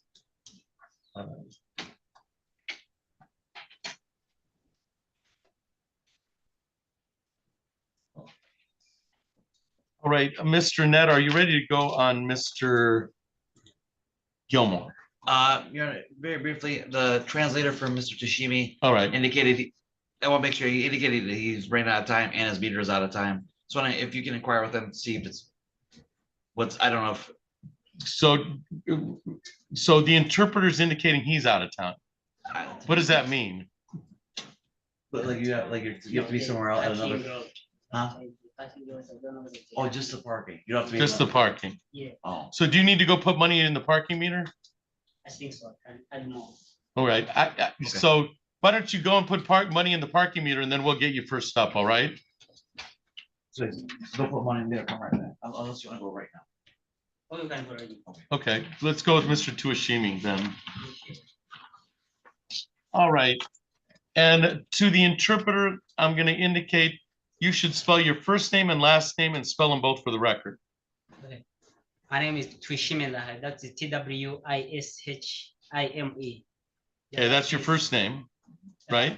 Twishime. Okay. And what's your last name? Ndahayao. Please raise your right hand, sir. I'll swear you in.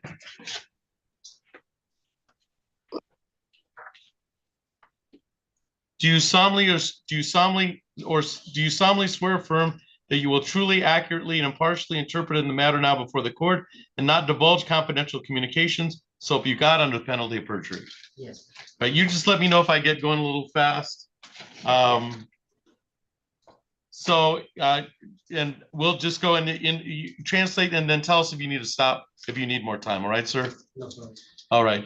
So we're on the record in 2401331. That is people of the state of Michigan versus Chance Tuishimi. Appearances for the record, Ms. Fortuna Gill.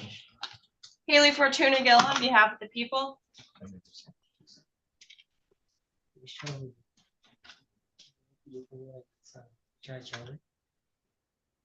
All right, Mr. Ned. George Ned, APD, on behalf of my client, staying to my right.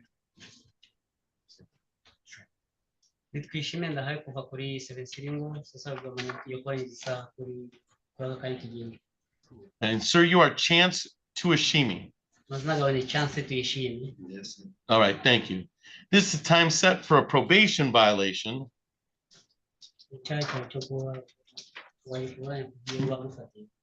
Miss Fortuna Gill, how are we proceeding? Your Honor, I will defer to defense counsel. Mr. Ned. We're gonna plead guilty, admit responsibility to the positive alcohol test with explanation.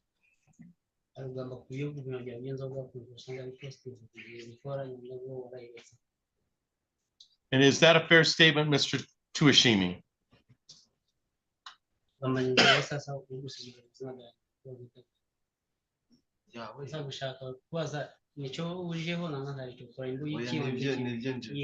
Okay.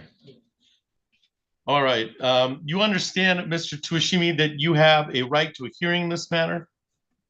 You hear what? Do you have a right to a hearing, a formal hearing? It's so. And you're represented today by Attorney Georges Ned, and he would be present to cross-examine any witnesses or contest any charges brought against you by the people of the state of Michigan.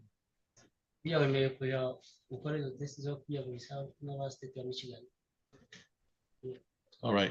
It is my understanding it's going to be your wish today to admit to a violation of probation, and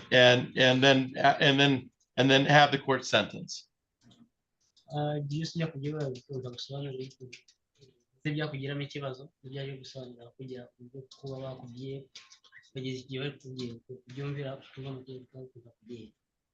Okay. This is for a request and summons for probation violation that was filed by Brendan Hanna on November 7th. For him,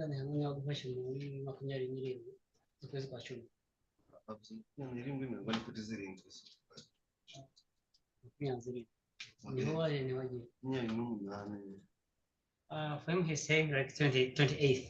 What's that? Well, he's mentioning the date of the offense. Okay. Oh, yeah. It's my understanding that this was requested, the probation violation was requested on November 7th. Yeah. All right. And it is alleged that on October 28th, you violated your probation by testing positive for alcohol. And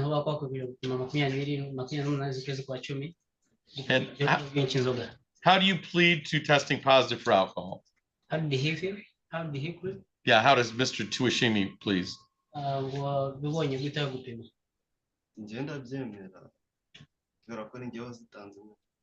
He's saying no, he agreed with that. He doesn't. Guilty or not guilty? Hey, ask him guilty or not guilty. Not guilty. So do he we allows it. He said he agrees with that. So You did a test? did you test positive for alcohol? Test yaragufashe urayemera ko yagufashe. He agrees with it. Okay. Yeah. So he admits to testing agrees with it. positive Yeah. on October 28th, 2025. Niho agiye uyu minsi. Makumyabiri n'umunani. Yeah. Okay. So admits to violation 13. And have you had the opportunity to go through the probation violation recommendation with your client, Mr. Annette? Did I go through the recommendations with him? ntabwo yadusobanuriye icyo yatubwiye habwiye gusobanura. Yes. Yes. Okay. Allocution, Mr. Annette. Thank you, Your Honor. In consultation with my client prior to this hearing, my client has indicated he has not drank. I would call it alcohol, ethanol. I'm not a scientist in any shape, way, or form. My client, since he's pled guilty to the sentence, has been scared to drink alcohol ever since he's been sentenced. Can you explain that?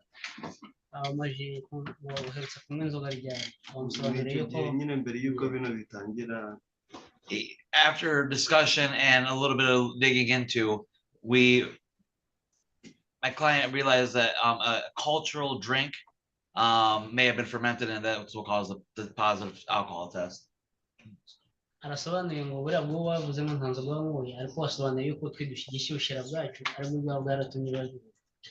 Nabwo ntabwo nizeye neza ko ari bwo, ariko nyuma y'uko inzoga nazihagaritse nicyo wenda nshobora kuba narafashe kikagaragara ko nanywa inzoga.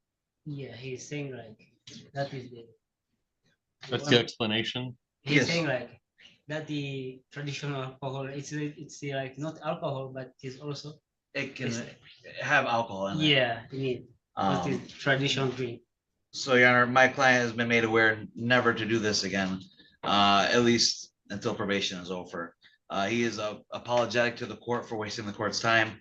We're asking the court to follow the recommendation. He understands. We're asking the court to follow the recommendation. Upon speaking with the prosecutor, I believe they have no objection. I believe they're also recommending the same, which is test once a week for 60 days. He understands even at the 7th test or the 8th test, if he violates, he'll be looking at jail. We're asking the court to follow the recommendation. He'll show the probation officer and the court, this is a minor mistake. It will never happen again, Your Honor. I don't know if you can translate that. He understands some of the things I'm Okay. saying. aragamye ngo kunjya gusobanurira yakubwiye ngo wahakanye kutazunza kuyinywa guturuka buno utaza kuyinywa ko wongeye kuyinywa zamara icyumweru muri gereza. So icyo kunywa inzoga ukikiharaho kugeza icyo gihe bazagupimira ugasanga nta kintu cyo kunywa. Yeah, he understands. All right, Ms. Fortuna Gill, any position by the people of the state of Michigan? Your Honor, the people are just requesting the court follow the recommendation. All right, thank you. Mr. Chance, is there anything you'd like to say to the court before the court passes the sentence? Ikintu cyo kubasaba kukote hamwe kukote. Ntabwo nzi icyo nabasaba kuko nta kintu barambwira barantegeka. Nimba hari ibyo barantegeka icyo kubasaba kubaza bizamara igihe kinini. Ibyo nyine nibamara kubimbwira wenda nibwo nagira icyo natekereza cyo kubasaba. No, what he's saying like to tell the court is like for him he was like confused about the. All right, you understand there's no confusion that you can't drink alcohol. Yeah, no, he said he can't. Not even by accident. Yes. Yeah. You're charged with a second drunk driving. That was the original charge. You pled to.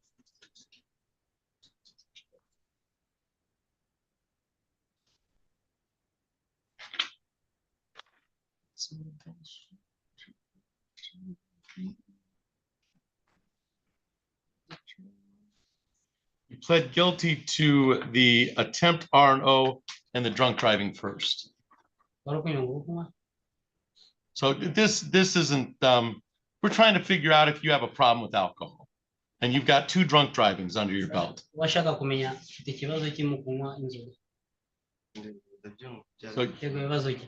So that's why we're here. We're here because your probation agent's concerned that you're drinking when you shouldn't be drinking. That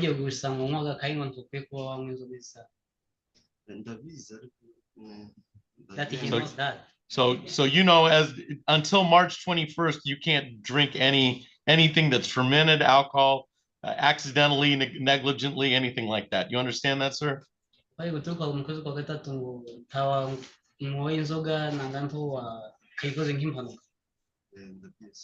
Yes. All right.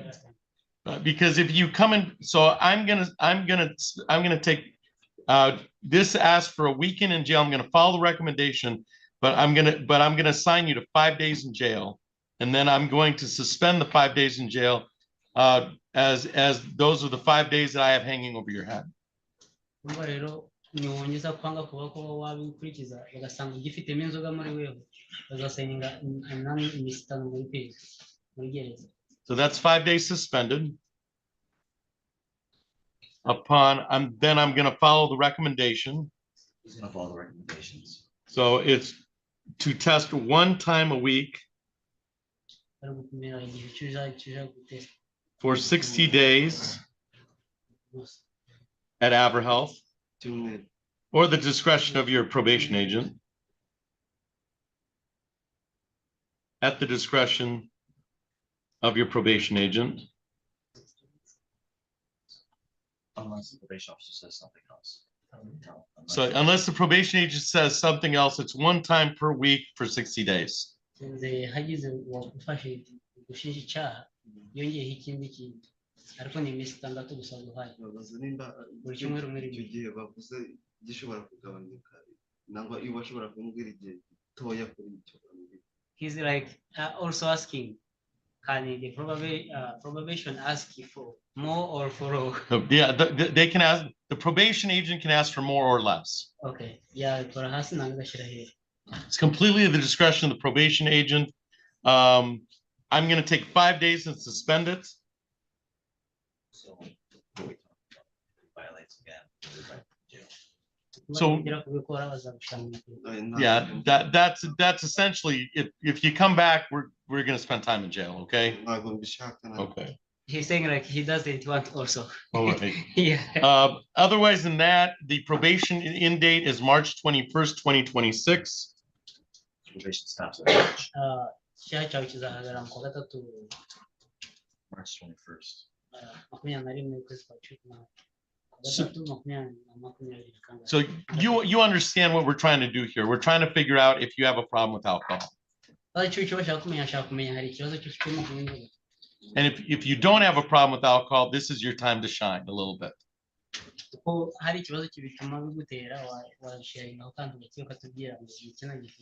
If there is a problem with alcohol, we need to know that. So we need to spend time on different resources.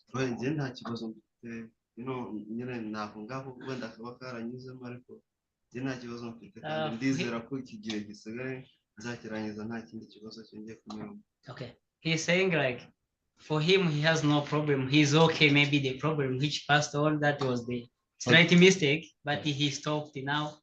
He agreed. Yeah. I'm taking him at his word, but he's got 2 drunk drivings and we got a problem with that. 2 times driving? 2 drunk drivings on his record. So the next drunk driving is a felony.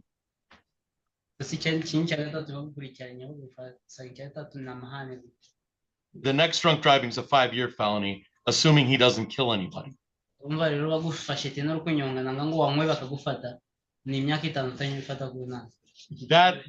That's why we're starting to take this so seriously. All right. So we have an end date of March 21st, 2026. I'm following the recommendation. It is ordered that the defendant spend 5 days in jail. That's suspending the order and placed in abeyance.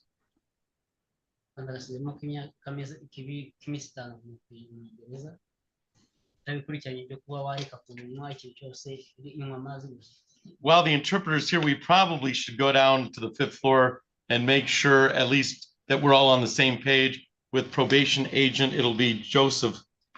I believe it's Mr. Hanna.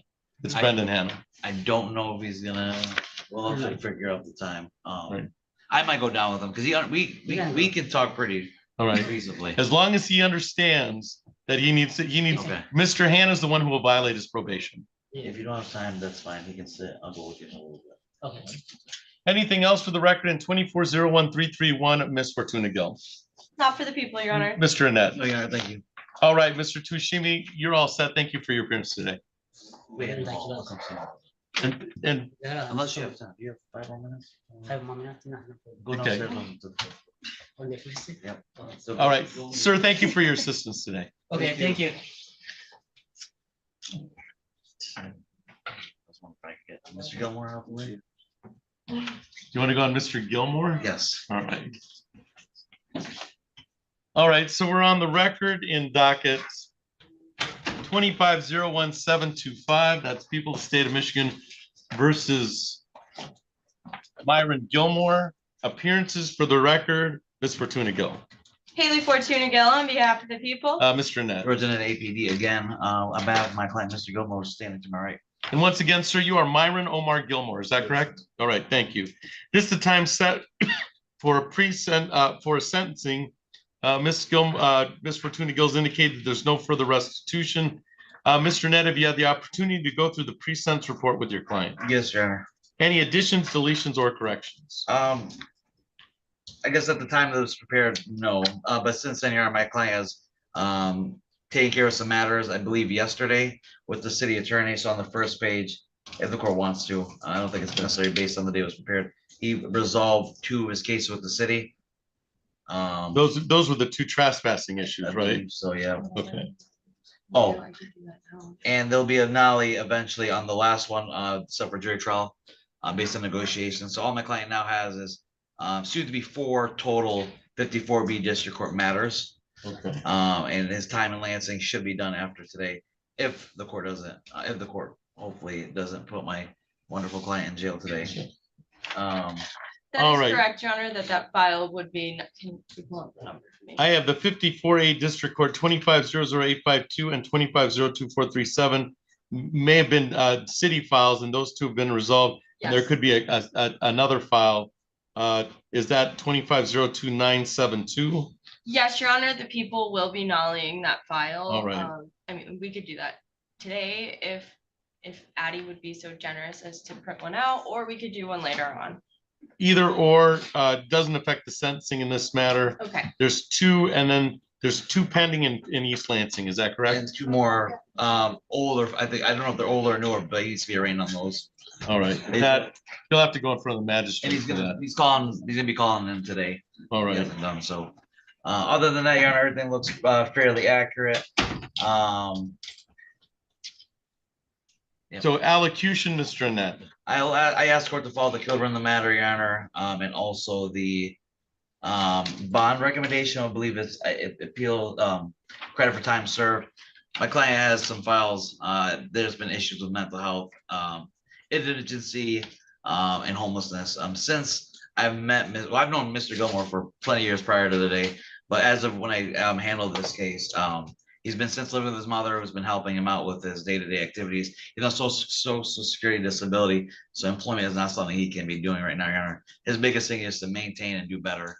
He plans on doing that going forward. How many days served does he have It credit? said 14, but it may be more, maybe less. It says 14 as of Yeah, I've 11, so then another 5 days maybe. I've kind of lost track of it. There's a lot of files. Yeah. There were a lot of files. But there will be no more files in 54A. All right.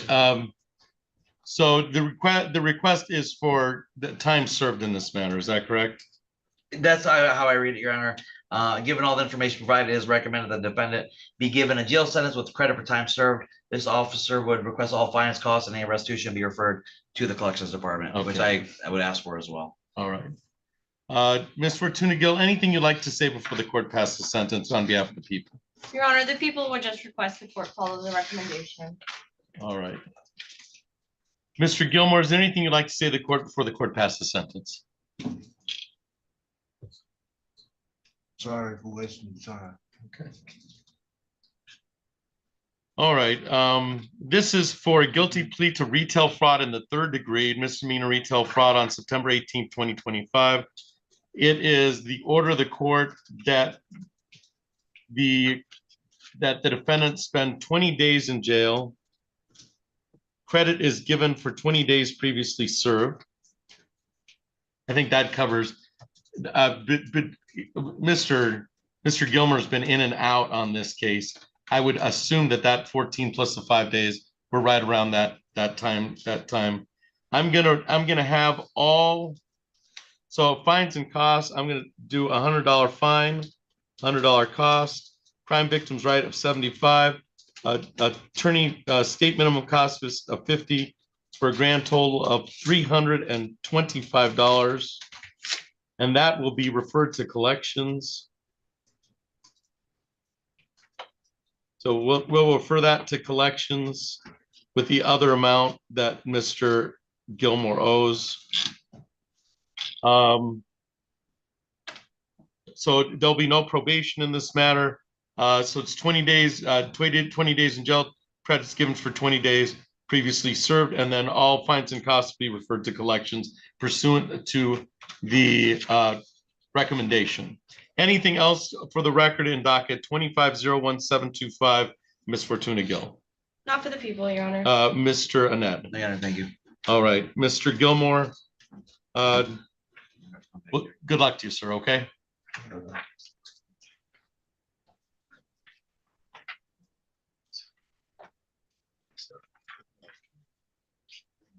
Honor, tonight, we do Gregory Perry. I have also an appointment for Gregory today.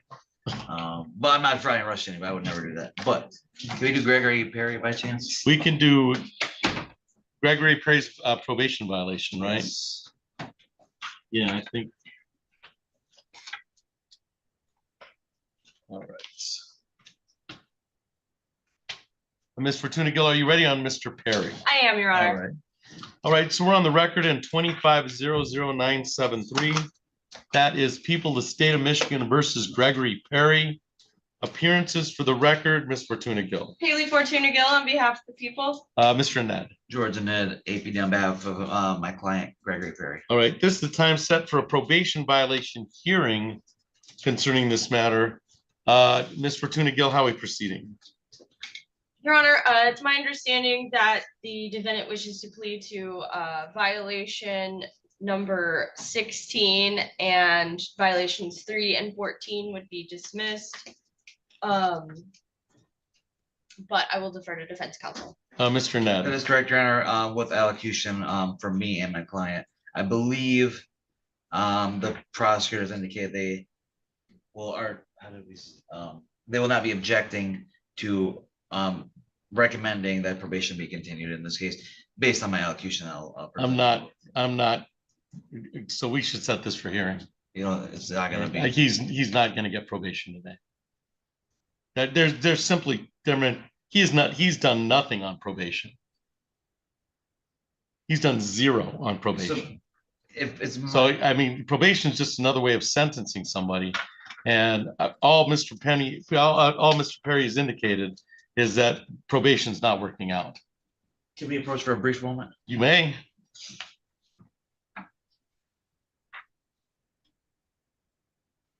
So let me ask you this. Yeah, are you asking for?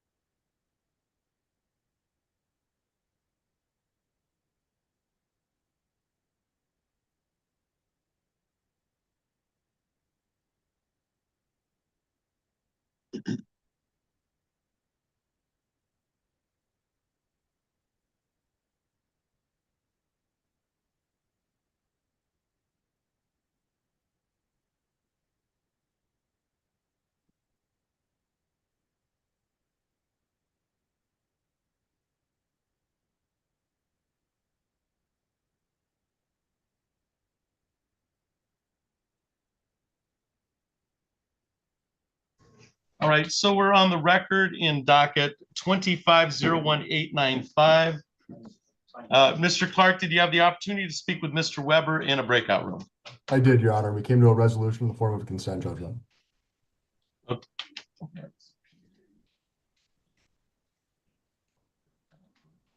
And I'm sorry, I didn't hear the end of that. This is a consent judgment? That's correct, Your Honor, yes. All right. Do you want to place any terms on the record? Sure, yeah. Mr. Weber's agreed to make monthly payments of $585 towards a total judgment amount of $21,031.84, represented by damages of $20,702.14, court costs in the amount of $254.70, and a $75 statutory attorney fee. First date of payment will be on January 2nd, 2026, continuing on the second of each month thereafter till the balance is paid in full. And Mr. Weber has provided me his email address so that I can forward the agreement along with other instructions. All right, did you plan to send Mr. Weber a copy of the agreement, or are you looking for his authorization to sign the agreement before you advance to the court, Mr. Clark? I will be sending the agreement to him for his review and signature before. Okay, all right. So, Mr. Weber, you provided the address and you'll be able to review it. After you review it, I'll sign the order it myself, all right? Did Mr. Clark indicate anything on the record that was different than the agreement you discussed? No, sir. All right. So I'll await the order to follow. I guess I can sign that or Judge Simmons can sign that. Anything else for the record in docket 2501895? Anything else for the record, Mr. Clark? Nothing further, Your Honor. Mr. Weber, do you have any questions of me? No, sir. You should be all set, sir. Thank you for your appearance today. Thank you for your time. All right, Mr. Clark, I think that'll probably go to Judge Simmons because it has her caption. Right. Yeah, she won't be here. All right, so you can go ahead, you can put both my name and her name on the order, okay? Okay. All right, I'll do that. All right. All right. Thank you. You're Have a all great set. day. Thank you, Mr. Clark. Have a great day.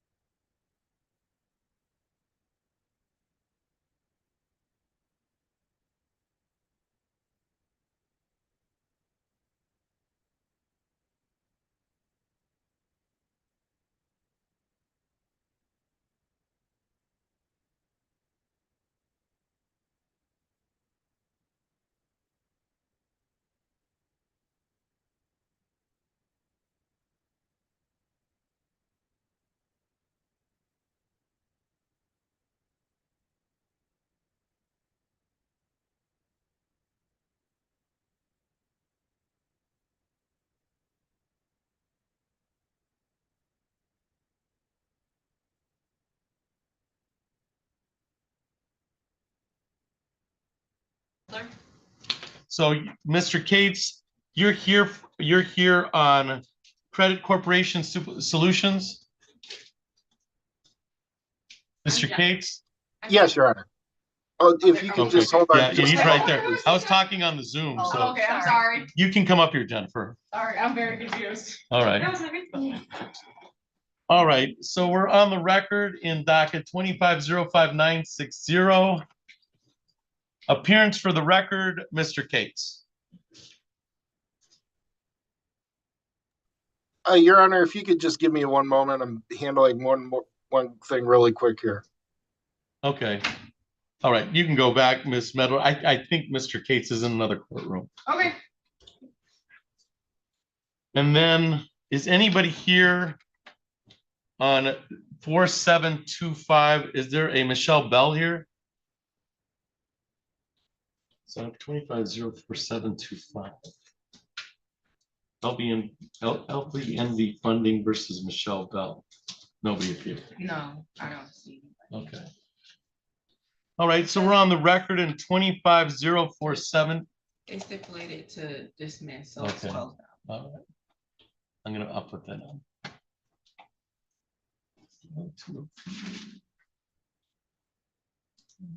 That is Michelle Bell.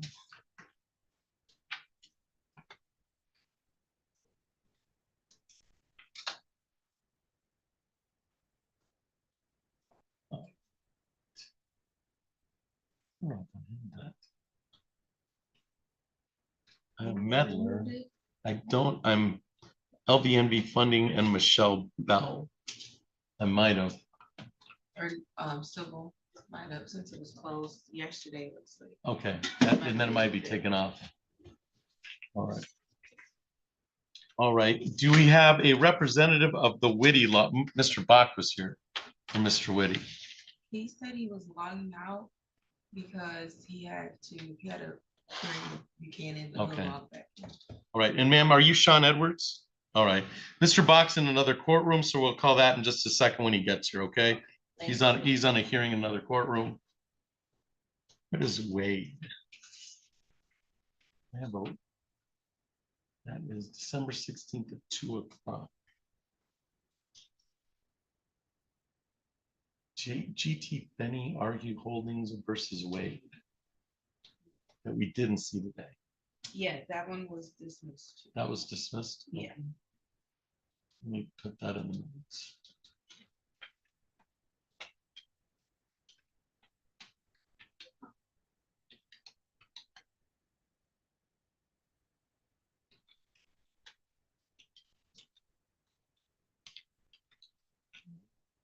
Case dismissed.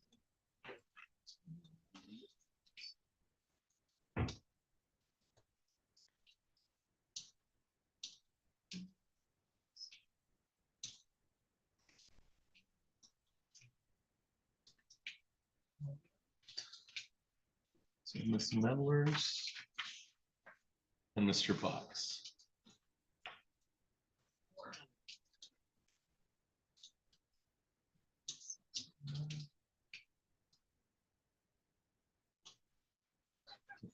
If you want to change out now, you can, because I don't know Okay, I will see what she's doing. See what she's doing.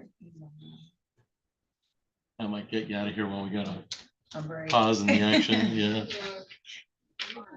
Yes. Mr. Box. Mr. Bach is the opposing counsel for the hearing. What's that? For your case, yes. Yeah. So he was on Zoom and he's going to show, he had a hearing in Judge Buchanan's courtroom, and then he's coming over here after the hearing. And then Mr. Cates, you heard Ms. Medler, Mr. Cates is here. He's in another courtroom. We're going to call that case in a second.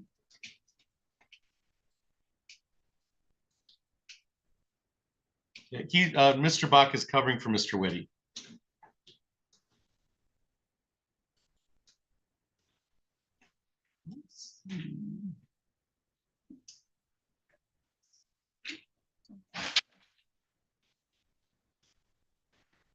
How are you, Megan?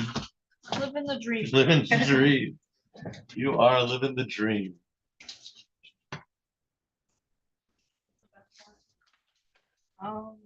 Yes, I know. On- Max, and then what was the other one? On one of the arraignments, we should have been short, right? Only on On one? Dennis? And Dennis, yeah. Okay, and then. Bree did come down. I don't know if she had a question for you. 'Cause when she seen you in here, she kind of walked out. Lots of people do that. That's not unusual. Thank you, Addie. No See problem. ya.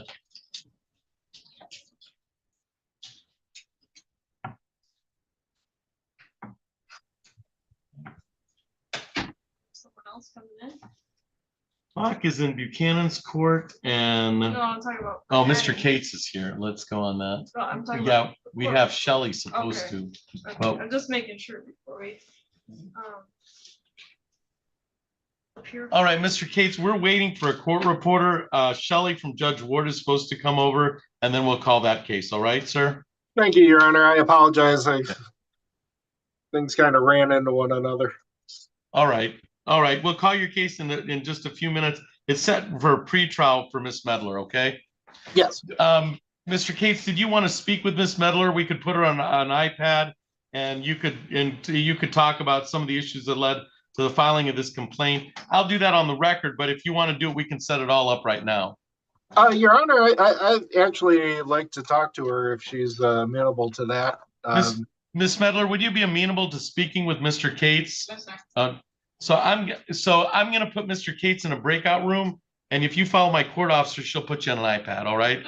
All right. All right. So Mr. Cates, I'm going to put you in the iPad room, which is room 2, and then we'll come back and put it on the record.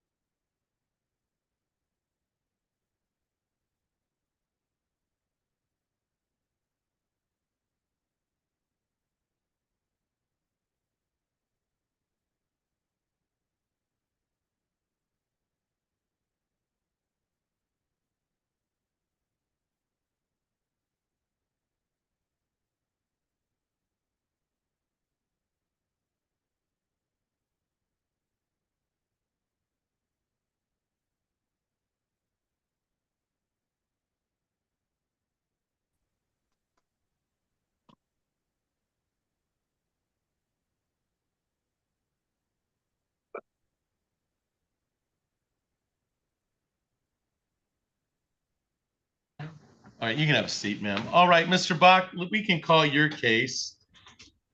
We're on the record in docket 25-06470. That's Simply Live LLC versus Sean Edwards. Appearances for the record, Mr. Bach.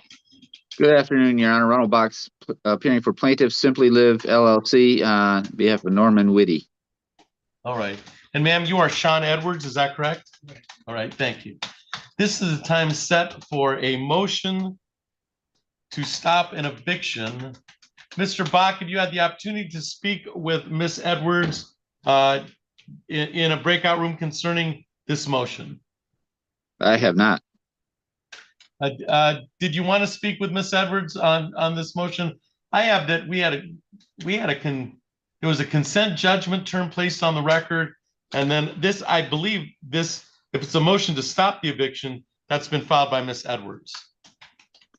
Yes, I understand that, Judge. I've got the ledger here. There've been no payments. I don't really see a reason to stop it. All right, Miss Edwards, so we'll go on your motion. You filed a motion to stop the eviction, is that correct? And what is that based on? False allegations. The terms of what happened was dismissed. Then I keep reaching out to Mishta that terminated my watcher. I did not hear back from them until 11/25. This happened in 2024. Nobody has reached out to me. I'm reaching out to agencies. I shouldn't be here anyway. I need an attorney to represent me. I'm not understanding all this stuff. But you got the initial summons on this complaint November 12th. Correct, but And then you entered a consent judgment yeah, on this same file. So, and now you're saying that now on today's date, which is December 16th, you're saying we got a problem. it's been a problem from day one, Your Honor. This happened in 2024 up until now. But we're not relitigating. You've entered a consent judgment. Is that correct? I'm sorry about that. I didn't understand. You didn't understand? No, You understood you had 3 days from that date to say Right, that and something we this- did here was vague or ambiguous. But you give that to the, I'm gonna read that into the record. So your motion to set aside the current conviction is based on the motion, I need to ask for an attorney to help me with this matter. I'm 60 years of age. This is unfair. I'm reaching out to agency, getting nowhere. That's why you want the court to put their order aside. Right. All right, Mr. Bach. Yeah, Judge, that doesn't look like a valid reason. I haven't heard anything that's a valid reason. And also, I don't believe there's been any monies placed in escrow at this point, which is required by the court rule. I don't know who from civil decided that this was a good motion. There's been nothing in escrow. There's it's not signed by a judge. What? Yeah, it's not signed by a judge. Which judge signed your order, ma'am? What order? The one that I'm looking at. This is, I gotta, hold Yeah. on, looking if there's one in there, that does not look right. Yeah, this doesn't look like, let's see. That isn't anyone's signature. I think I went on the 4th floor or the 5th. I have the consent judgment by Mr. Whitty, signed by Miss Edwards. Let's see, this connected filing. On the 5th, they scheduled it. Yeah, I don't see that. It's not signed by a judge, or it's not dated. At least this one isn't. And I don't have, do you have an original order, Mr. Bach? I have the motion. The order part for the stay is not signed. Yeah, I don't have it signed either. How did this? I found that the courts are kind of all over on the procedure for this type of But motion. usually it's signed by a judge and dated. I just don't have this signed by a judge. But your response, Mr. Bach, so we can, is that there's no proper fail, there's not been a month's rent's been deposited.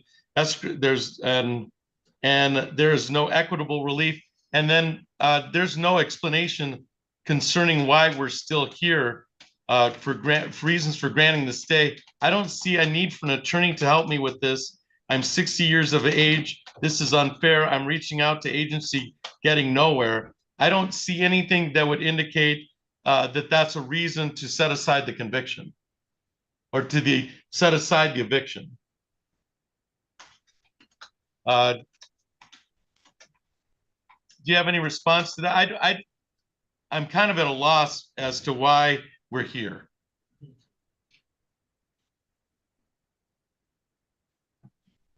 Because it's not signed by a judge, so it's not. I am really confused. Carly set the motion date and took the pay, but who's BAS? Brittany. Brittany. Brittany So did- noted on the 5th that was done. So did you put a month, did you put anything in escrow? I don't think anything's been put in escrow. All right, so Mr. Bach, you're indicating that, this is not, that it's an invalid ex parte order because it doesn't indicate why the consent judgment should be set aside. Correct, Judge. All right. I have to agree with Mr. Bach on this, Ms. Edwards. I'm still at a loss of why we're actually here. Because if this came to me, I would deny the motion to stay the eviction, okay? It's not signed by a judge, it's not dated by a judge. So I'm gonna deny the order to stay the eviction. It doesn't meet any of the requirements of why this consent judgment should be set aside. This was initially filed, I have the initial lawsuit was filed in, it looks like September. So the initial lawsuit was filed in September, and then the proposed order with your name on it was filed on December 3rd. So I just don't see why we're here, okay? So there's nothing I can do. Just gotta, There may be something you can do in another avenue, but to set aside this judgment, I don't know why we're here. B, the reasons you're indicating do not set aside the judgment that we placed on the record. because I'm falsely, That's not an accurate, you've got to explain how the consent judgment is not valid. okay, so. And you signed the consent judgment and you signed it and you read your advice of rights under 4.201. So how many days do I have to be? Ma'am, Mr. Bach, when do you intend to request an eviction from the court in this matter? But you're covering for Mr. Whitty, so I would think you can do so immediately if you want. Yeah, the date passed yesterday. So, you know, if they file it this week, you know, it takes a minute to get through the court and back to the process server. Few days. All right, I would check with your property manager, ma'am, concerning how long you have to, how long a stay you have. Mr. Bach, I'll entertain a motion to deny the motion to set aside the possession judgment. You can follow that up with an order, Mr. Bach, concerning file 2506470. Anything else on this record, Mr. Bach? No, Your Honor, I'll have Mr. Whitty's office file that motion or order All denying the motion. All right. Ms. Edwards, do you have any questions of me? Sure, I would like to know what else can I do to reach out to. You should probably talk to a lawyer. I don't know, but as far as your motion to set aside, it's been denied. All right. I'm going to give you back your motion. It's unsigned by a judge, so I don't know where it came from, but it's an unsigned motion. But you should be all set, ma'am. All right. Thank you. Thank you. Thank you, Judge. Thank you, Mr. Bach.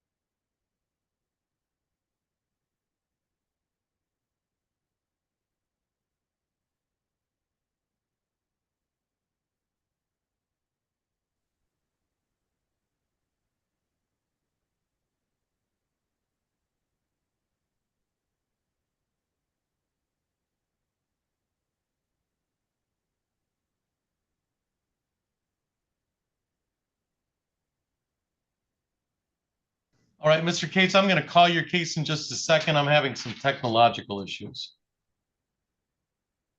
Understood. Seems to be going around today. whole of the Saline This- court got reset in the middle of our hearings. Well, it's let me reboot it and see what happens.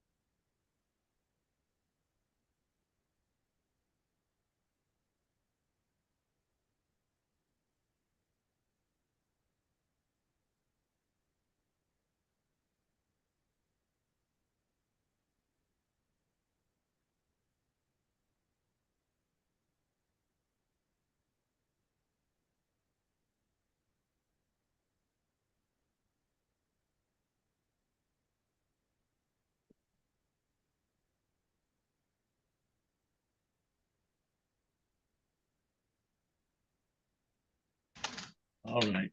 That is the technological equivalent to banging on a TV. All right. You can have a seat, ma'am.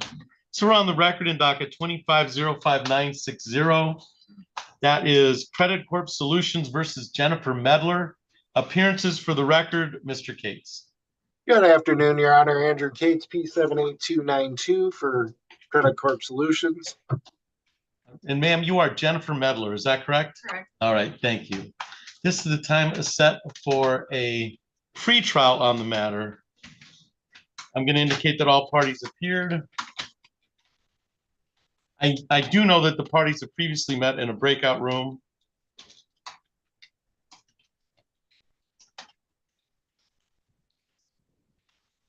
Can't spell.